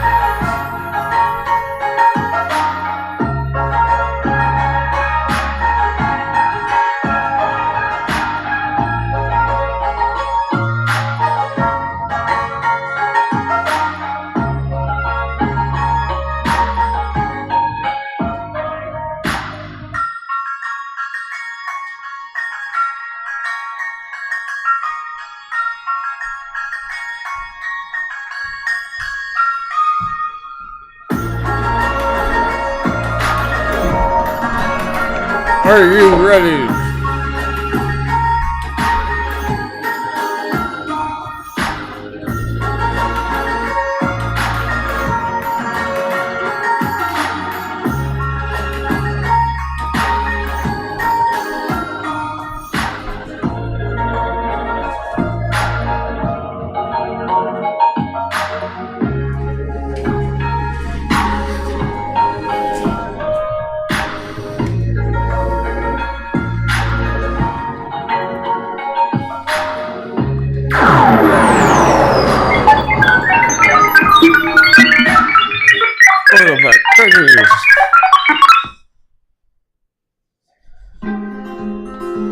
Breaking news, everyone's waking up to the fact,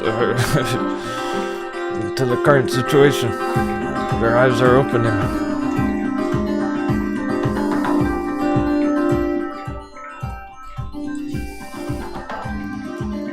I guess they're seeing enough red in their portfolio, they can't take the heat anymore.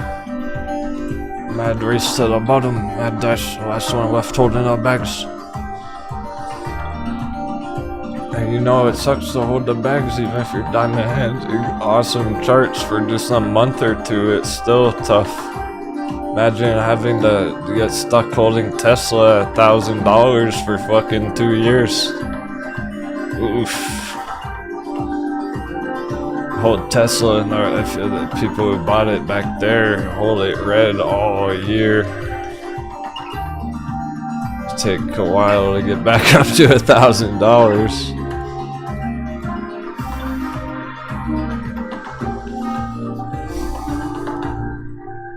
There's no getting out of it unscathed. See, they're trapped at the top, FOMO'd in at bad prices. Now there's no way to get out without taking a loss.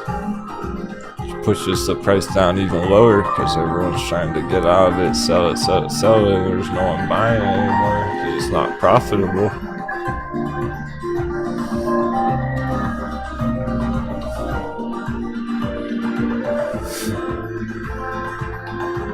We're putting on boss fight. Boss fight. WWT, Worldwide Trading Federation, SmackDown, Super Bowl.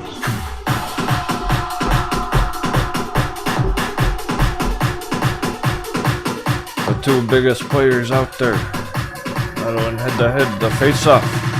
Smart money versus dumb money.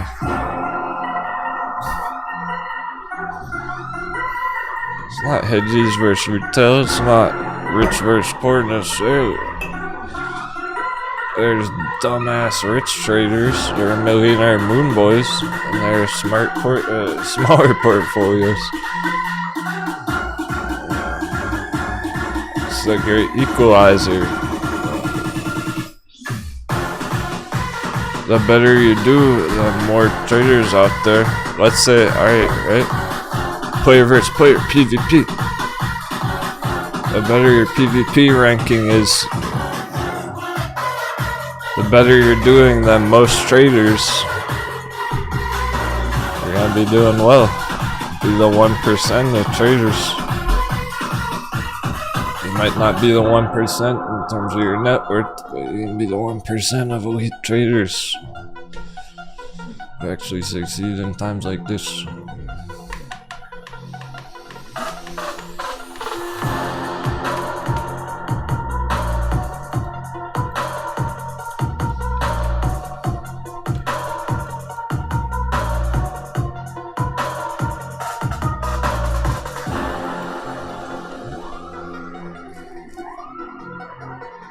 Nice, Tomas got the VXX calls. He's part of the 1% of elite traders. Yeah, boy. I don't be laughing our way to the bank. Ooh. What do you know? I guess there's bad news on TV. I guess the market's not liking it too much. Continuation so far.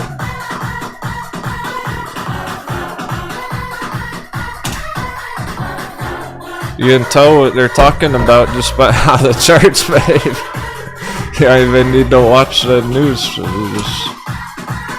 News is bad. Chart's going down. Show me the chart, I'll tell you the news.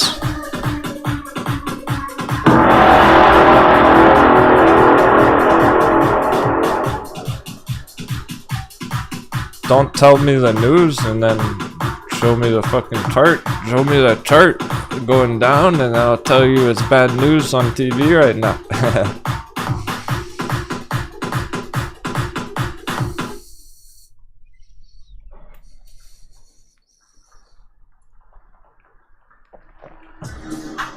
All part of the plan. All part of the game.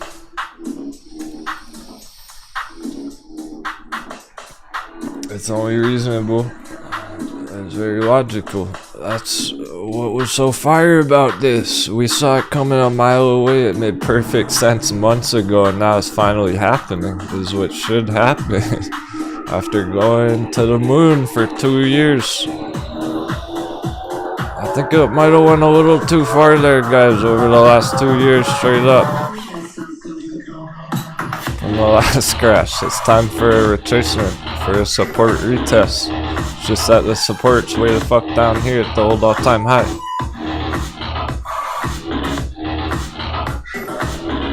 Remember all our charts that are going back to 2020 prices? Here's 2020 prices. This will too. Everything's going back to 2020. Maybe even crypto, but I'm impressed. It's bullish enough to not worry about that right now. On Bitcoin, on crypto. That's different. You don't fuck with crypto, crypto fucks with you. I hope you're all having a good day. Enjoying the show today. Let's get some sevens in the chat. 777. I'm overemphasizing some things. Intentionally. Might sound scary. Don't worry, I'll hold your hand. Here, take this. It's my hand.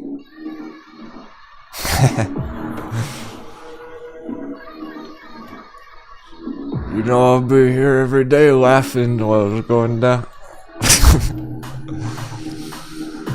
That the mistakes being made. Don't make those mistakes. That's how you get ahead. Look at all the money being lost right now. We're well protected. Is Metin going down like this right now? I don't think so. Without even checking it, I doubt it.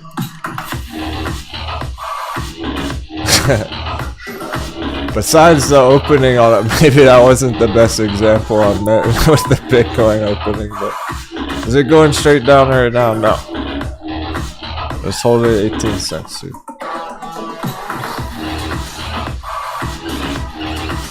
What about RAD? That $3 RAD, that's probably a better example. Just under 3, 297, but is it going straight down? No. It's still battling it out, chilling at $3.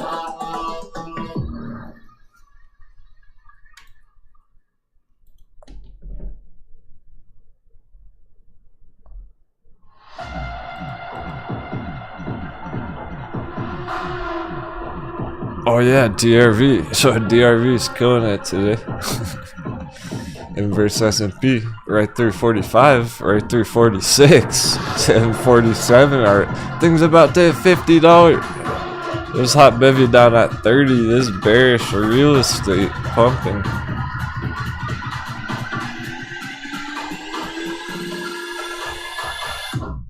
Yeah, XL, Tim Webb, exactly. XL at the all-time low. Is this going straight down right now? Not at all. It's going green. It's strong today on XL fleet. It doesn't care about S&P right now. It's doing its own thing. So you can imagine, alright, XL fleet, even though it's strong right now, and it's primed and ready to go, you imagine is gonna struggle to go very green, to go too much higher right now while this is happening, while this shit is going straight down. It literally is. Woo! Parabolic down. It's going parabolic down. So it's not gonna pump 100% right now out of fucking nowhere, but you can imagine when the S&P cools off, when it chills out, maybe tomorrow when it's not going straight down, XL will be blasting off. No, I don't too. Wasn't Kathy Woods part of oh dude, stop getting me to talk about billionaires. Is she a billionaire? I don't know. The Frederick Bob.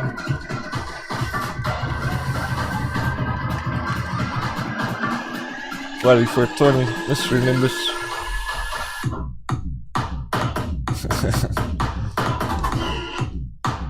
Kathy Woods is gonna be a billionaire after she rug pulls in altcoin. Kathy Woods coin coming out soon, I heard. After she puts out her NFTs.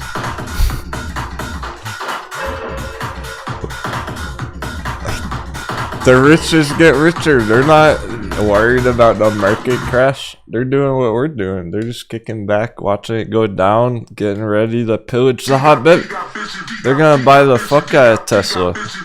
Guaranteed. There's no guarantees in trading except for that whales are gonna buy the fuck out of Tesla when it goes down low enough.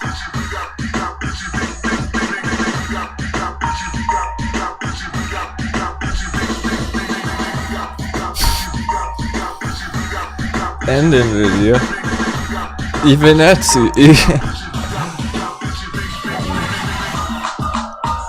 Oh,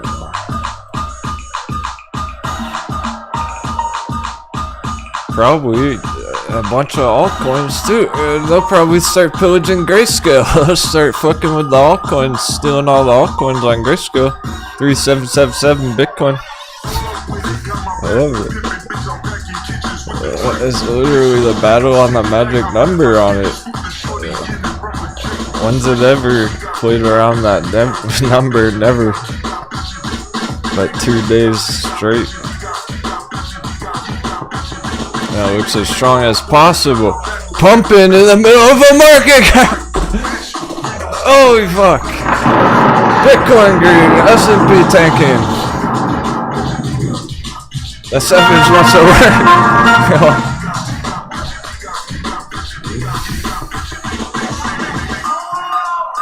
Can you even hardly believe you're right? Oh, you have the green. Crypto green. S&P parabolic down.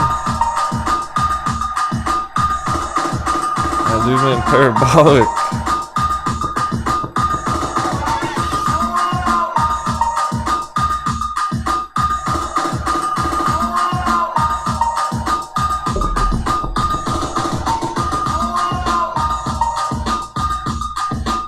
Speeding up.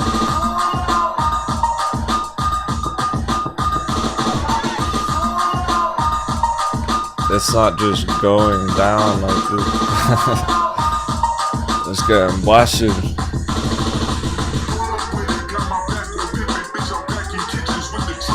Had this little coconut bounce fun this morning. That was fun for 30 minutes, for 10 minutes. When it was green this morning. That's long gone now. That's ancient history now. It went from coconut bounce green to parabolic down.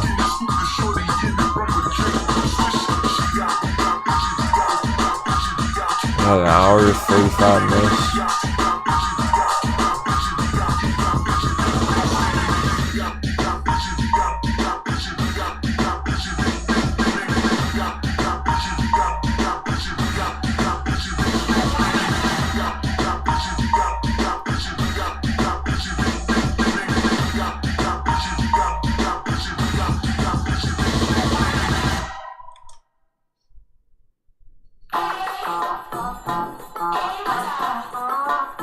Dollar's pretty flat.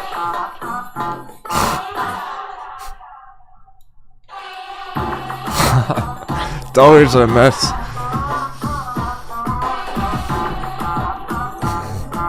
There's so many influences on it.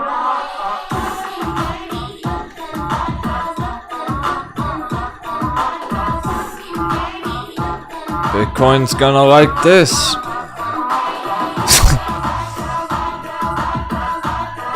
Fascinating. Any dollar dip, crypto rip. Are we diverging from the S&P? Our crypto? Holy shit. I mean, it's never happened before in any market crash. Any time, really, every time the markets crash, Bitcoin goes down 50%. The difference right now is Bitcoin just went down 50%. Bitcoin already crashed 50%.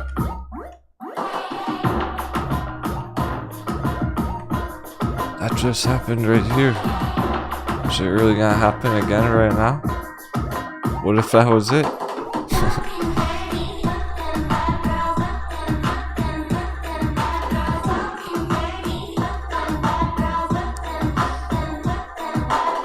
It's never held up and gone green when the market's going straight down.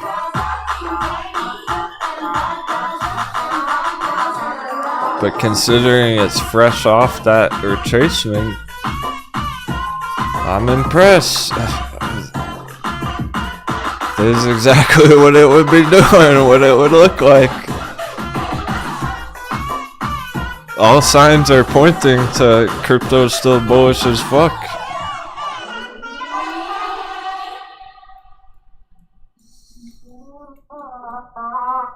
And like we've been speculating, the better it does. This is just early signs of strength that is deviating, going up in the face of danger. That's just early signs that we're spotting, that we watch develop over time, get a feel for the trends and everything. The better it were to do here, as we're speculating, more and more traders are going to notice that. They're going to go, holy shit, Tesla's going straight down and Bitcoin's going green. I'm going to sell my Tesla and buy a Bitcoin.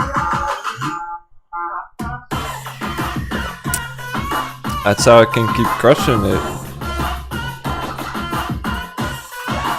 So all the money leaving those other stocks, they might enter crypto because it's holding up. And it starts to be viewed as a bit of a hedge against the market crash. It's never happened before. It might actually play out that way. That would be a first. It's only really possible because of that recent 50% retracement. If Bitcoin was at the all-time high right now, if it was at 70,000 still, it would be screwed and it would crash down to here. But that just happened. Just happened. Because some weirdos are taking profits on VXX already. Yeah, well, with stuff like this, there are traders who just enter it for a day. They'll just enter VXX for one day, wait for that news on TV, and then get out of it. This went down so far so fast. It's only normal to have a little bit of a bounce here, coconut bounce. There are going to be some S&P bulls that buy the dip, so there always is. So this is what we're looking at the rest of the day. It's an hour and 40 minutes. A small relief up to here. And that hold resistance. Close somewhere below that red line.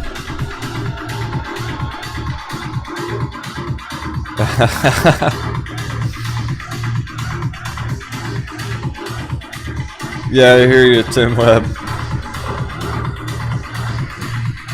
About certain reputable investors who are bullish on Bitcoin. It's true. On crypto, they have been coming around over the past couple of years. And that does help retail traders, retail investors be more confident about crypto in general. I've heard that from a bunch of folks. Even some of my family, they weren't as bullish on crypto until they started seeing all the institutions and whales piling in the last couple of years.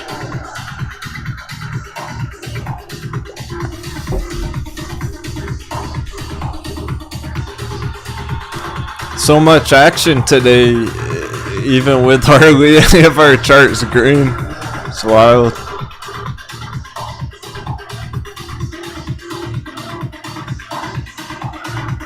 There's no shortage of developments and action on the charts. It's just not a double-digit kind of a day. I do wonder if we'll see any kind of afternoon surprise power hour, if one of these things will blast off out of nowhere.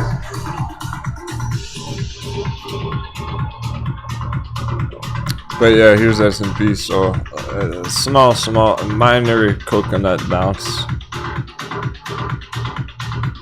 And it's finished down.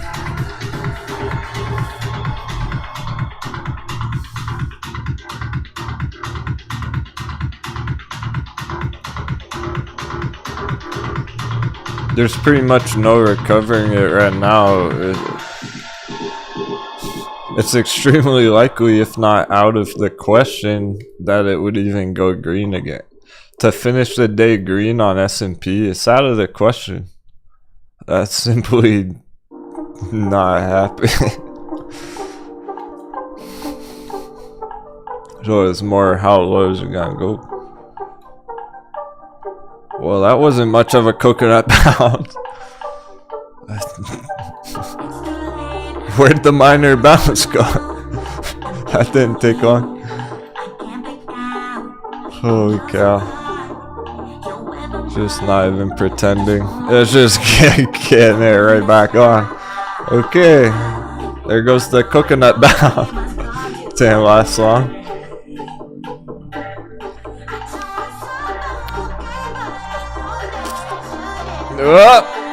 Rug pull. Let's turn up the tunes.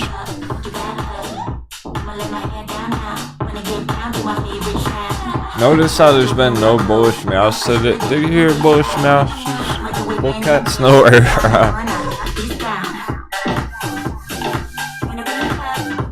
I don't even know where she is right now.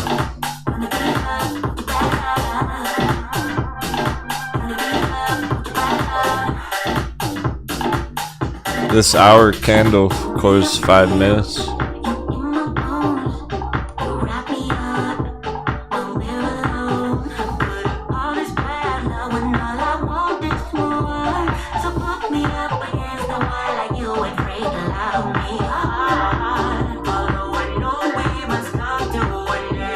Dash bouncing from the buy bucks.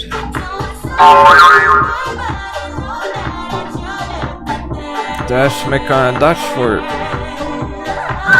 From under 100. It's a steal. It's like stealing treasure from a moon boy.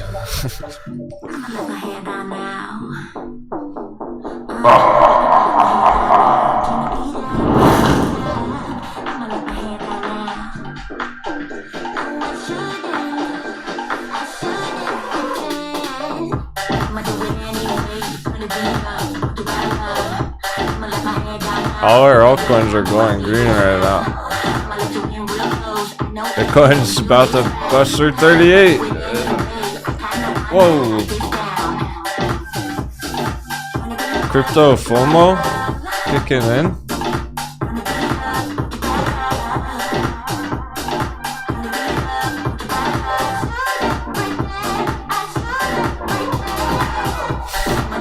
All this is happening and the dollar's flat, dollar's 0% on the day effectively.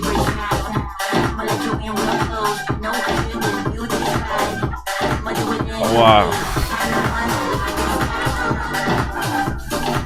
So of course with the market crashing, it's dollar's gonna be trending up. Which usually means crypto would be getting hammered, crypto would be going down a lot. It's not.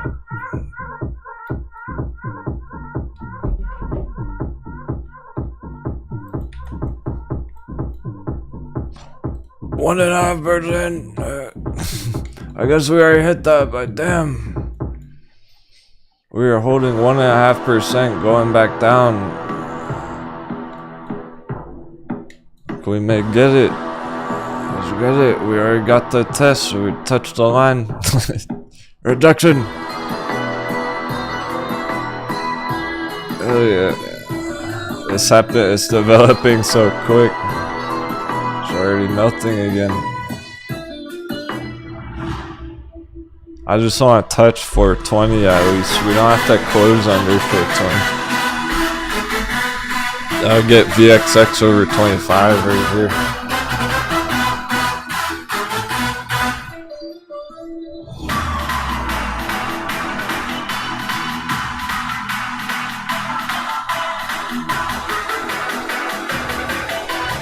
Top of the list charts, all-time low, same as this morning.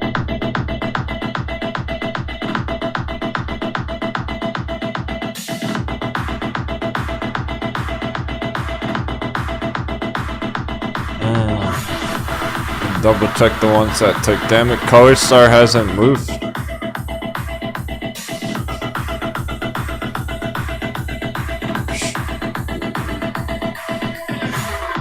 It's too fresh. Still developing Color Star there.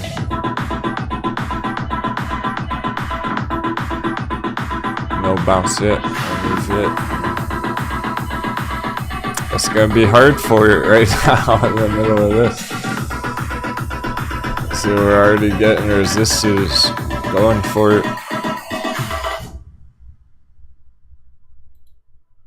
Perfect timing. At the end of the day, we got an hour and a half.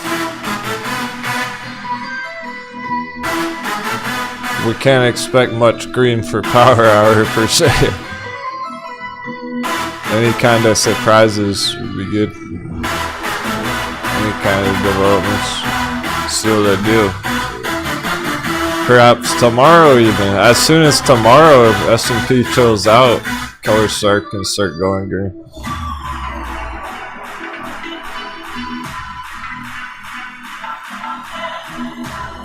Okay.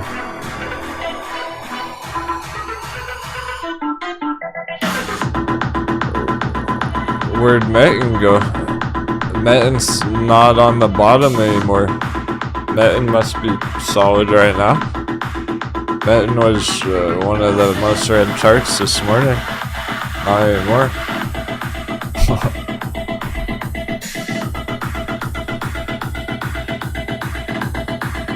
Hello! Metin bounce.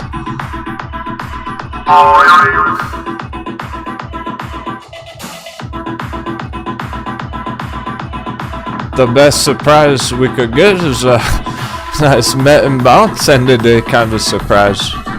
That's our favorite kind of surprise, is a Metin bounce.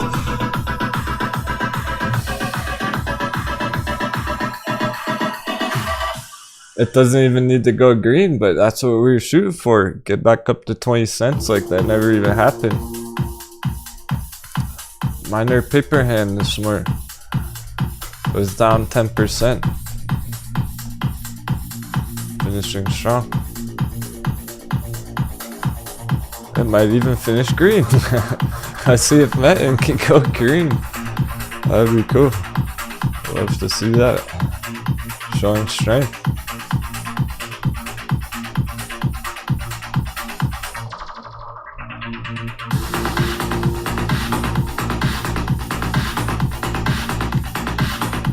We don't even need it, but the fact that it's doing this right now, that's all we can really ask for out of it. We don't need the 20 cents.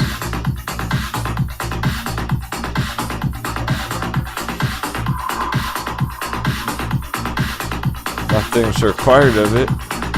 If it does,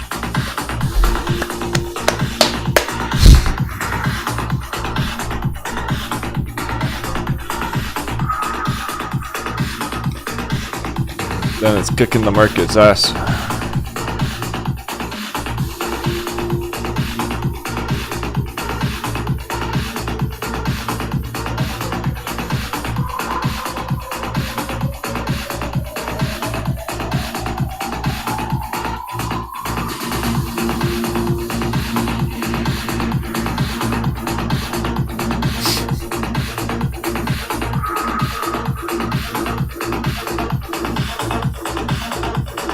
Why? What happened to what?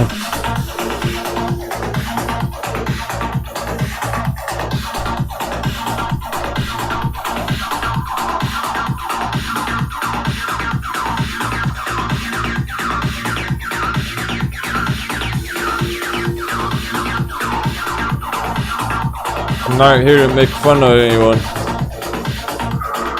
if those coconut kids went long on S&P, or go back down. Still got plenty of time. We're hitting the resistance. Still hitting it. It's only been a minute.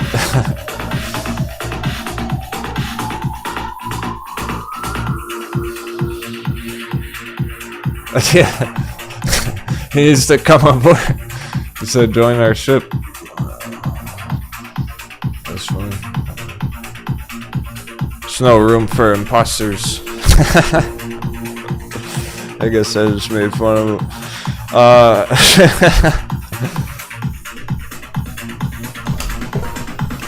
I'm never really trying to make, well, I guess they make fun of themselves. They make themselves look like fucking idiots. I don't even have to. It's the mindset that I'm commenting on. It's an example of how not to trade.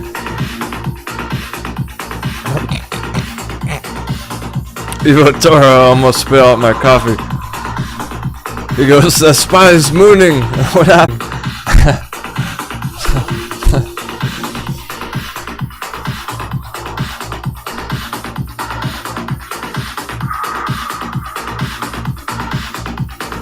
Mooning right into the ground.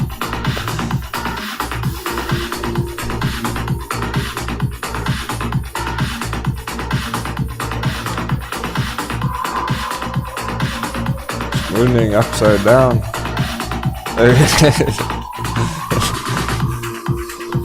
They're naked charting it, showing you they're giving you the full moon.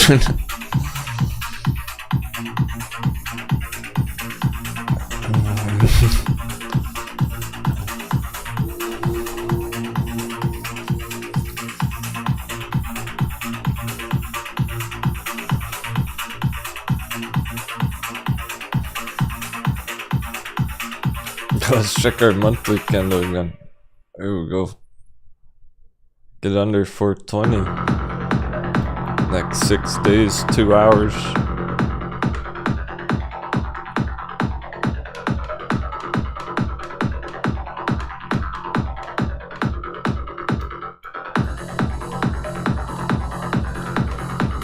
That's where all this is happening, way up there. Get that bigger picture in mind.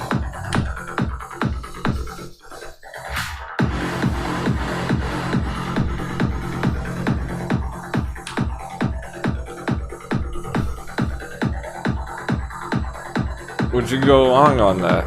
Would you buy that chart?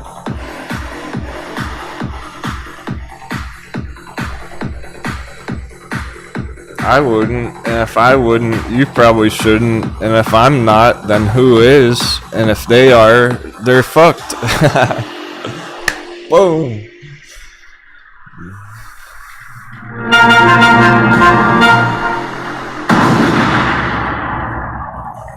It's like the ABCs. You just 1, 2, 3. Follow money. That's almost too easy. It's too easy right now. That's so obvious. That's what we've been waiting for.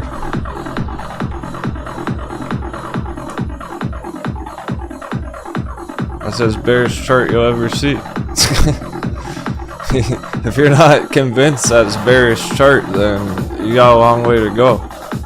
Because that's the most bearish thing I've seen in years.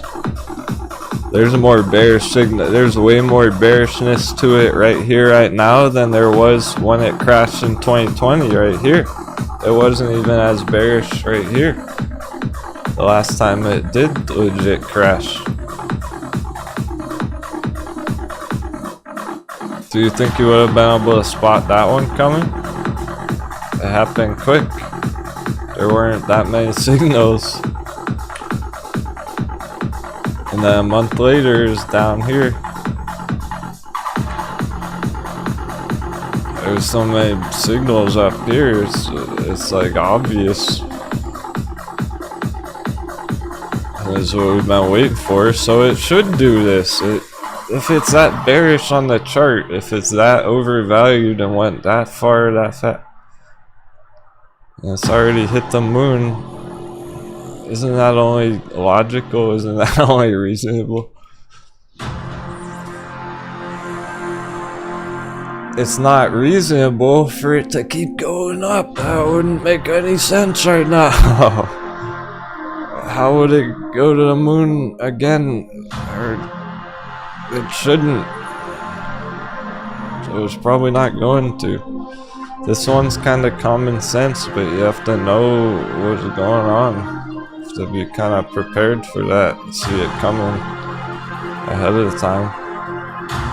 Because by next month it can be down here already, and if people don't prepare for it right now, they're in trouble.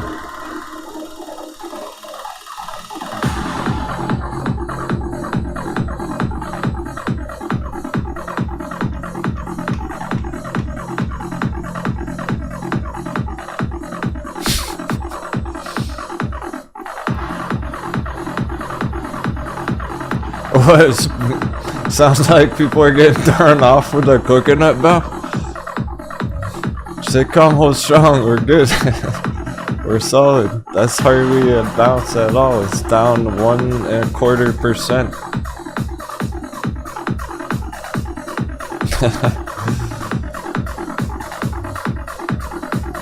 It's just that it started going parabolic. It got annihilated right back there. Went a bit overextended. So yeah, some of the bearish charts are going to be doing this too right now. It doesn't change anything.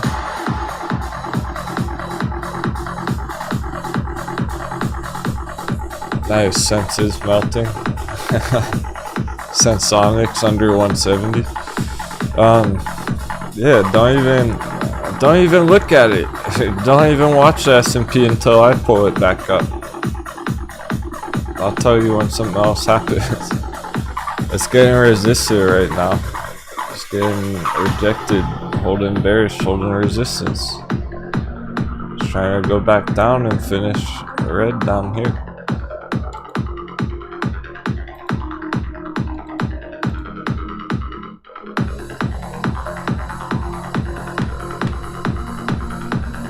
You gotta realize, for this to be bullish, where does it have to be? $450. It has to go up there for this thing to be bullish right now.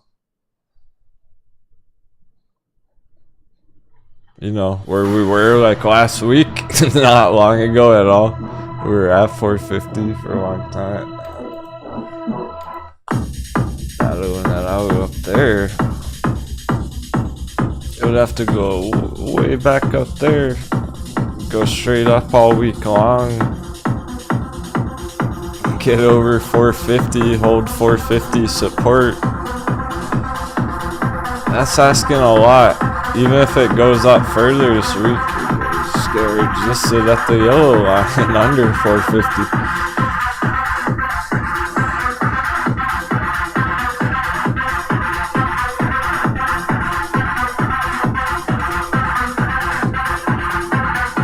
What happened, Agri?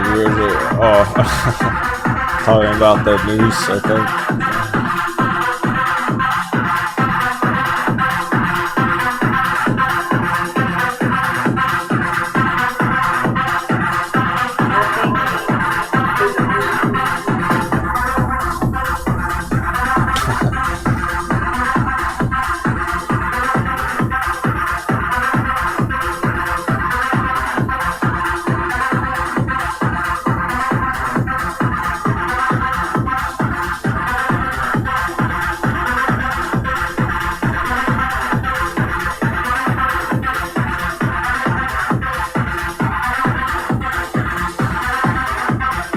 We're cruising right into sour hour.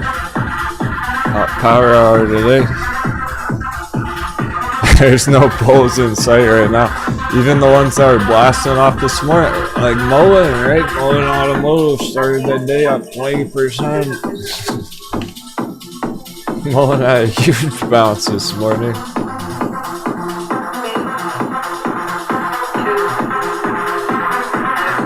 The bulls are nowhere in sight right now. Everyone's just in awe of the situation, I think. It's a spectacle.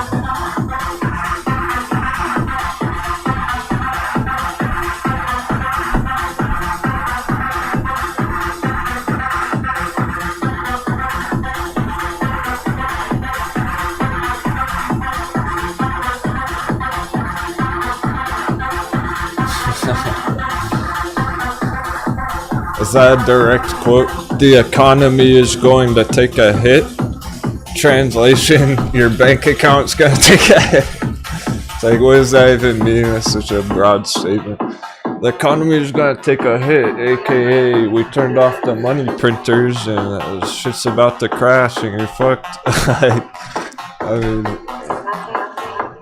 they know it's coming. Look, the only people who don't realize this is dumb money. Smart money knows what's up. Everyone who's smart enough is well aware of what's happening.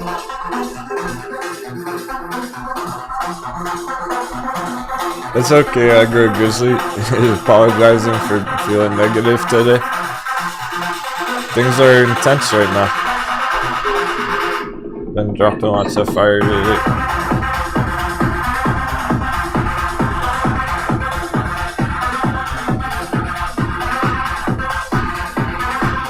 It's hard enough for us, for smart money. It's hard enough to be a stock buyer, diamond handsing our fucking awesome hot bevies, our grayscale Litecoin and stuff. That's challenging up all on its own, let alone stuff like this. That's a different story. That's beyond a challenge. That can wreck your whole portfolio on Tesla or whatever. What happened, Aggro Grizzly? You messed up a trade today? Hopefully it wasn't too much damage, man. I think you've been over trading a bit. Maybe we can talk about it if you want. I gotta push it.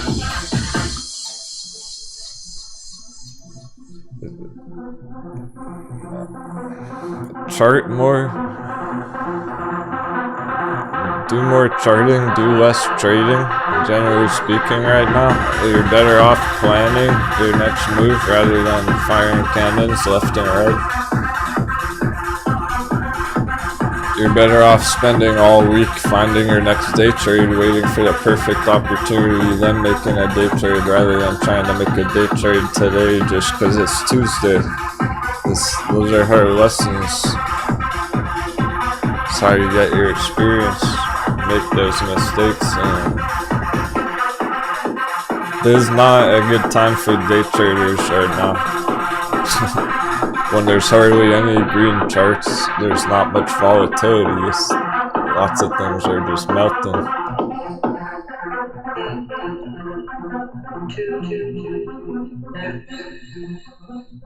Really, the best kind of short-term trade right now is going to be VXX. Probably for the end of week, if you're going at end of week, all you would really getting the hiccups are the hedgies are attacking. They're hitting Captain with some hiccups.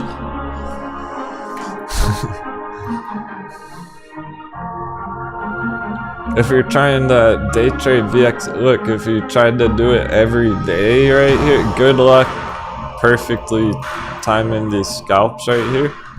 Up, down every day. You don't need to do that. It was enter VXX once last week. Take profits at $30. A week or two later, or just enter it right here for the end of the week. Get profits at $30. Hey, easy bro. Good to see you, man. Just who we needed.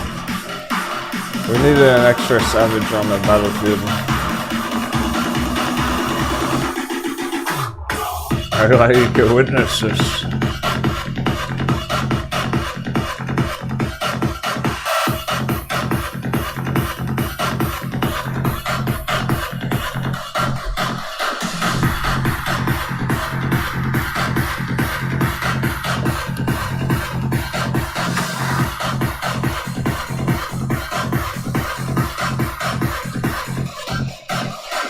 XL keeps going up and up. Another few pennies, finishing strong. We may get a couple double digits here nonetheless, even though they're very selective about which ones are putting in nice moves today. Those ones are still going for double digits, even if it happens to be Krispy Kreme donuts. Oh fuck yeah, yo, what a start. That's awesome. Happy to hear that, man. Welcome back. Here. Wear this. You can wear the captain's hat today. So he's up $6 grand on that spy puts. Let's fucking go.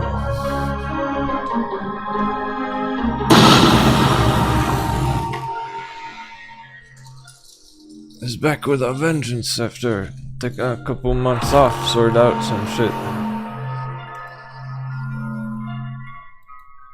I'm counting on it. You'll be back soon.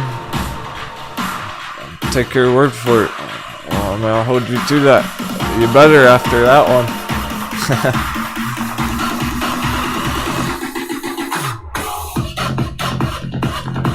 Let's turn that 6 into 60.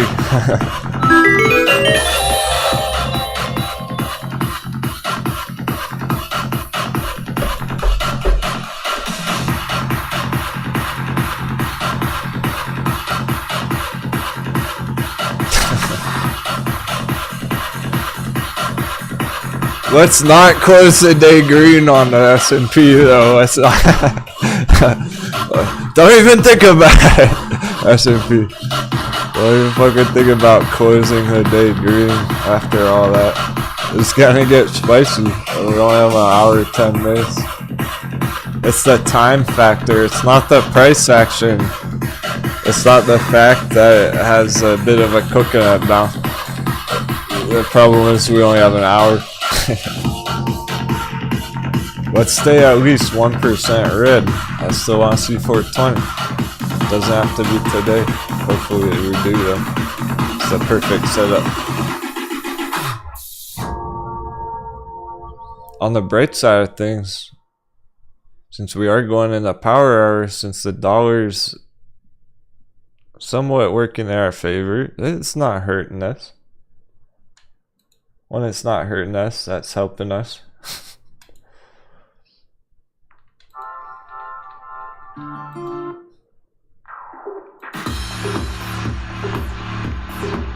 So on the bright side of things, XL's about to go double digits. C-Chain's already up 10% double digits. It was holding like 5% all day. Now it's hitting 10%. So we're about to get some green flashing charts. Cash Maritime flashing green. On the bright side of things, when nothing too extreme's happening, when it's not going straight down, our charts are able to grow and breathe, which is cool. So maybe we'll get some better closes on the day than we were expecting. We could get some nice strong candle closes and some of the bullish ones, double digits, whatnot. Maybe a surprise, nice Metin surprise or whatnot. But yeah, let's hope that we get at least a 1% red close on it on S&P here, setting it up for the rest of the week for tomorrow and everything. The sooner the better. The further down it closes the day today, the better we are for tomorrow, because that doesn't need to go. It doesn't need to cover too much more distance. It's asking a lot for it to drop that low right now, 2% in the next hour. It's possible, but we're pushing it. We're running out of time on it on 420 on the day. That's okay. It's not necessary. None of that's really necessary right now. Let's at the very least see if we can hold 1% down on the day, set it up for a nice pair day tomorrow. Get all this continuation tomorrow, cause hey, crypto is nice and green today. Let's get some continuation tomorrow. I'm cool with same thing tomorrow. Bitcoin up, S&P down. $1 flat? Sounds good.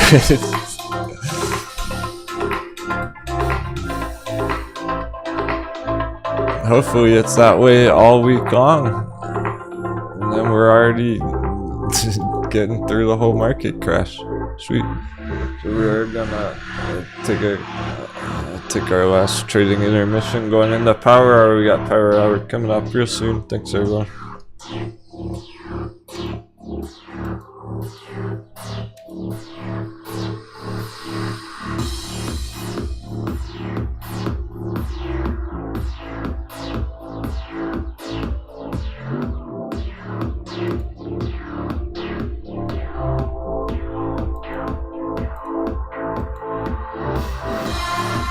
VXX. Very mixed right now. They're all over the place. Let's see what they can do with the close. The daily closes. And here goes Mullen again.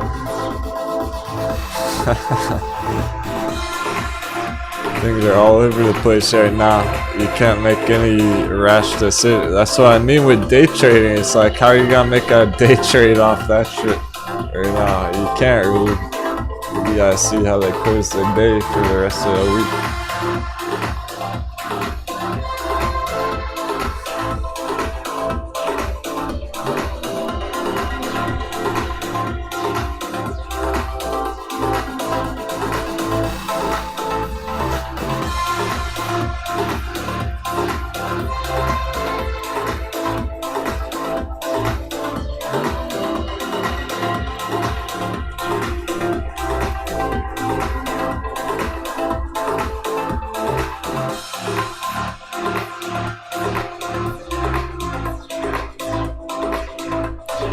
So we're not even gonna watch S&P until something bigger happens. Here's Bitcoin.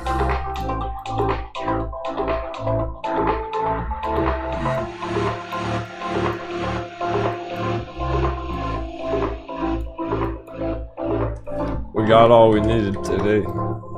So far so good.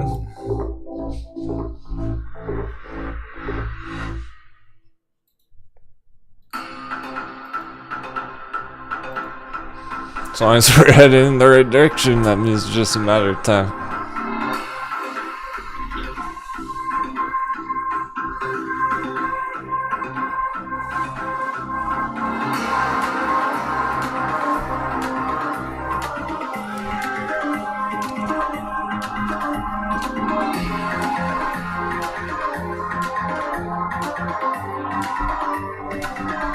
There's the S&P on the watch list right here as well if you do want to watch the post and analysis.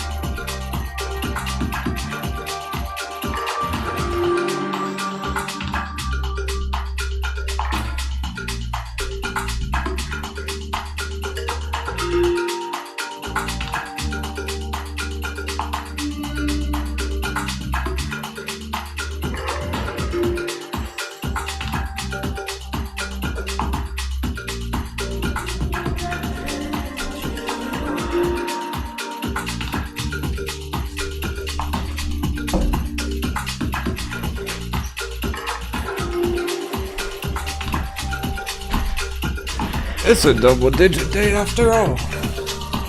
We're cruising.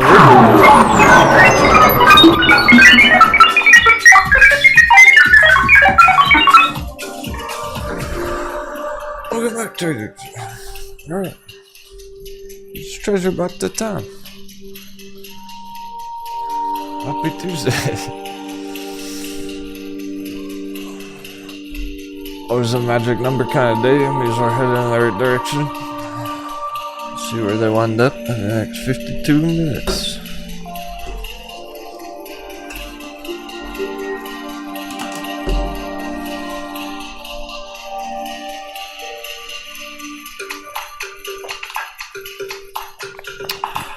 Here goes dollar again.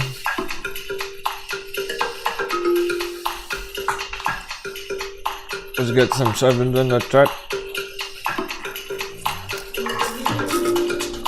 777. One last round ought to do it. I'm not sure unless I'm in the chat how to do it.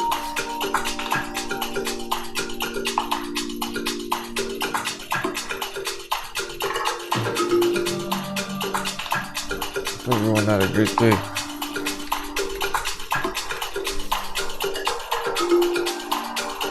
Always a blast. I feel like progress is made.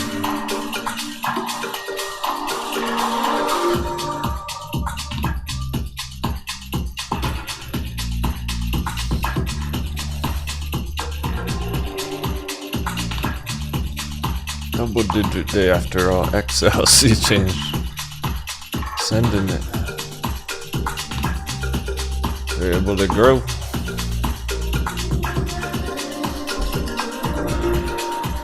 Notice as soon as things calm down, they blast it off.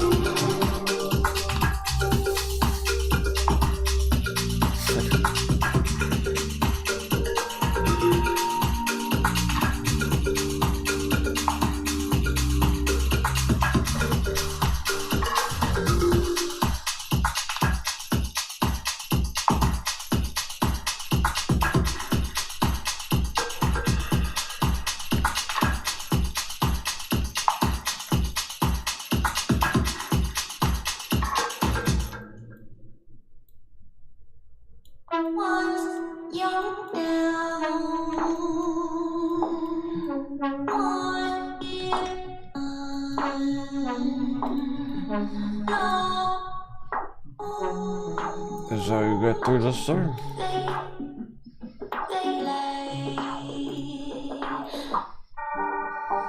Throw your worries out the window.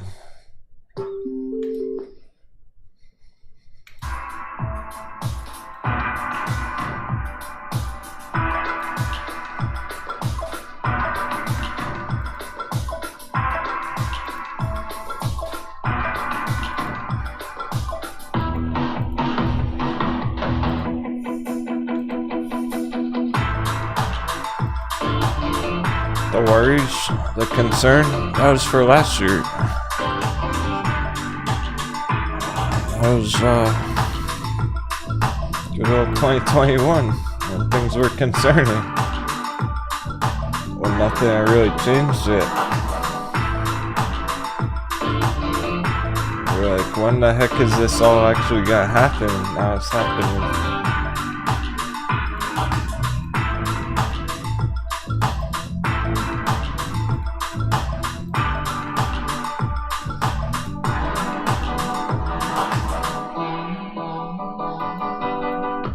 Every single day, I've seen stock pirates buying the dips, pillaging the dirt cheap shares. It's awesome. Being brave in the face of danger.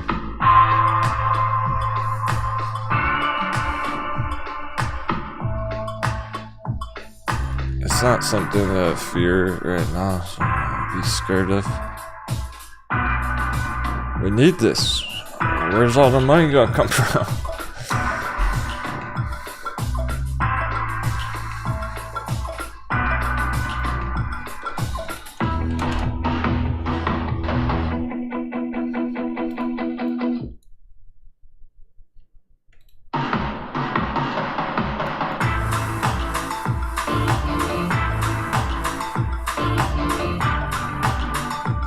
Come from somewhere.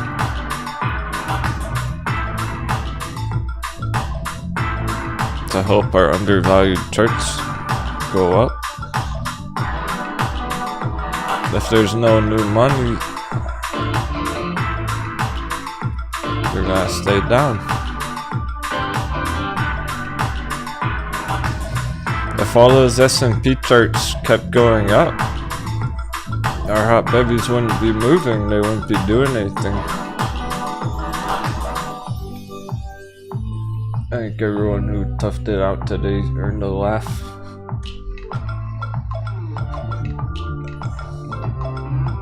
This is you.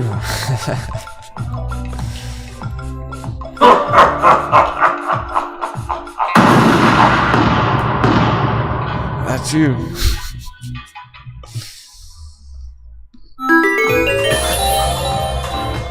Crushing the charts while our world's on fire.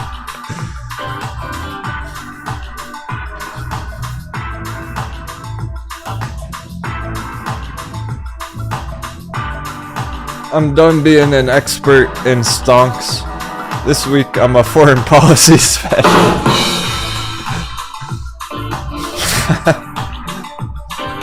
I made that one just for you guys.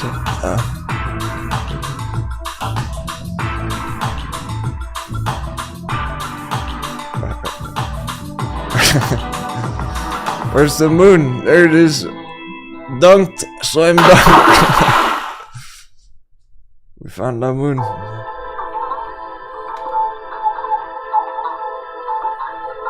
It was Bocat when she was a baby. Fibonacci on the kitties.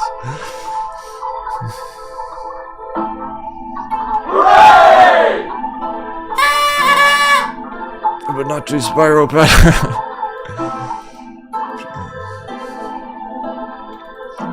Me waiting for an opportunity to derail the conversation and turn it into energy, frequency, and vibration. That one's me. Oh, gotcha now.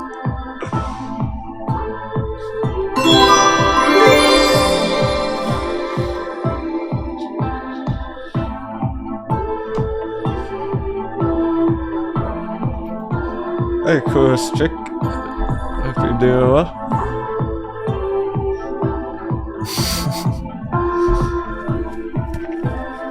Yeah, we're on fire today. And no holding back when this is all going on.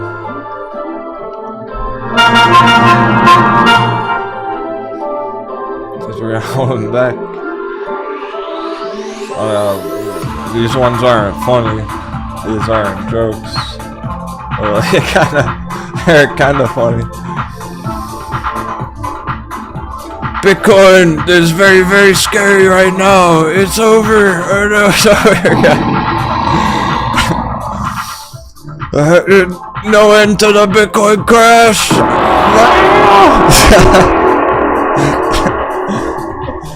Panic. These are who's paper handing crypto every night. It's kind of funny.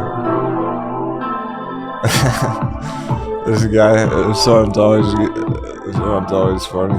This guy. Bitcoin, alert, alert! Oh my god, Bitcoin, now! Bitcoin, game over! Bitcoin, this is huge! Like, make up your mind, dude. He's like, sad, happy, surprise, happy.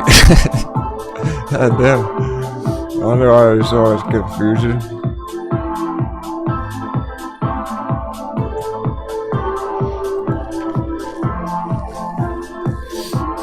And then they're talking about stuff like this. This is the most bearish double top I've ever seen in 40 years of investing. But that's not a double top. That's not even a double top. It went $5,000 higher right there. That was your all-time high. So, and that's not even considering anything else about the fundamentals or the whole market conditions or the indicators or anything like that, or the Bitcoin halving coming up.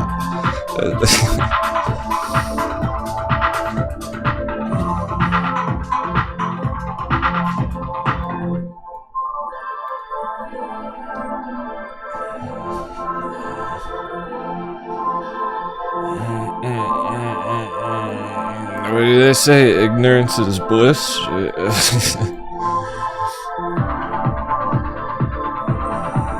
You can see whatever you want on Bitcoin chart. Whatever you want to dream up and imagine and pretend is happening on a Bitcoin chart, you can come up with an explanation for that. It's the most solid projection it has. This breakout here, because it's the same thing we were charting back in fucking August. It hasn't changed from August. It's just been developing that entire time bullishly. This is not a new pattern, a new projection by any means. This is the same stuff we were watching back in August. That's where this line comes from. And then we broke out from that line back here, hit an all-time high, came back for another retest because the whole market climate's insane right now. Whole market storm. It's just a normal retest anyway, so I mean, I'm not sure what the bears are smoking there.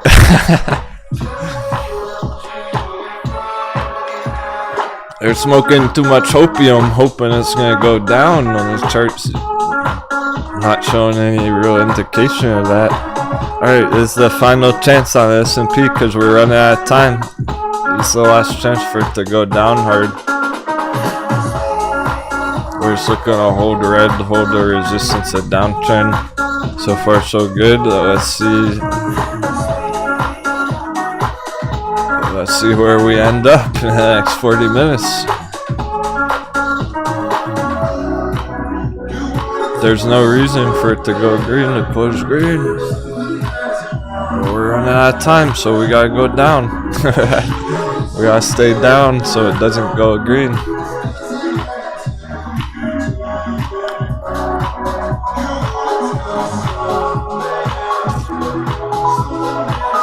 Seal the deal with another red close after the last week. Nice, Nathan. You took 80% profits. Some S&P day trades.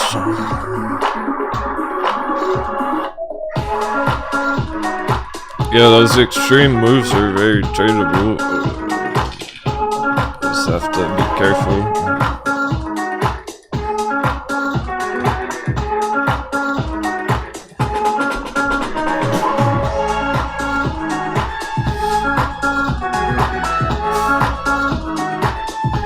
Well, all this is overdue, really, right?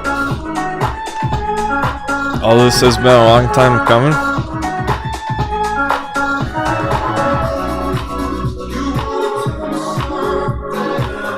So when it comes to the global events happening right now, that's the catalyst.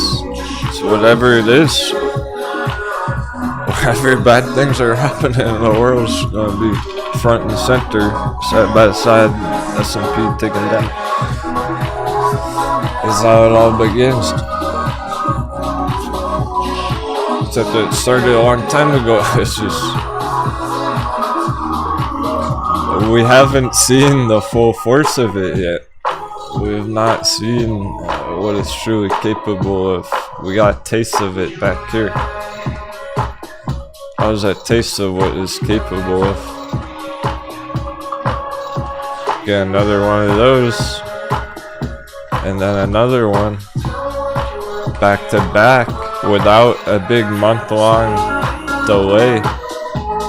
No more month-long delay, right? So we just get another one of these right here, and then another one following, and boom, the market crashed. That's it.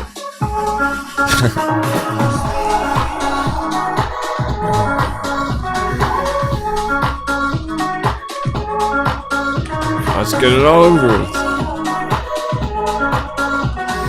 Meanwhile, Bitcoin holding 38. Interesting. We're not gonna do too much crypto crunch today. So it starts blasting off more. As we get over 40K right now. It's slow and steady on it. It doesn't need to go up. It's not going down.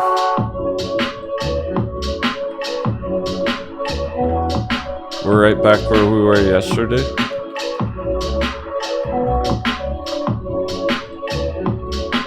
Everything we were talking about yesterday is true today. Probably even more so. Even more true than it was yesterday. Because it's diverging from the rest of the markets.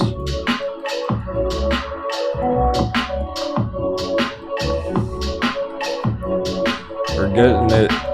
Alright, it's going back down to 1%. We're about 1% down again.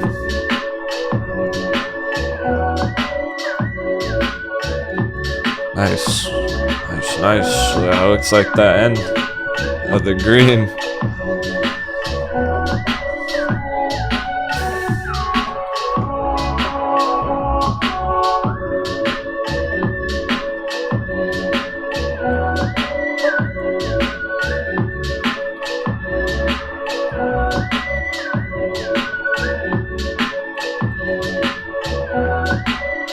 Percentage holdings out of nowhere.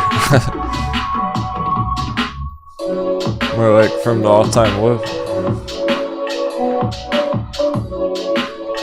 And now it's on the top of the list, double digits. SNTG, hot baby.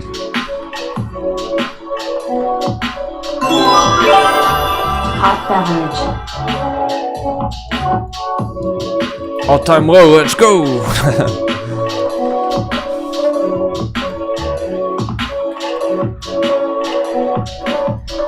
This was showing strength not long ago. Holding steady, holding the line. Now it's more than holding the line, bouncing.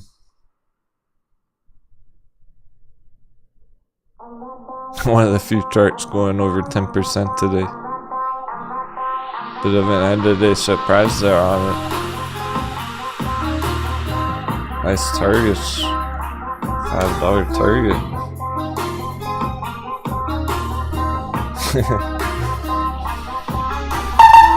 Green alert. Hey, TAL education going green.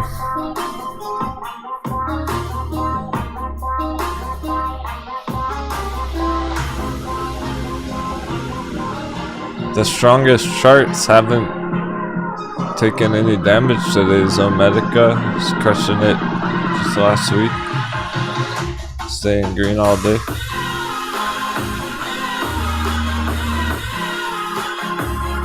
Backed is up a good amount because that sold off so much recently. Fairly a substantial retracement from last week with the Bitcoin paper hand over the weekend.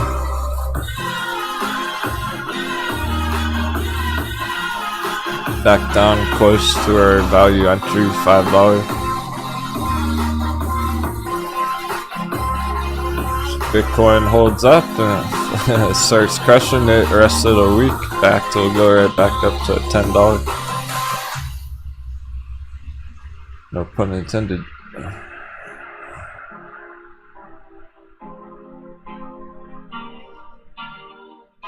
Definitely more charts flashing green.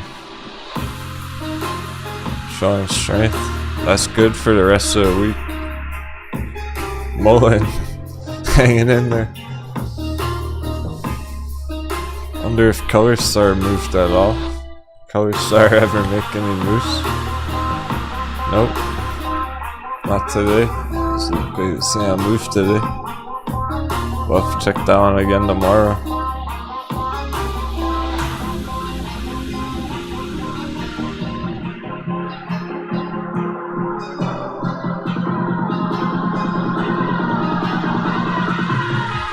Yeah, lots of them were waiting for developments like AHT, Ride, Virgin Galactic.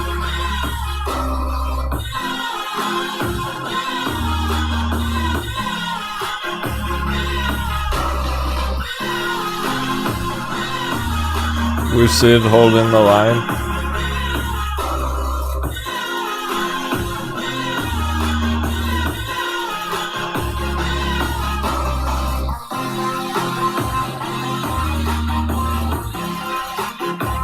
Even VXX were patiently waiting on. It's red on the dirt. How's it red? Mind game. This should not be red right now. S&P's still down 0.5%.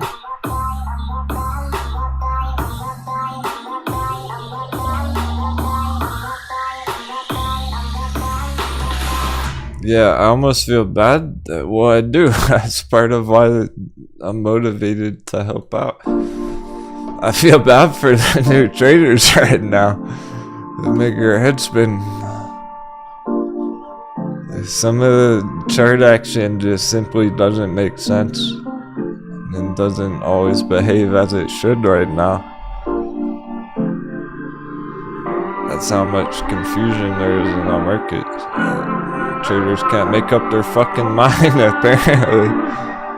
So they keep selling off EXX every time it goes down a little bit and then buying it up on the dip, and it just cycles over and over. It's like, we gotta be patient on it.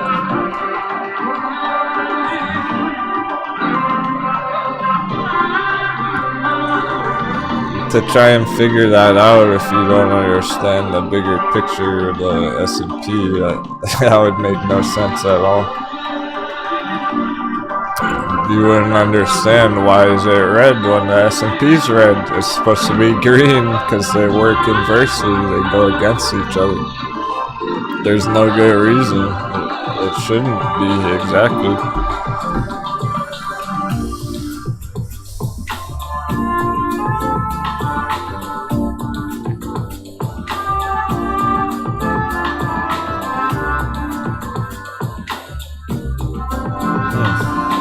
Great Panther Mining having a nice day there. Healthy day. 5% from the all-time low. That's a gold and silver mining company.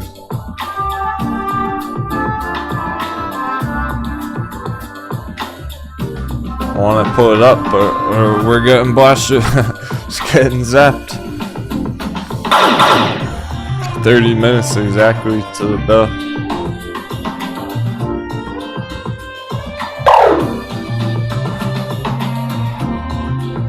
We got the nice chill tunes. There's like a violin playing even. Get comfortable.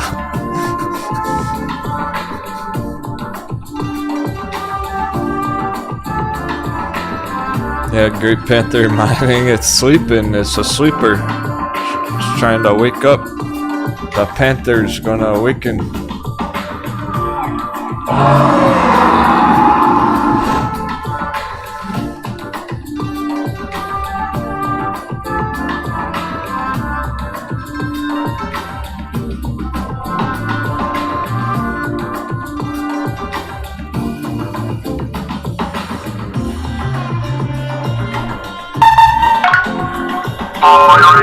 It's GPO, Great Panther Miner.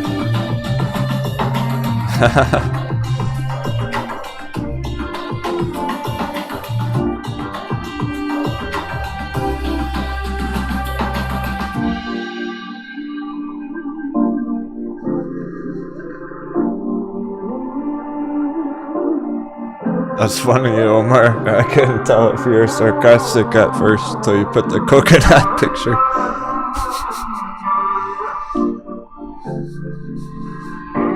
He goes, bad news equals spy calls. In a way, there was a scalp there. Nathan said he just traded that. He just made a quick day trade on some spy call. It doesn't last long. It went down extreme, so it had a bit of a relief. I want to see it go lower still. Still time. Finish way down here.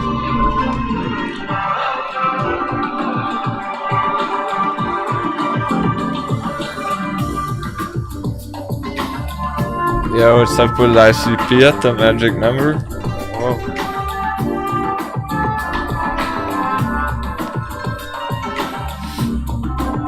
It is under 20, which I'm gonna have to say is undervalued. Okay, don't worry too much about if you were intimidated by it, perhaps. If you're like, oh no, it's under 20. I think it sounds like everyone's excited about it. Trying to push it. I think y'all are just excited about it, trying to get it for cheap, which is awesome. That is pretty darn cheap. Anything under 20 is fire. But let's say don't even worry about that, really. Kind of put that on the back burner right now. Because remember what it was doing from $20 last month and everything. There's 30% bounce there, 20% bounce there. And then this one, so the real one, up to almost $40, 80%. This is what it wants to do from the $20 area. So anything under that, we just need Bitcoin to hit 40K. A lot of these altcoins are waiting for Bitcoin to hit 40K, even Dash. So ICP under 20, it should pop right up to 20 as soon as we get a bigger Bitcoin move. and then dash under 100. Should pop right up to 100 as soon as we get a bigger Bitcoin move.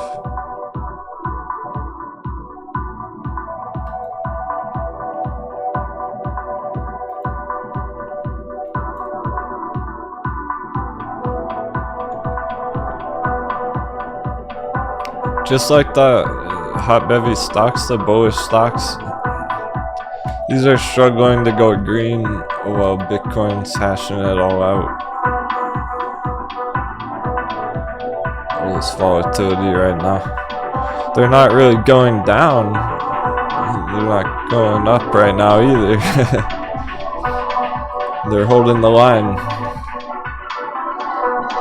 Really quite literally, because when you look at like the Litecoin giant magic triangle and everything, just quite literally holding the line, the long-term support trend line.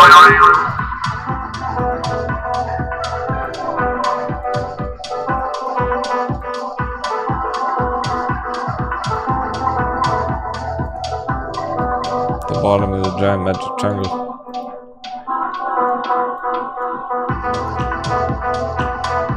Gonna need Bitcoin to go up for something bigger to happen. Until that happens, it's right where we want it. The great part about that all is, hey, you got more grayscale Litecoin accumulation.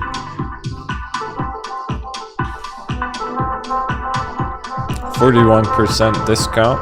The discount has been disappearing.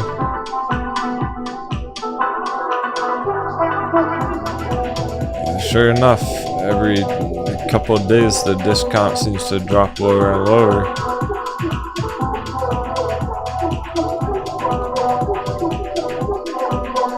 That's happening behind the scenes. It's hard to realize that.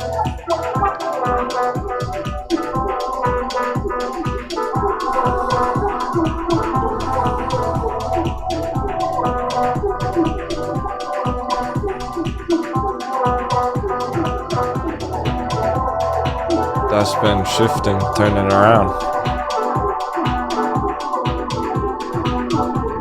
Even though Litecoin hasn't been doing much, even though Grayscale hasn't been doing much, the discount has behind the scenes, behind the curtains.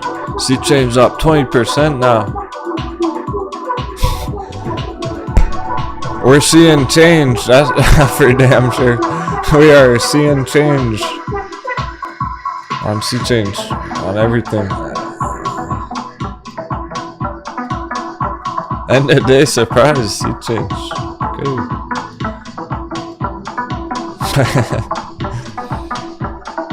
There's gotta be a few of you diamond handsing this out there. I remember it was blasting off not that long ago. We had nice moves last month and everything. Throughout February, really, but really. Back here, December. It's been cruising ever since December on sea change.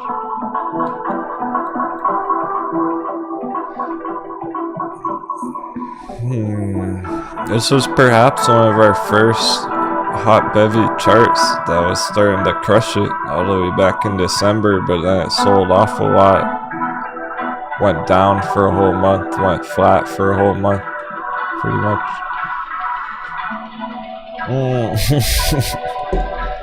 No puts, no. If it's on our bullish watch list, you can't get puts on it. It's not allowed. That's against the rules. This thing's trying to go at $5.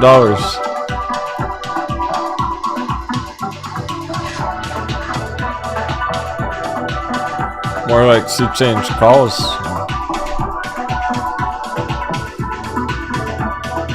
If it's going straight up in the middle of a market crash, you can't go bearish on it. That's fighting the trend. You don't want to be the only bear holding puts, hoping it's going down while everyone else is buying it up, FOMOing into it.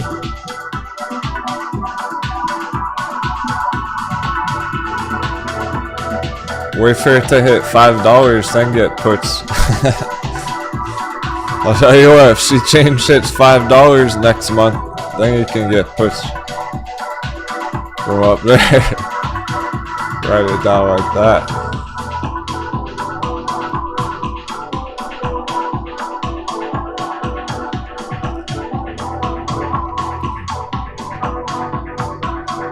It's leaving everything in the dust right now.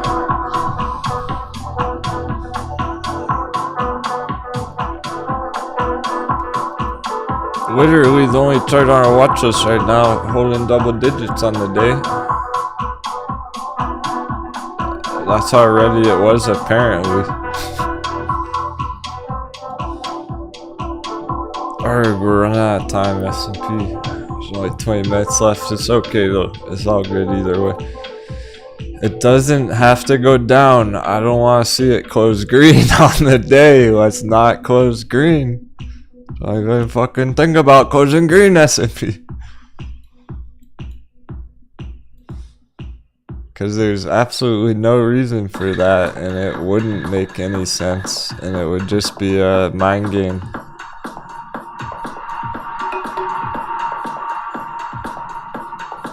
We want it to behave now. Enough fake outs.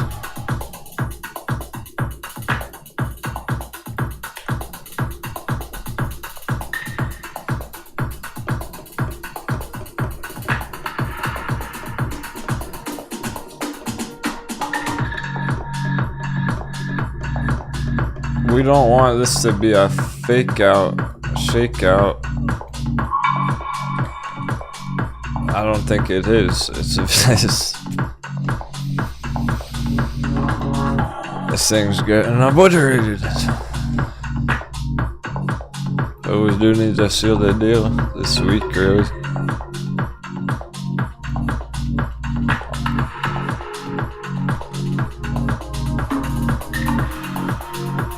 With that monthly candle close. I'm not gonna talk about it as much every day. Special right now. It's important right now. Closing under 420. It's under the whole last month price action. We got 6 days. Next Tuesday.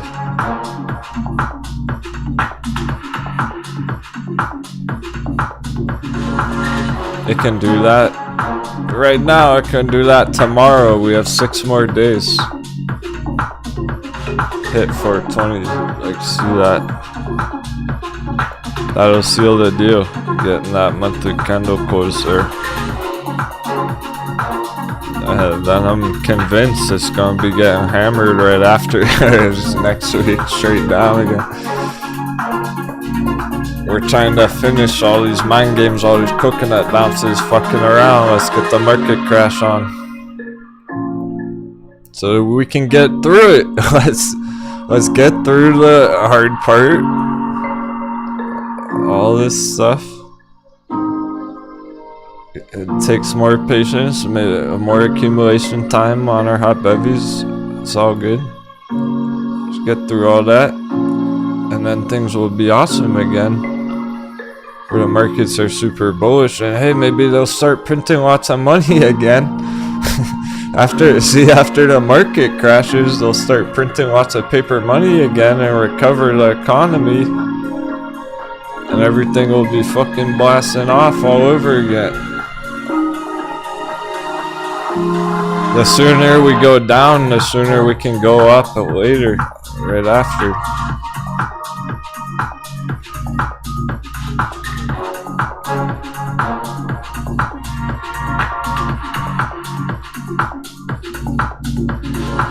MC change isn't slowing down at all, a little 20%.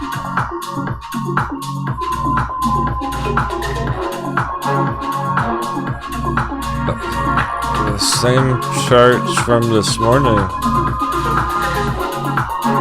CVM's undervalued. Anyone still likes that? It never hit our bigger target back there. Went lower than it should be during December, January.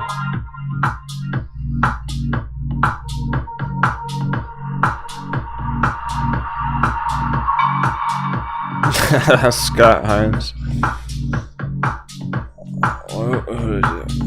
Part of being desensitized to it all. You're getting that thick skin. S&P going for the 1%. 0.9% now. We're getting it. 1% is perfect.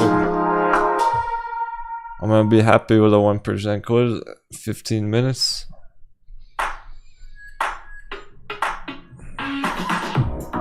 Don't even pretend to go green anymore. Let's seal the deal. Just finish the day.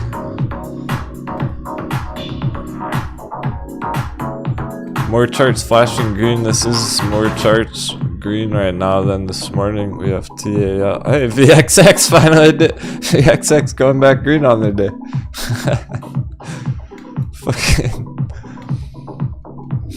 Fucking mind games are real. Yeah, S&P was red and VXX was red like 20 minutes ago. Remember, it didn't make any sense. Now it's green again. Just like that. Ridiculous. It's 0%. I spoke too soon. It's 0%.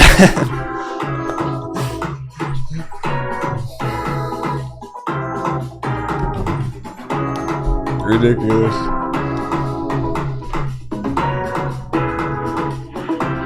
We just want to see this finish green, see S&P finish red.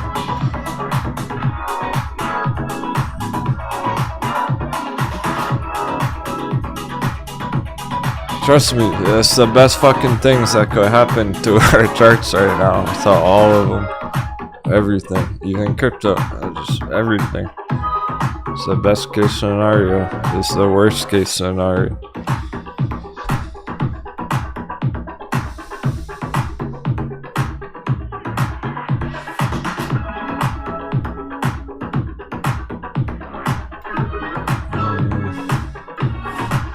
Sure we're not missing any battles or anything.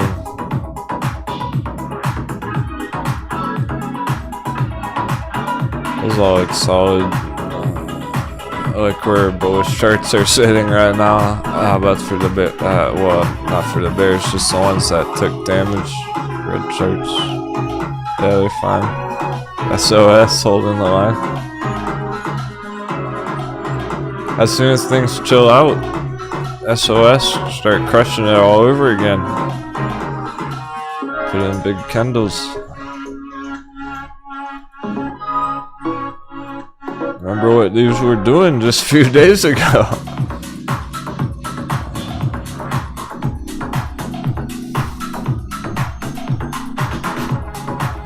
In the middle of developing our pirate wedge, heading up to $2 on SOS. It's hardly even slowed down. Just one red day, whatever. In the middle of all this craziness. We're over 1%! Fuck yeah! Alright, now I'm happy. 13 minutes. Over 1% red after another silly bounce. There were two today.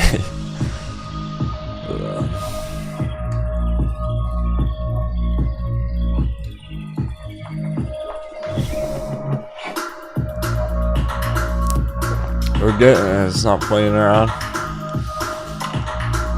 So VXX shouldn't play around either, and it should color screen.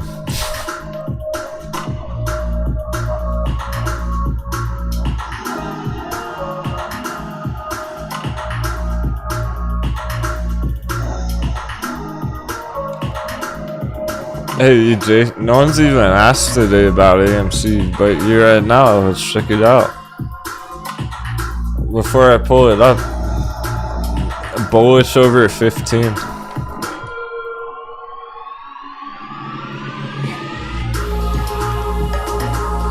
It's holding the line as well. It almost looks like Bitcoin or the altcoins current situation.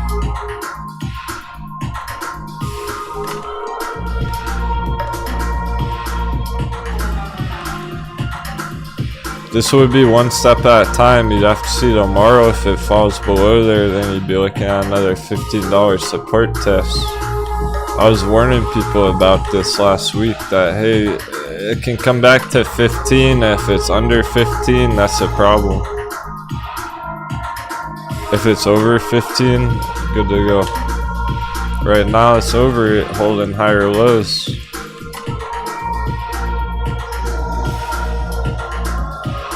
Still working its way up to the next target. We did hit our short-term targets back there though, over $20. Remember, people were taking profits on the short-term over 20 if you were cruising with us back then.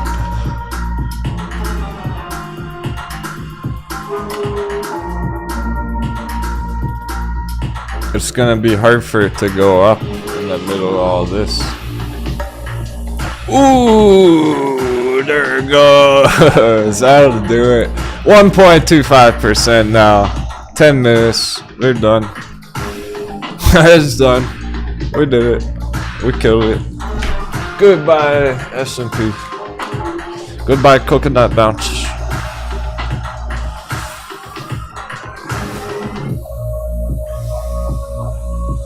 That answers the question. How was it gonna go? Over 1% on the day after a major red day Friday.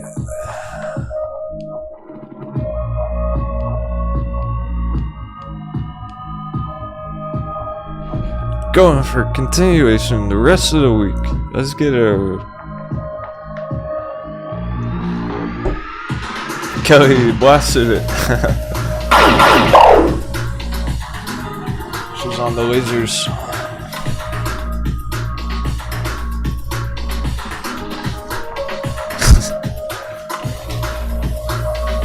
I spy something red. Can you guess what it is? Oh, that's the Moon Boys portfolios. Ooh.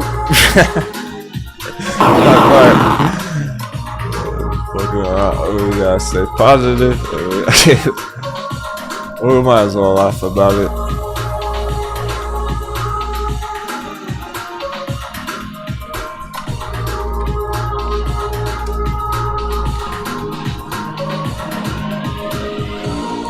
Staying calm, holding strong. Another day at the office.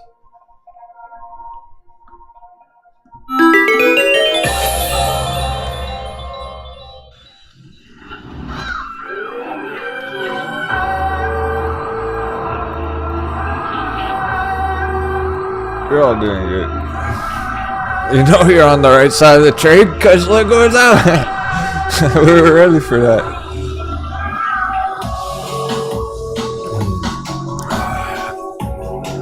You can only imagine the amount of money being lost right now.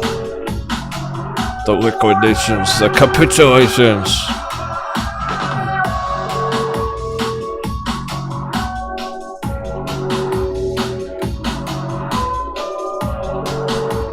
The annihilations.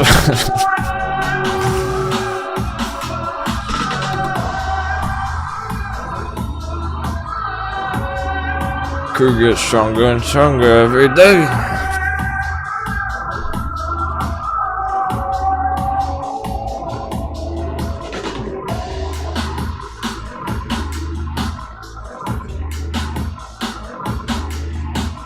Only a pirate would want this to go down. Or a government.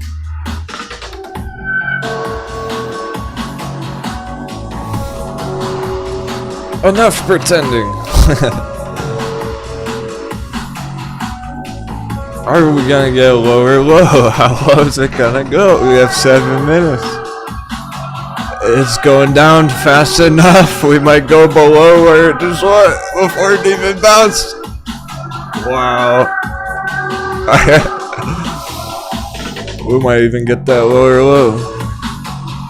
Probably not enough time to hit 420, but damn. Could we get 2%? Could we get 2%? 1.5 at least? The reason we want that,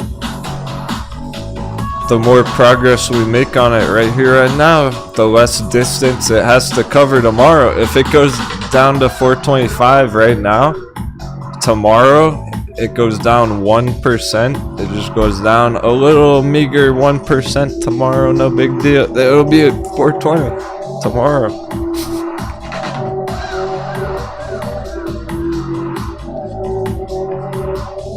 Less distance to cover on that next move.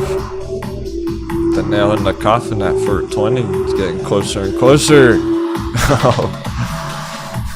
Okay, guys, buddy.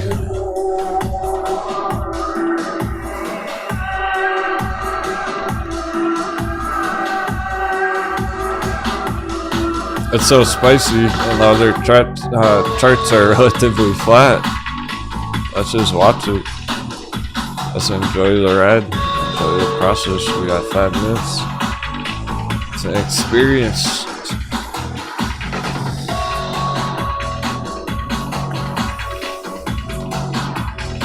I know we're not gonna watch it this much forever. End of day 4. What are they thinking?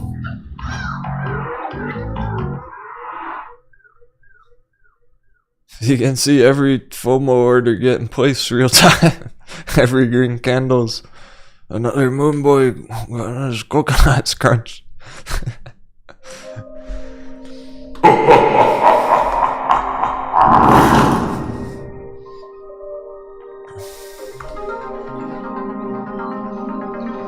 It's an experience right now because it's so dominating of a factor in the whole market cycle. With the new year 2022 and everything, getting to the end of the month, February fire. I know we're not always gonna look at it. It goes under 420 tomorrow, end of week, we'll be done right then. If it is 419 tomorrow, sweet. We don't even have to check it the whole rest of the month.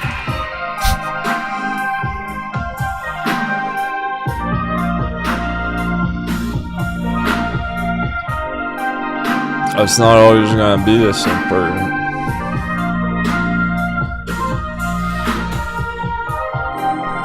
Might as well just accept it. Just go with the flow. It is what it is. Time. It's taking the front stage.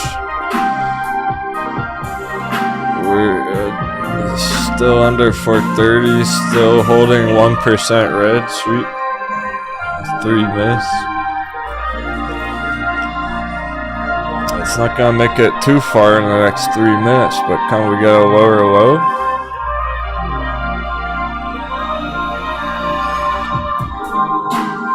Can we get below right here?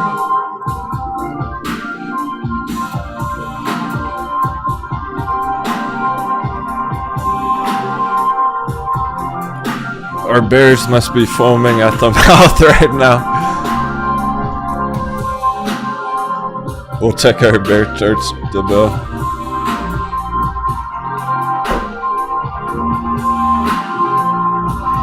Well, Gary, it's certainly not the only indicator of the market, but look, if you're trying to get a feel for the dollar, the next thing you would check's the dollar, and what is that going to tell you today? Up, down, up, down, up, down. Dollar's not telling us anything.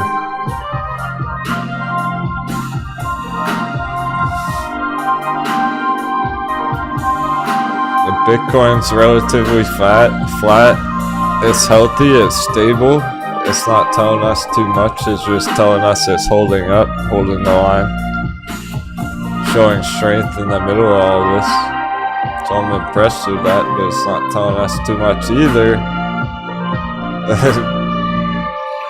So what else is there but the trend of overvalued, undervalued assets, which represented here?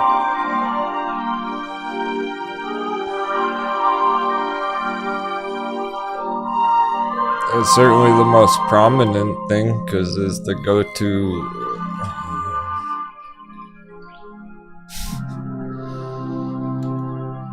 go-to trade, the go-to chart. For most retail traders and even the whales and the large money and everything, so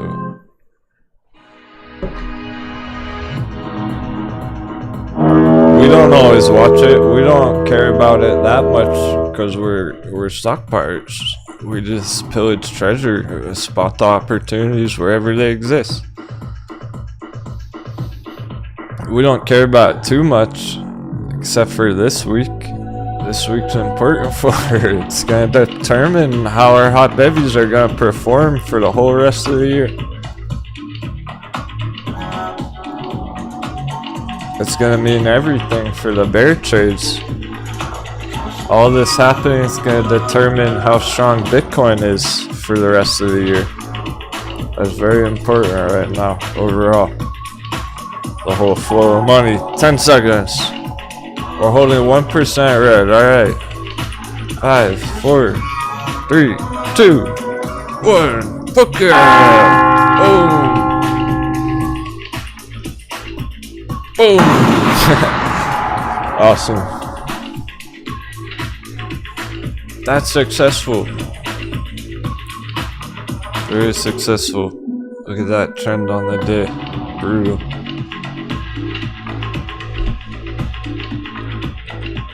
On the week. On the month now. It's taking lots of water. It's taking lots of damage. Struggling to stay afloat. How can it stay afloat with all the paper hands out there?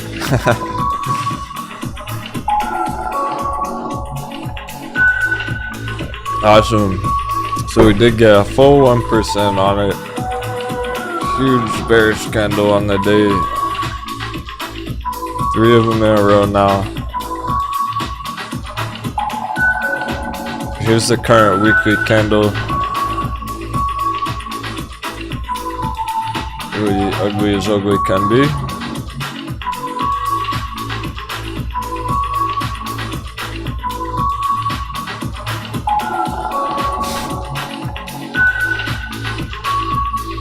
Here's the monthly candle.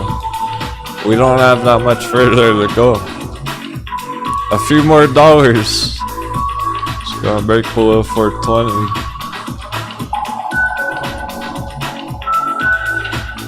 You could say it's already going straight down.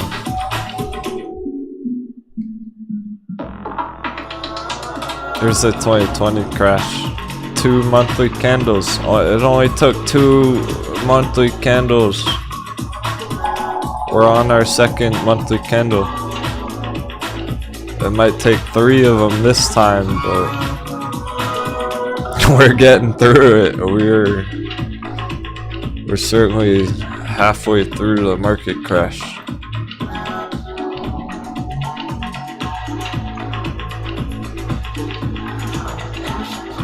So you're all doing great.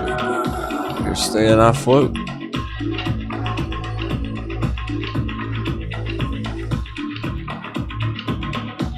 Awesome conversation in the chat today. MVXX is red. Yeah, it's almost as red as the S&P. S&P is 1% red, VXX 0.5% red. Yeah, it doesn't match up at all. Something big's cooking up. That's all I can say about it, really. Since we didn't even hit 25 yet. Since we never hit 30 last week.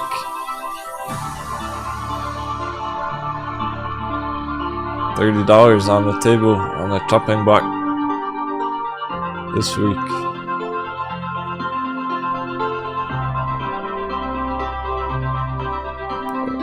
Well, we definitely will be seeing more green on this with what the S&P is doing. That's why it was all good today. I'm pleased about that, especially for VXX.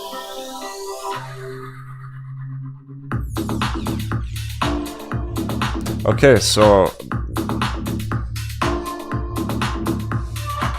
we'll do some more summarizing and check out some more crypto and everything in a couple minutes. I want to say why this is a good thing.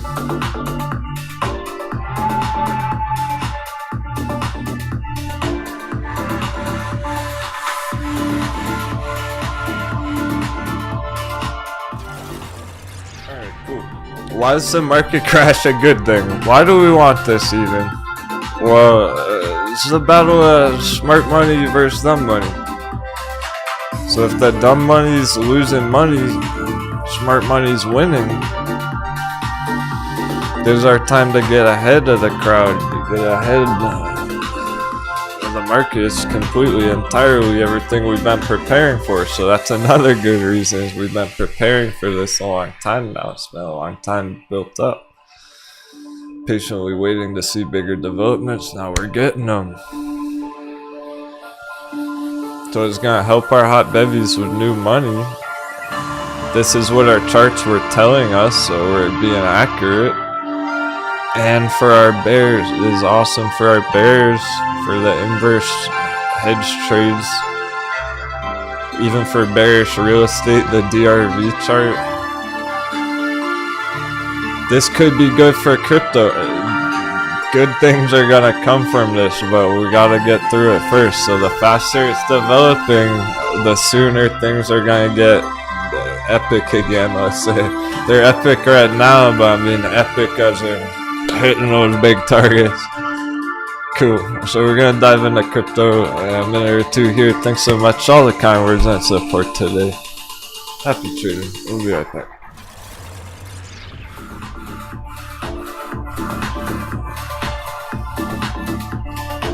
Put down the salt water. Let's have a quick freshwater break. Hydration break. Another successful day. We can check out after hours. Dive into crypto for a bit when we get back. There wasn't too much to talk about Bitcoin today because all eyes were on the market crash.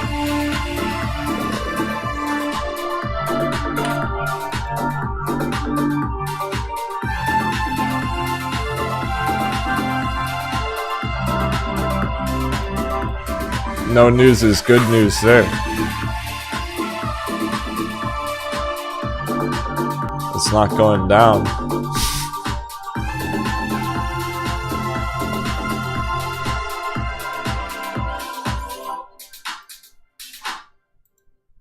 Digibyte and Dash, top of the list. Those are potentially the most oversold at the moment.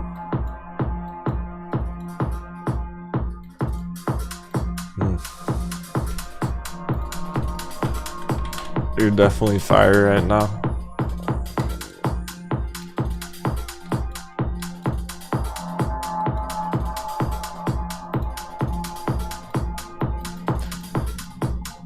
Feel free to shout out any altcoins that you're interested in the chat. Hope everyone had a good day.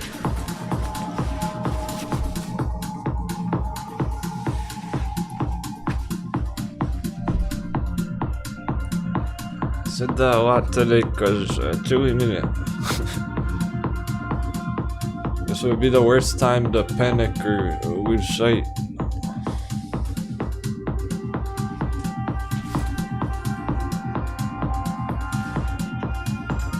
Stay strong as a team.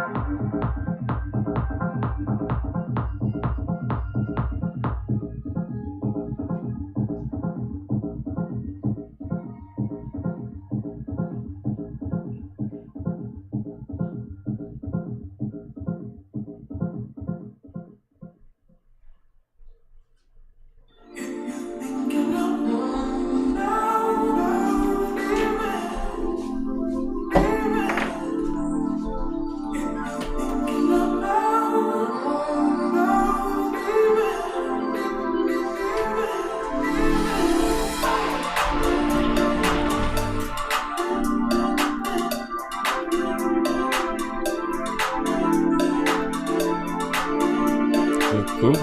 Very pleased with that overall. Another successful day.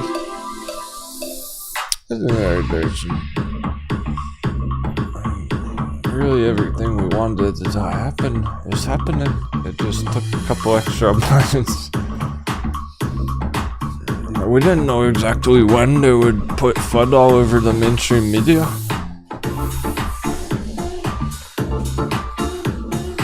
They waited till the new year.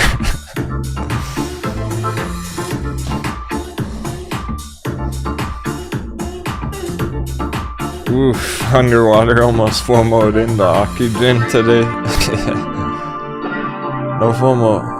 So I mean, staying calm. It's the worst time to panic and start FOMOing and paper handing. Good thing Denwo said not to FOMO on OCGN.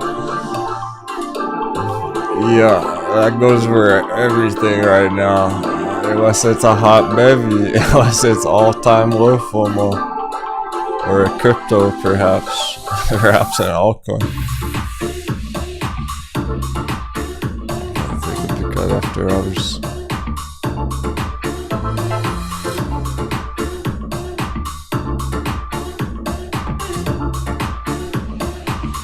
Just a bunch of green on the ones that went down.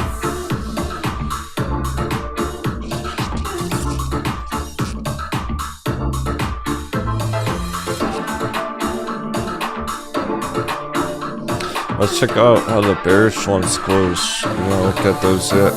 Yeah, OCGN's down 15% after.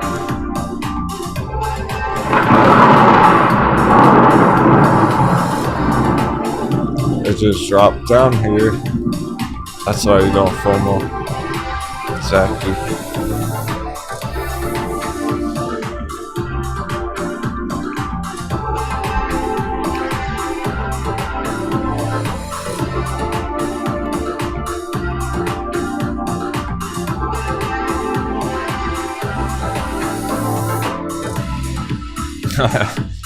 Some news just came out about it.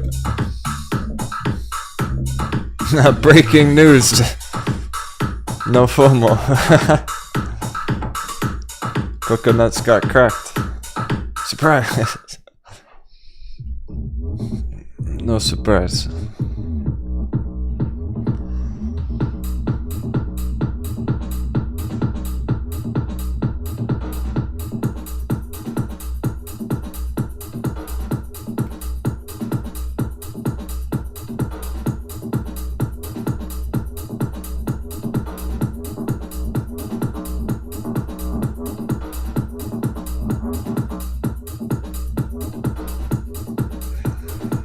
Not seeing any bigger developments. Nothing's changed on the bears. Okay. Really, not with the ones that we're targeting. Really, more like even Amazon and stuff. The big market caps, the biggest companies that exist, are hurting bad.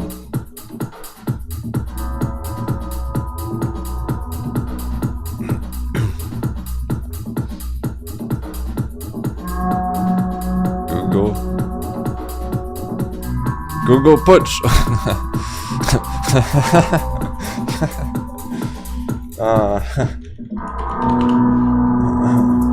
How to make money in the markets. Google puts.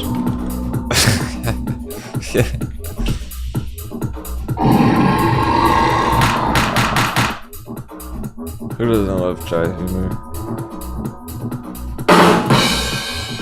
Just Google puts and then you're making money.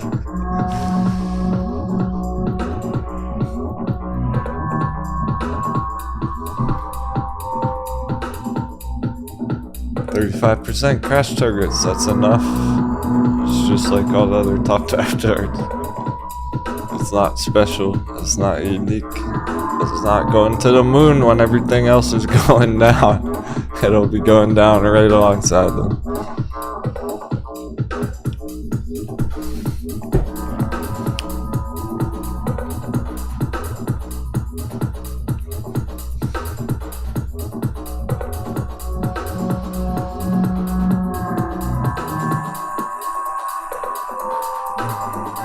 Virgin Galactic recovered all the red on the day after hours already. It was down 6% on the day. It's up 6% after hours.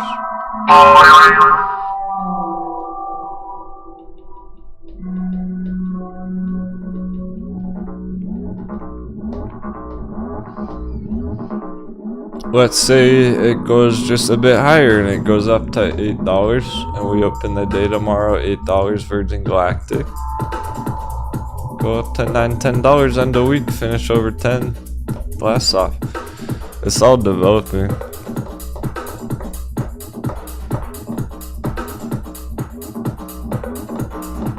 Didn't need to hit $10 today. Did that last week.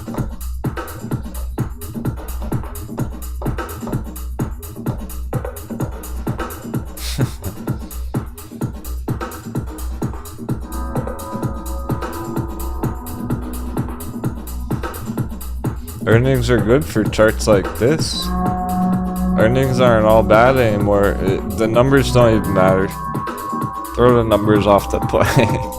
That's the real deal. You know, all the earnings numbers, the actual financial statement, off the park.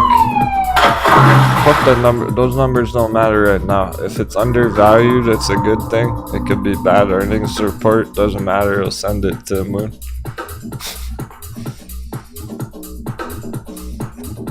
If it's undervalued like this.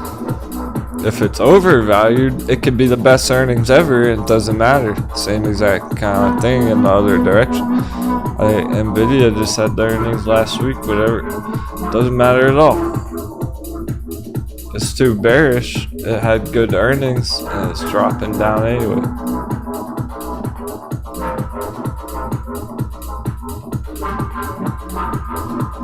The numbers don't matter on those reports right now. It's about the chart, the value levels. If it's overvalued and it's bearish and it has earnings, it's going to be a catalyst to tank it. Vice versa. If it's undervalued Virgin Galactic and it has bad earnings, doesn't matter. It'll be a catalyst to send it further. Because people are just simply, look, everyone's waiting for the earnings. That's it. It doesn't matter if they're good or bad, they're just waiting for it. And then the earnings happen, and then Virgin Galactic's green tomorrow, and everyone FOMO's back in.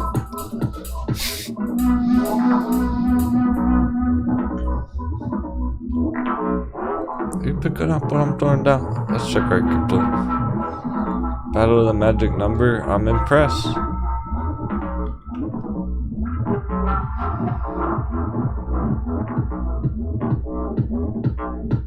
Crypto's holding up incredibly well, all things considered, with the dollar. It's more in effect with the dollar than it is the S&P. So the dollar went up.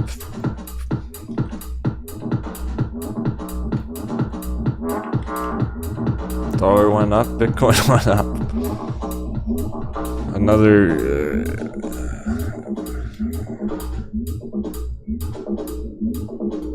phenomenon.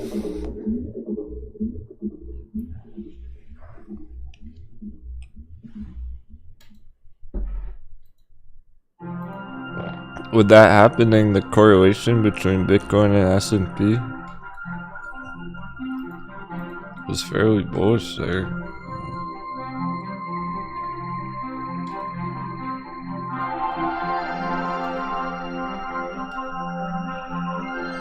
This is literally the strength comparison on the chart visually.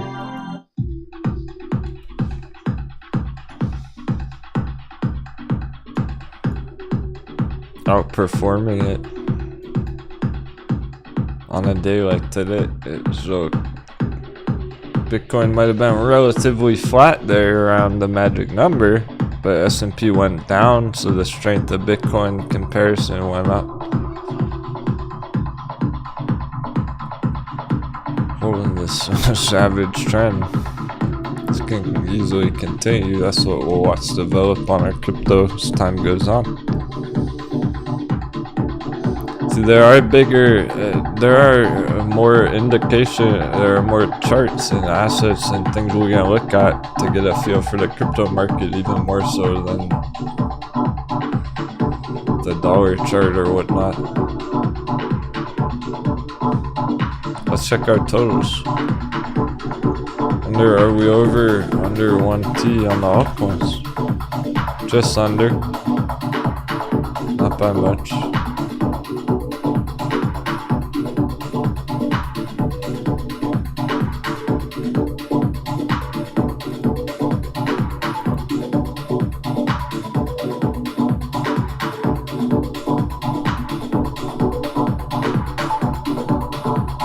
It's also a long-term bull run back here. this is where we're at on our altcoins. Perhaps we have a couple more months of accumulation. It makes a lot of sense why we would. Think about what crypto is doing today. It's healthy, it's stable. It's gonna be hard for it to go up when the market's crashing. The S&P is hurting. So we're talking about a market crash lasting a couple months.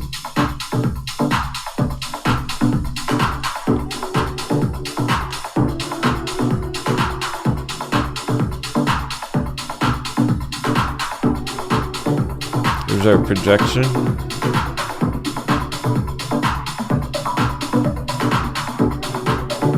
This is where it's headed.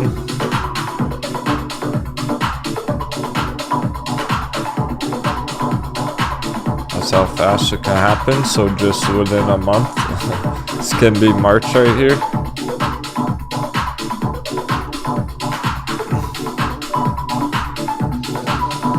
And then the crash is over.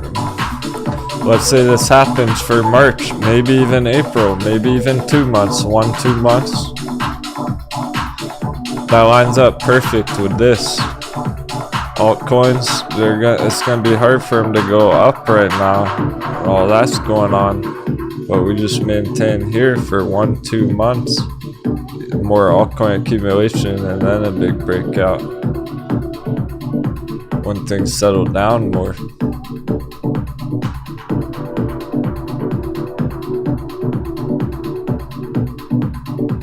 And that also coincides with the dollar.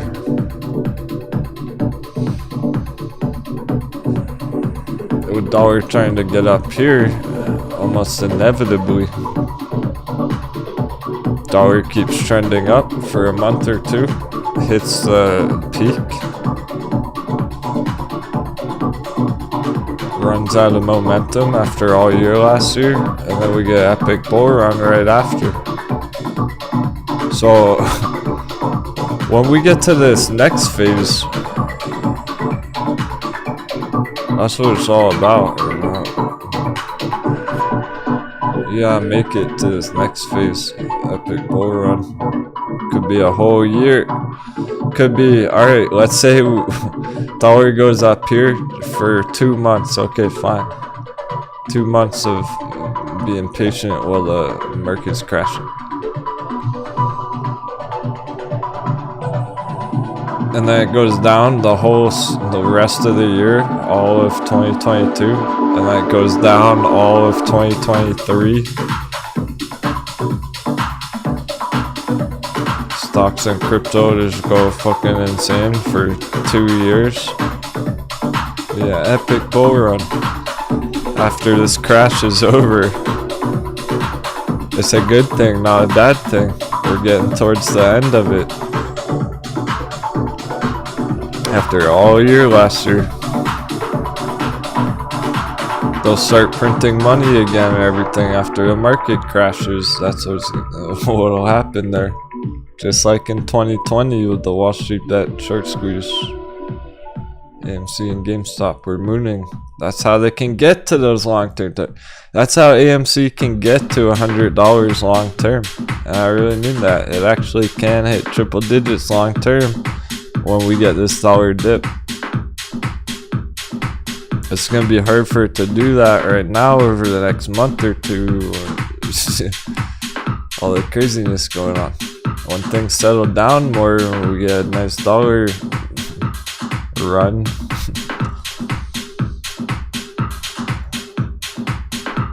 They're stimulating the economy again, or printing lots of money. Come on, blast off. We're cruising right to blast off. Want to be ready. This is all the appetizer, really.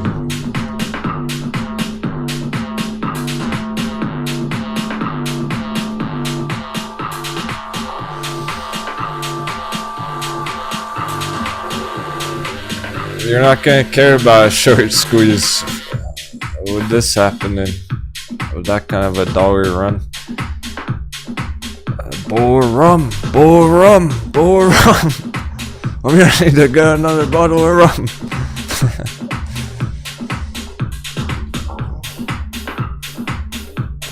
This one right here, that's where Ethereum went from $100 to $5 grand.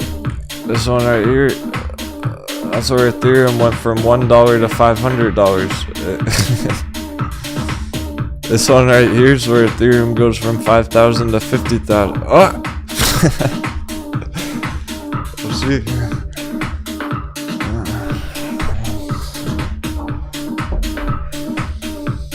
That's probably my least favorite because it's trending. It's such a big market cap with Bitcoin. It's gonna be, I'm talking, the point is the whole crypto market cap, going back to our total charts, altcoins.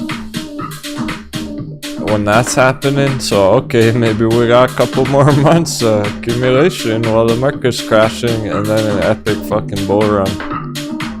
Blow everything else out of the water. Nice huge dollar crash. Altcoins can go to 5Ts, $5 trillion. Up here with that dollar move I was just talking about. Dollar goes down here, altcoins go up $5 trillion.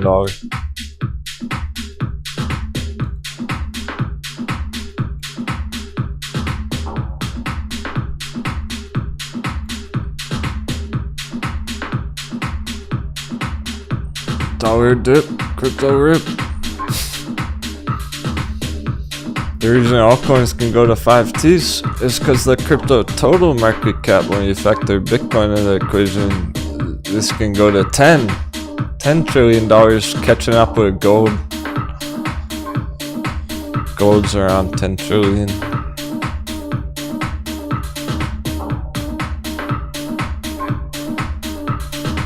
Meaning Bitcoin roughly $5 trillion, altcoins $5 trillion.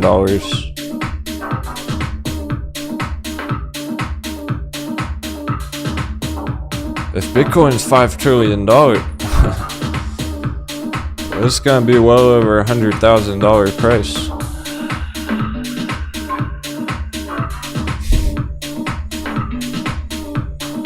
That would put it at like $200,000 price.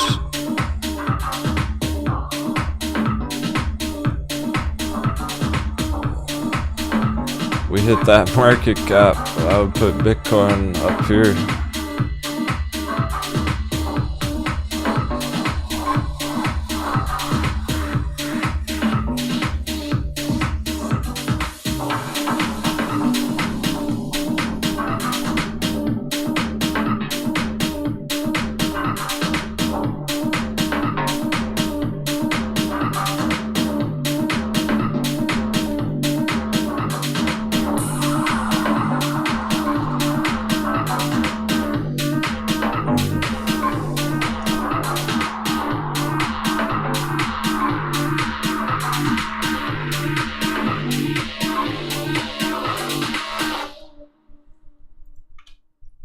Trying to get a nice queen chart here. We have a lot of crypto charts now. There we go.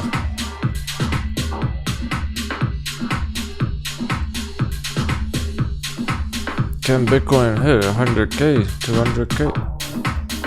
Well, here's the long-term log chart. Sorry, halfway there.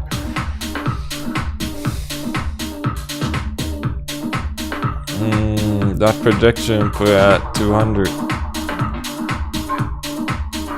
And it's not gonna follow that trend line exactly. Can go on big runs. Hit it sooner. Like back here.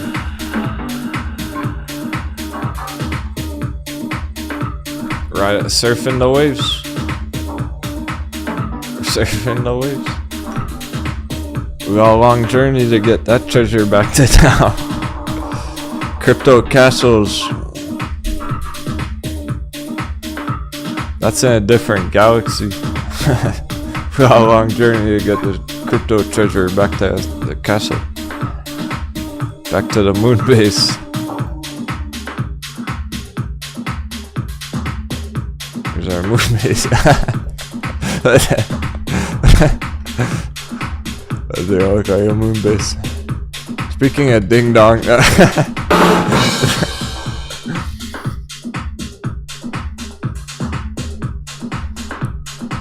Probably evil Toro. You know the deal, anytime a billionaire tweets out about a company, it goes up. Oh. Look, we already crashed.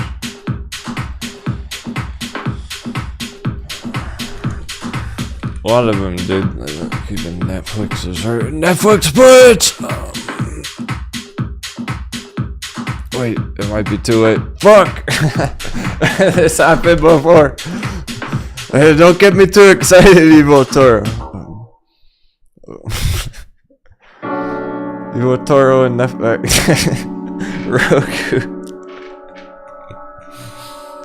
Roku and Netflix already crashed. 777.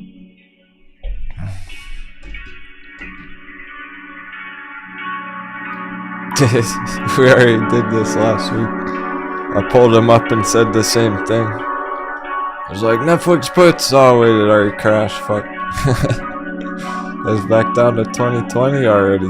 At first glance, that chart. God damn. You gotta wonder, is it done crashing? Is Netflix done crashing? A chart's a beast. That's one tanker of a chart. But it really already did.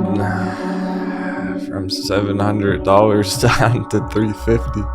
50%.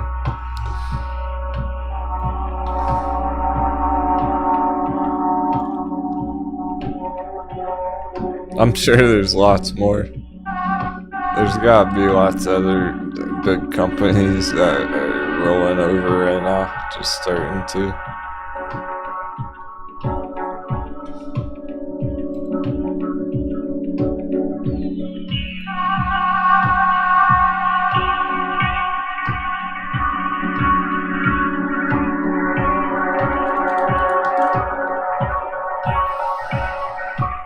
Okay.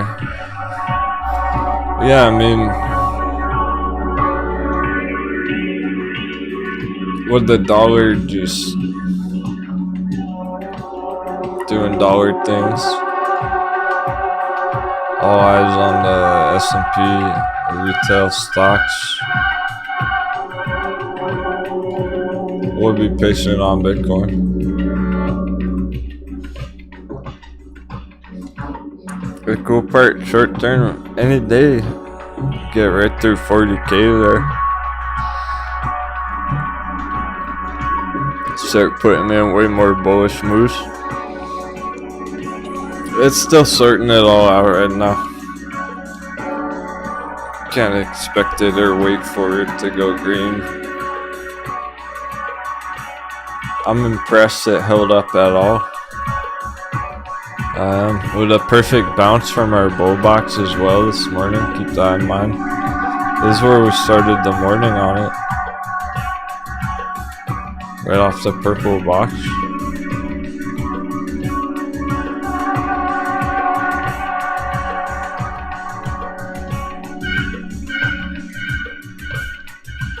The important number, 345. $34,500. As long as it's over 345, it's good to go. It's kind of like AMC at $15 or GameStop at $100. As long as it's over this number, bullish control. Nothing to worry about in terms of it going down unless it gets stuck under that number. So if it dropped down overnight, if it had a huge flash crash overnight, and then it's down here tomorrow and it gets stuck under that number, that would be bad. It could have a flash crash tonight and bounce right there, hit 40K tomorrow. As long as it's over that number, it's somewhat irrelevant because it's more the longer term now. It's not about the short term on Bitcoin right now. The midterms, developing, the long terms, what's important. Short term's kind of a mess with the rest of the markets. With lots of mind games, the paper hands overnight. Just like we get the S&P coconut bounces every day, really. We get a paper hand on crypto overnight. We did get the 40,000 stop losses hit. So a 40,000 stop run.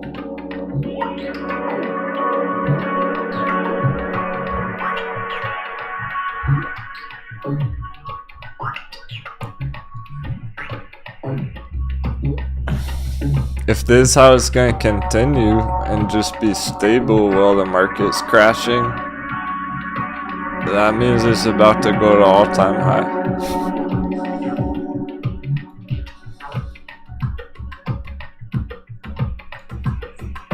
If it does follow the S&P down further, because things might speed up now, where S&P is just going straight down all month next month, and this takes more damage with it. If that does start happening, we'll spot it right on time. We'll be aware of it. It'll be pretty obvious. So that's what's important about the short term here. The fact that it held up strong all day during the middle of all that chaos. It's important. It's something to make note of. Doesn't change too much right now, but the more we notice that, the more we recognize it outperforming the rest of the markets, the more ready it's going to be to blast off.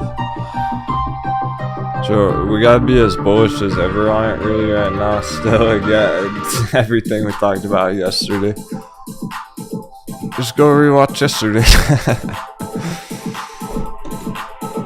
No, this is great to see.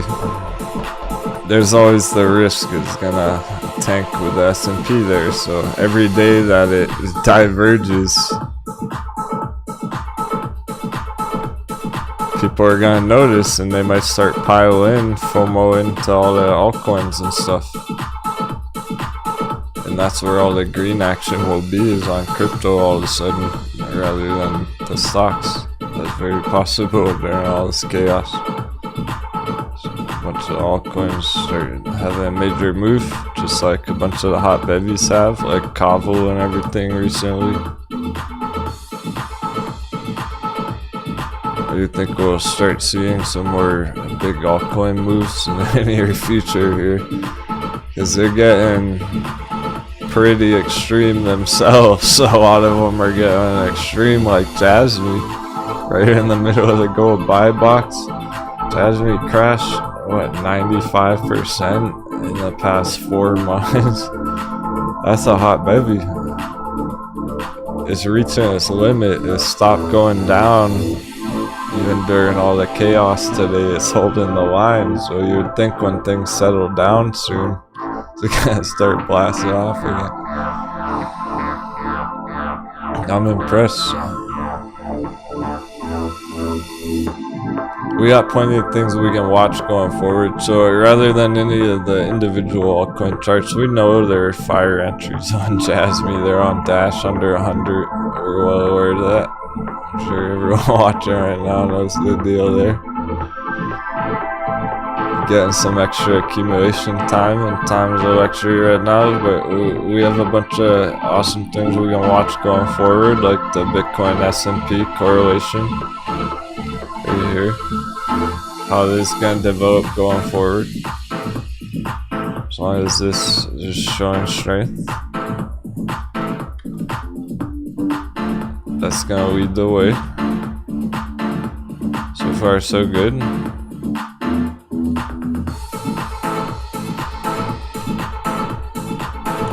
That, alongside with the total charts.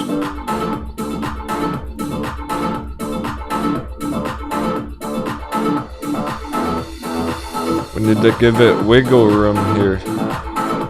flexible with it here. Just the consolidation working its way up, potentially even for a couple whole months, pending a way bigger blast off after things settle down. Hey Titi.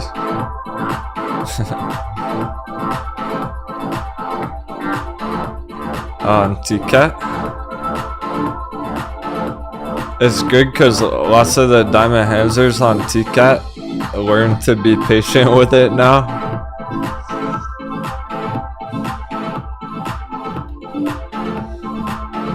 Everyone was hyped about TCAT early on, and we've been forced to be patient with it because it hasn't done much yet. So people stopped asking about it every day, stopped worrying about it every day. It's good.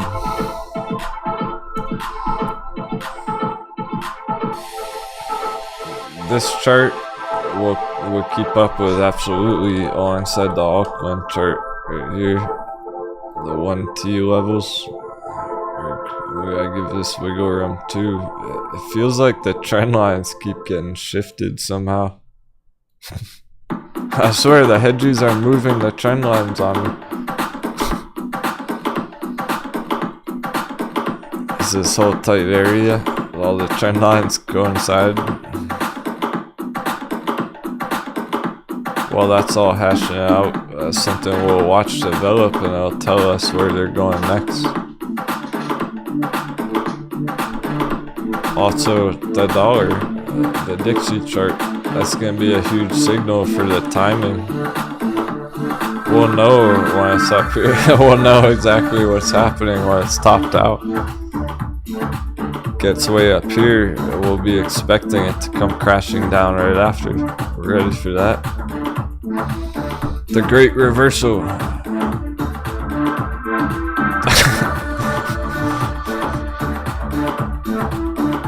The Big Bang.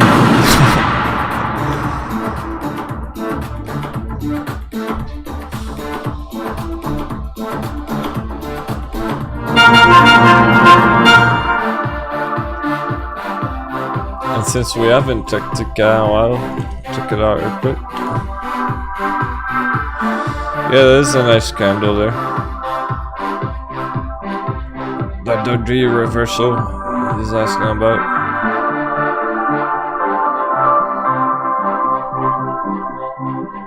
You're looking at a similar candle 10 days before it blasted off last time. Probably, yeah. There's one right here. Forget 10 days before it blasted off. There's one right here where we are right now. That's the same price we're at right now. That looks identical right there. That candle right before it went straight up. At the same price. That's the price we're at right now. 250.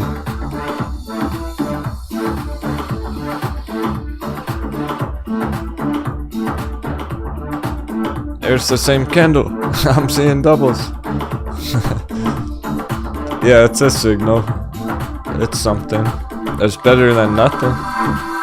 It's better than a candle like this. And it's very much holding the line, that orange line.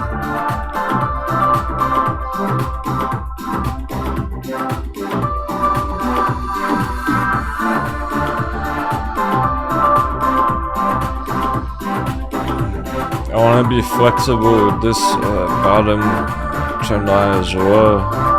We're looking for a bounce before at $3 with all the storm going on. 250, basically the same thing. So let's lower that slightly to match up back here.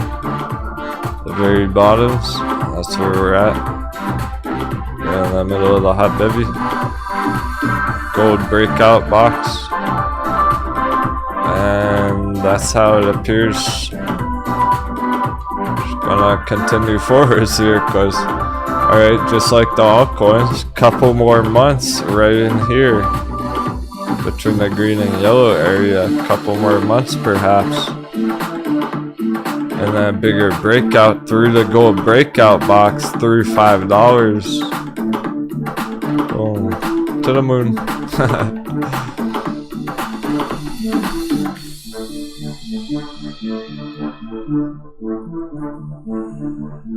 It can hit $100 long term, yes. Not that anyone asked. It's one of the bigger targets because it is a speculative crypto play. High risk, high reward. Within certain reason. Will I keep it within reason? Not every risk is worth taking. But it feels great to know everything's in control. Thanks again, everyone. Hope you all had a great day. Happy trading. Take care. Till next time.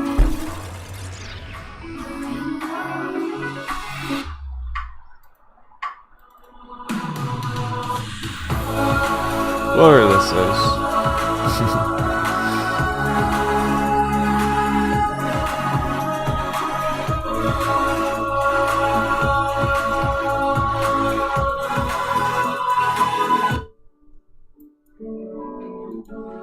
So hard to see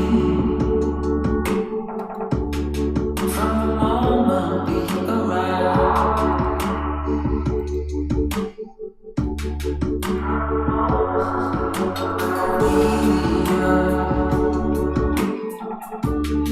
You are one who will survive.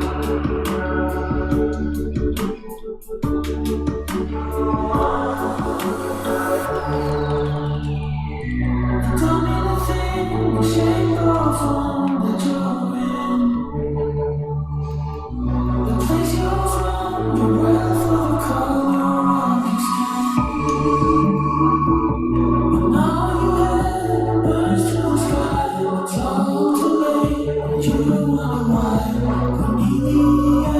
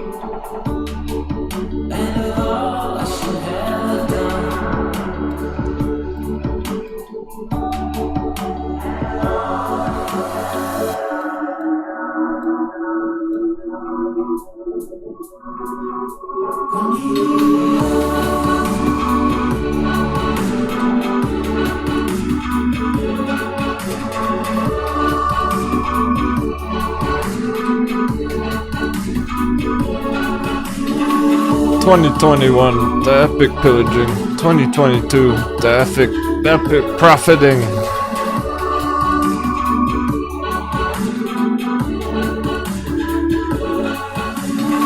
We're gonna hit some big targets this year. You can tell.